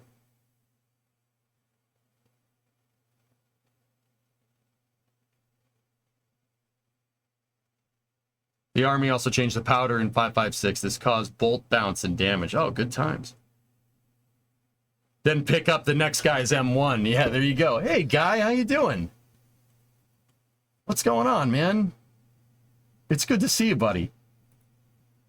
Yeah, I mean, I'm sure you could comment on this. Sure, absolutely. I mean, I'm just a piece of civilian crap, dude. I don't know any better, but I do know my history pretty well, you know? I'm good. I'm always here. I appreciate you, man. How's the model railroading going? Good? Just got here. Should I go back and rewatch the start of the stream? Yes and no, John. Right now, what we're talking about pertaining to Starliner is field modifications to thrusters. We've found chat has found these. Granted, I didn't go digging for this myself, but the chat has found several documents pertaining to the exact what seems to be the exact problem that Starliner thrusters are that's happening with Starliner thrusters. One of the papers is from 1991, the other's from 2004, and we know that Starliner thrusters are derived from the RCS on the space shuttle. So right now, what we're kind of discussing is how the hell didn't you know about this? You know that this problem can happen. How didn't you? Well, that paper that from 2004 that we just reviewed shows that the mitigations to keeping your thrusters from overheating on orbit were field modifications, i.e. stuff that was not done at the factory. So my prevailing theory here is that the reason why Starliner is having a lot of problems, particularly when it comes to thruster, helium leaks, potential FORP, which is fuel oxidizer reaction product, basically an explosion happening not in the rocket engine, stems from inexperience. It stems from not having the technical expertise to know about these field modifications in the past that other technicians did. I sideline the trains for now. They're too expensive. Yeah, ain't it the truth, man? Ain't it the truth? Right on. Hey, LoJack Rick, 4-month resub. Anyway, guy, it's good to see you, buddy. Good to see you, man. Is KSP on the menu today? Yes, Jim Boy. Actually, it's 4:23. Yeah, KSP will happen at the top of the hour. What I'm going to do in KSP is try and learn how to relearn how to put parts into KSP and make stuff for Kerbal. Make parts. Institutional memory is hard over multiple decades. Boom. We missed 420. Shame. Shame.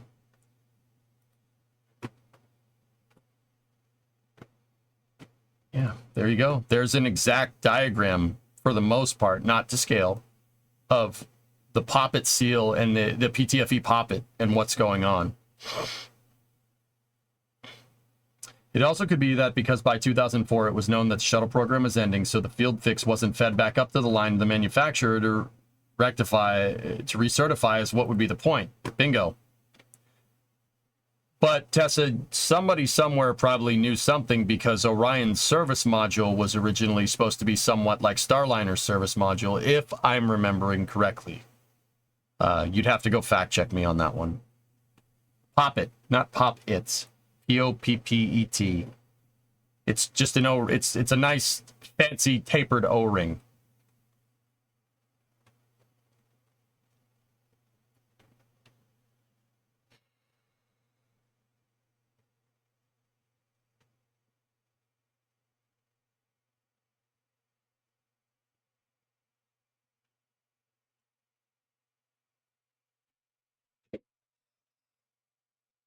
The only thing I can default to is inexperience, guys. I refuse to believe they don't know about this. They don't know this. It's just new crop of technicians, new personnel. They won't know a field modification like this. They wouldn't do it.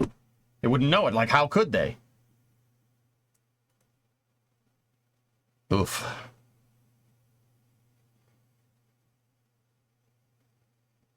Oof. Yeah, Hellfish, I mean, once again, it all goes back. What question would I ask? I would ask about the thermal model.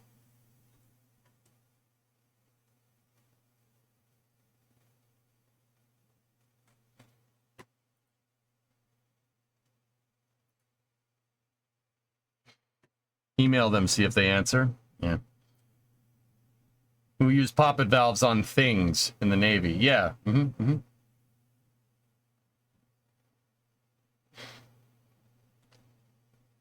So what happened at the presser then? Not much. NASA did a presser basically saying that there's not much, there's no new updates, and we're just working the fault tree analysis. Link that paper again? Sure.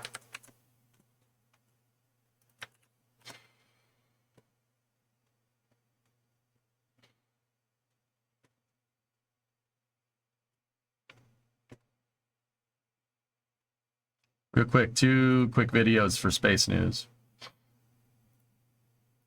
All right. Can you link the paper here too? Sure, Redwood. Yeah, there you go. Check it out for yourself, dudes. Oh, nice. Those are awesome videos. Good stuff. Hey, Jawa.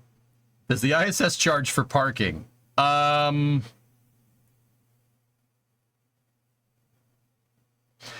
It's not a fully private mission, Bastion, so I'm not 100% sure what the procedure is here. However, there have been fully private missions like the Axiom missions to the ISS that have basically had to pay a parking fee for being up there longer. Yeah, Axiom had to pay a parking fee to keep Dragon up there. Yeah, that's absolutely a thing. Interesting, right? AX2 did it, if I'm remembering correctly.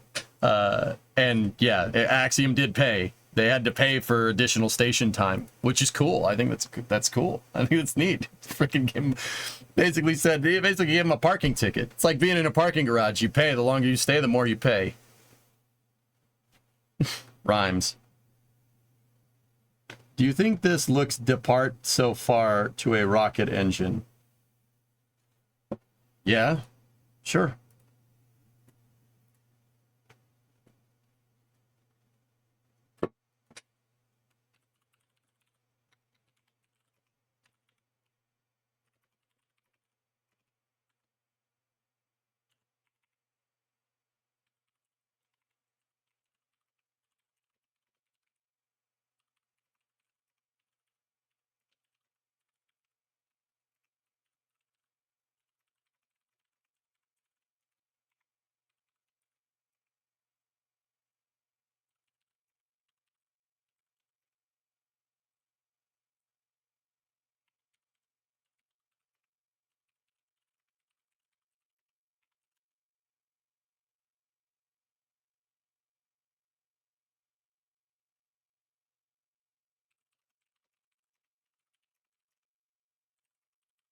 I'm talking to Alex. Give me 1 second.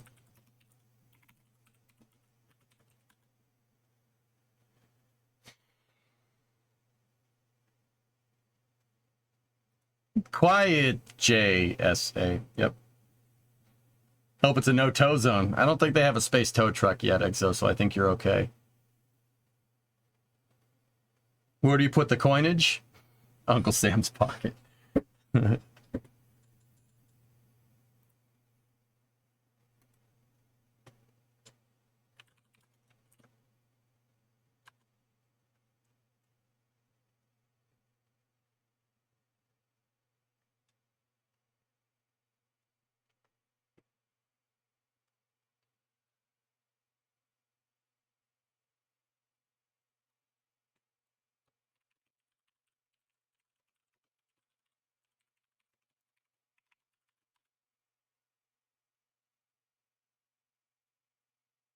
Anyway. Space shuttle was a tow truck. Yeah. Be really nice to have that. Tomorrow the new Tim video comes out. Cool. Cool. All right, dudes. Well, we could do a little mini space news here if you guys want to, but I really want to get into trying to figure out how to make parts for Kerbal. We could figure out a way to do that relatively quick, then we're we're gonna be sitting pretty here.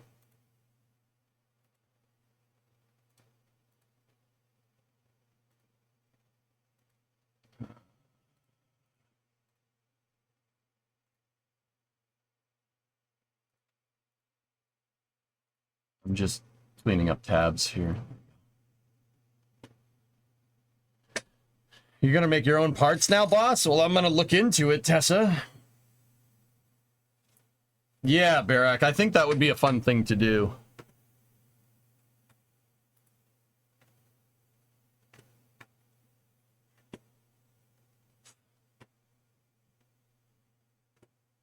All right, I'm just making sure I'm saving that PDF. Anyway.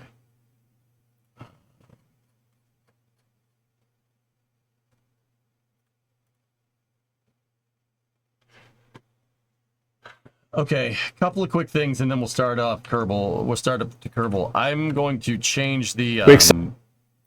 sorry, pause that video. I am going to change the title to Space News real quick, and then we'll...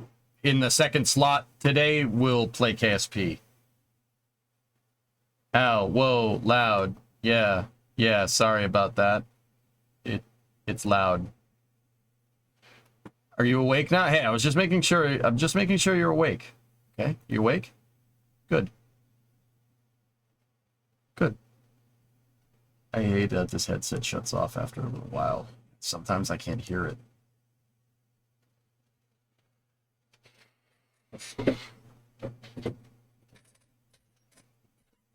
All right. So let's rename the stream title here.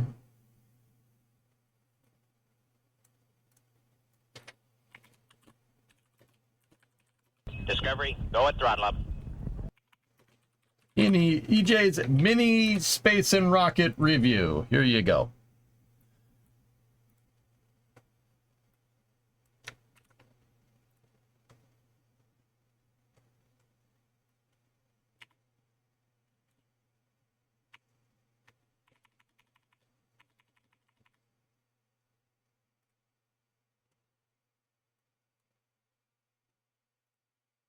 Okay.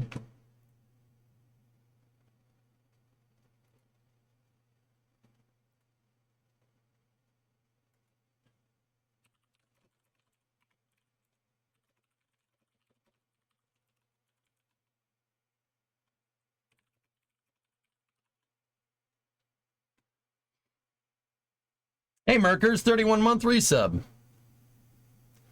Sweet. All right, so mini space news going on here. We've talked about Starliner and its update. Hopefully, yeah, we'll talk about it more the next time there's a press conference. Anyway, let's see. We got a video here from Rocket Lab. We're going to do a little mini space news. Then at the top of the hour, we'll switch over to Kerbal and try to figure out what's going on with making parts. Let's see. We excel in the production of carbon composites here at Rocket Lab. We've done a lot of R&D throughout Electron and space systems and now Neutron. So we know what we're dealing with and we can produce a really high performance light launch vehicle using it. Cool. This AFP machine is the biggest of its kind in the world. It's standing over 12 meters tall and can travel 30 meters back and forward along the work cell. We'll be tasked with building the biggest structures of the Neutron vehicle. This includes the 7-meter domes and barrels that make up the Stage 1 tank, and some of the 12-meter long interstage panels that enclose the Stage 2. AFP stands for Automated Fiber Placement. It's essentially an industrial process that massively accelerates the laying down of carbon fiber onto a mold to build large carbon structures. This is a process that's traditionally done by hand. So the key performance metric of a machine like this is essentially how fast it can lay out carbon fiber. This is really important because our large parts are made up of hundreds of layers of carbon fiber and thousands of square meters. So the faster we can do this, the better. We can pay out over 100 meters per minute of carbon fiber. Currently it takes a large team several weeks to build a Stage 2 dome, whereas this machine will be able to punch it out in 24 hours. The machine's been designed to accelerate in any direction at 0.2 G. It's able to stop on a dime, turn its head around in a fraction of a second and start laying down carbon in the opposite direction. And it's little things like that that make this machine much better than the rest. This machine will be installed in our new facility in Middle River, Maryland. This is our space structures complex, which will be quite heavily focused on producing the large composite structures required for Neutron. but will also act as a center of excellence for composites for the whole company. So that's including space system structures and electron composites and all sorts. So this machine also includes a fully automated real-time inspection system. This is really important for composite parts because they're made up of so many layers. So it'll search for minuscule defects as it goes along and will notify the operators of any issues before it starts on the next layer. It means that we can sort of maintain our really high quality standards for spaceflight structures.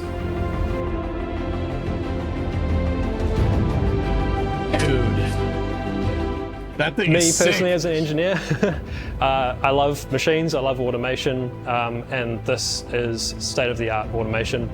That guy plays Factorio, guaranteed. For the size of the machine, it's the highest performance thing out there, much faster at moving around than a traditional CNC machine, and there's some really clever smarts going on in that process to make sure that we lay down fast and accurate components.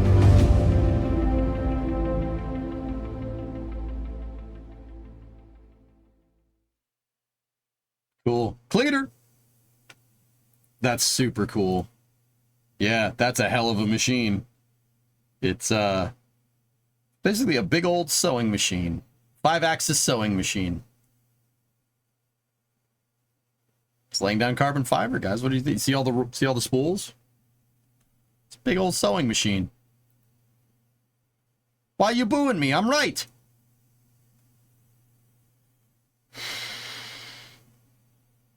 Interesting seeing how Rocket Lab has done all this while never touching Cape Canaveral. Yeah, right, yeah.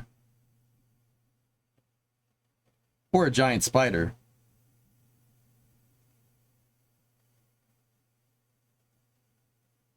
Huh. What could I use it for? Making carbon composite structures? Carbon fiber is a series of tubes. It's like a big truck. What's up, Novus? Is Neutron Road portable? I don't think they would build it in a spot where it wouldn't be, John, especially if it's not near the launch pad. Just putting it out there. All right, we got another video. This is coming from, believe it or not, a competitor to Rocket Lab. This is Relativity Space. What are they up to? I'm pretty sure this is a video of a rocket engine firing, so headphone users, just 10 seconds. Headphone users, again.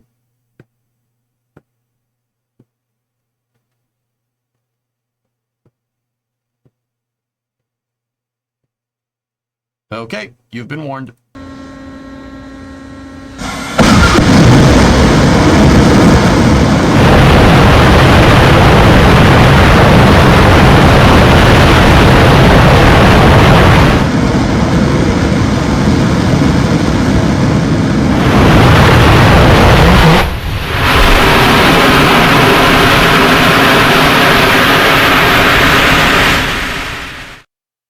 That was loud.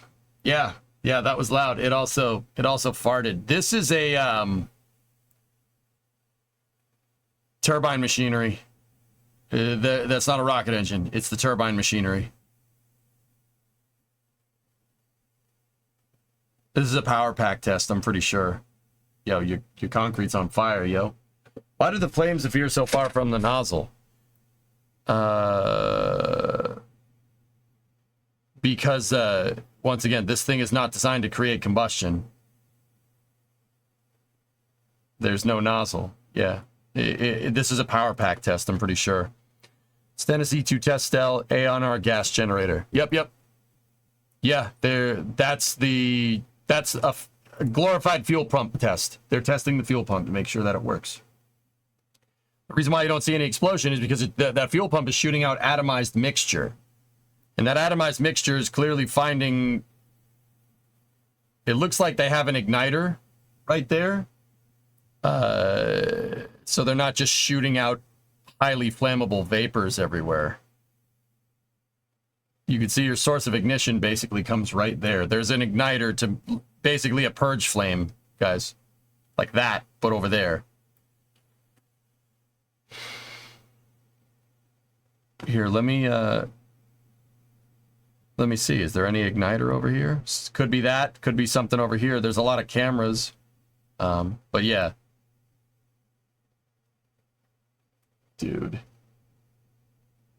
You think that's hot? Ah, that's hot.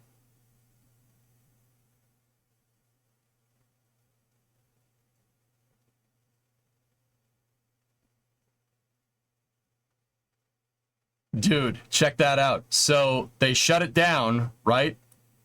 Evac the remaining propellants out with a purge, right? And this is atomized mixture. This is why you need to give it a source of ignition, because watch what happens when it touches the hot concrete. Poof. It auto combusts right off.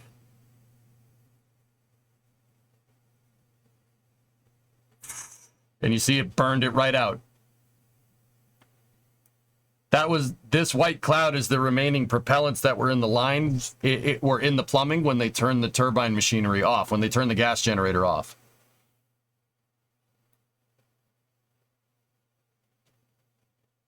Yeah, and the flare stack. The flare stack had a... That happens when you depress something in the plumbing. This is Aeon R, so this is relativity. They're testing their gas generators. This is not a rocket engine. It's the fuel pump for Aeon, which is pretty cool. We're noticing that it purged out the stuff and it shot a bunch of atomized mixture. So this is mixed fuel and oxidizer right there. That's what it looks like. They watch what happens when it hits the concrete. The concrete's a little warm. Watch what happens. Cool. Fire! Do you recall if some company did a marshmallow test on an engine? I recall, but I don't remember who. I thought that's like glowing on the ground. I've never seen glowing concrete. Yeah, right? Did I miss the part mods? No, that's... we're doing a small space news and then that's happening. So yeah, 2 things. Also, Lab Padres cameras caught this thing.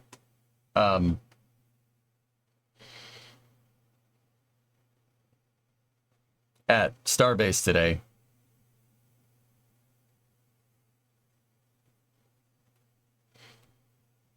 Is that a Hershey Kiss? Yeah.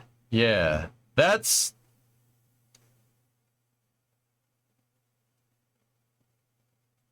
It's a header tank. I just have no idea which header tank that is and why it's set up that way. I don't know if it's some of the header tanks that are at the front of Starship or inside of the fuel tanks or what. But what's a header tank? It's a fuel tank inside of another fuel tank. You do that for fluid for propellant management. The label says Ship 34 methane header tank. Oh, thanks, Eric.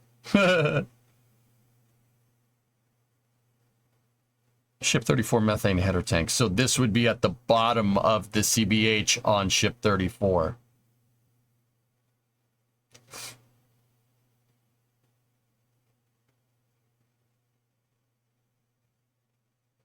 Oh, no.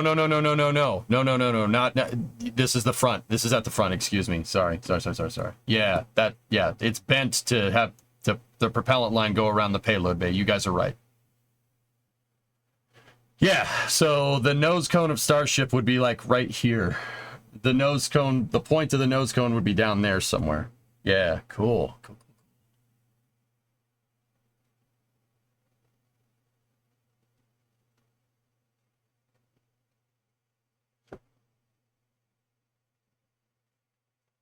Yeah, and the pipe goes around where the payload bay would be and runs down the belly of the vehicle into the tanks. Crazy.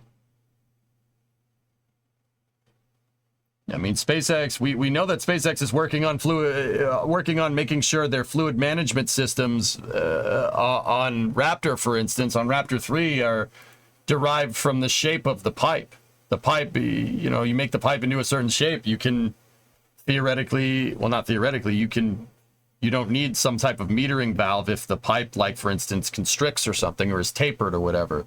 We know that kind of Raptor 3's secret sauce is hardware governing passive hardware governing fluid management. So I don't see why they wouldn't do the same thing with the header tank. That's why it has that weird shape. Here's what it looks like. Who did this picture of Argon? I can see it. Who did that one? Where did you get this? Where'd you get that picture from? Just out of curiosity, so we know. A fluid valve would be a passive... Tesla valves would be a passive fluid management system, Aldezert. Yes.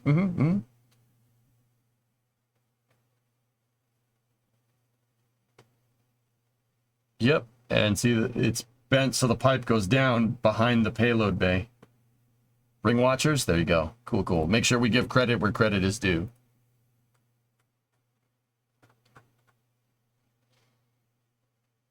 They are huge. Would they not be able to fit that cockpit design they had their eyes on with that inside?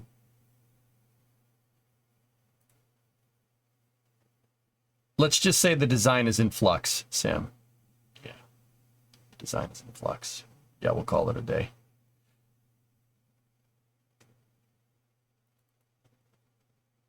The design does change. I highly doubt you're going to see a Starship with that big front window.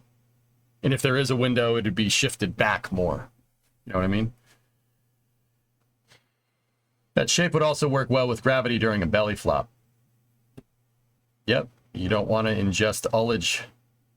You don't want to ingest ullage during the flip maneuver. So yeah, absolutely. That looks like it's a fluid management optimization based off of the flip and burn, right?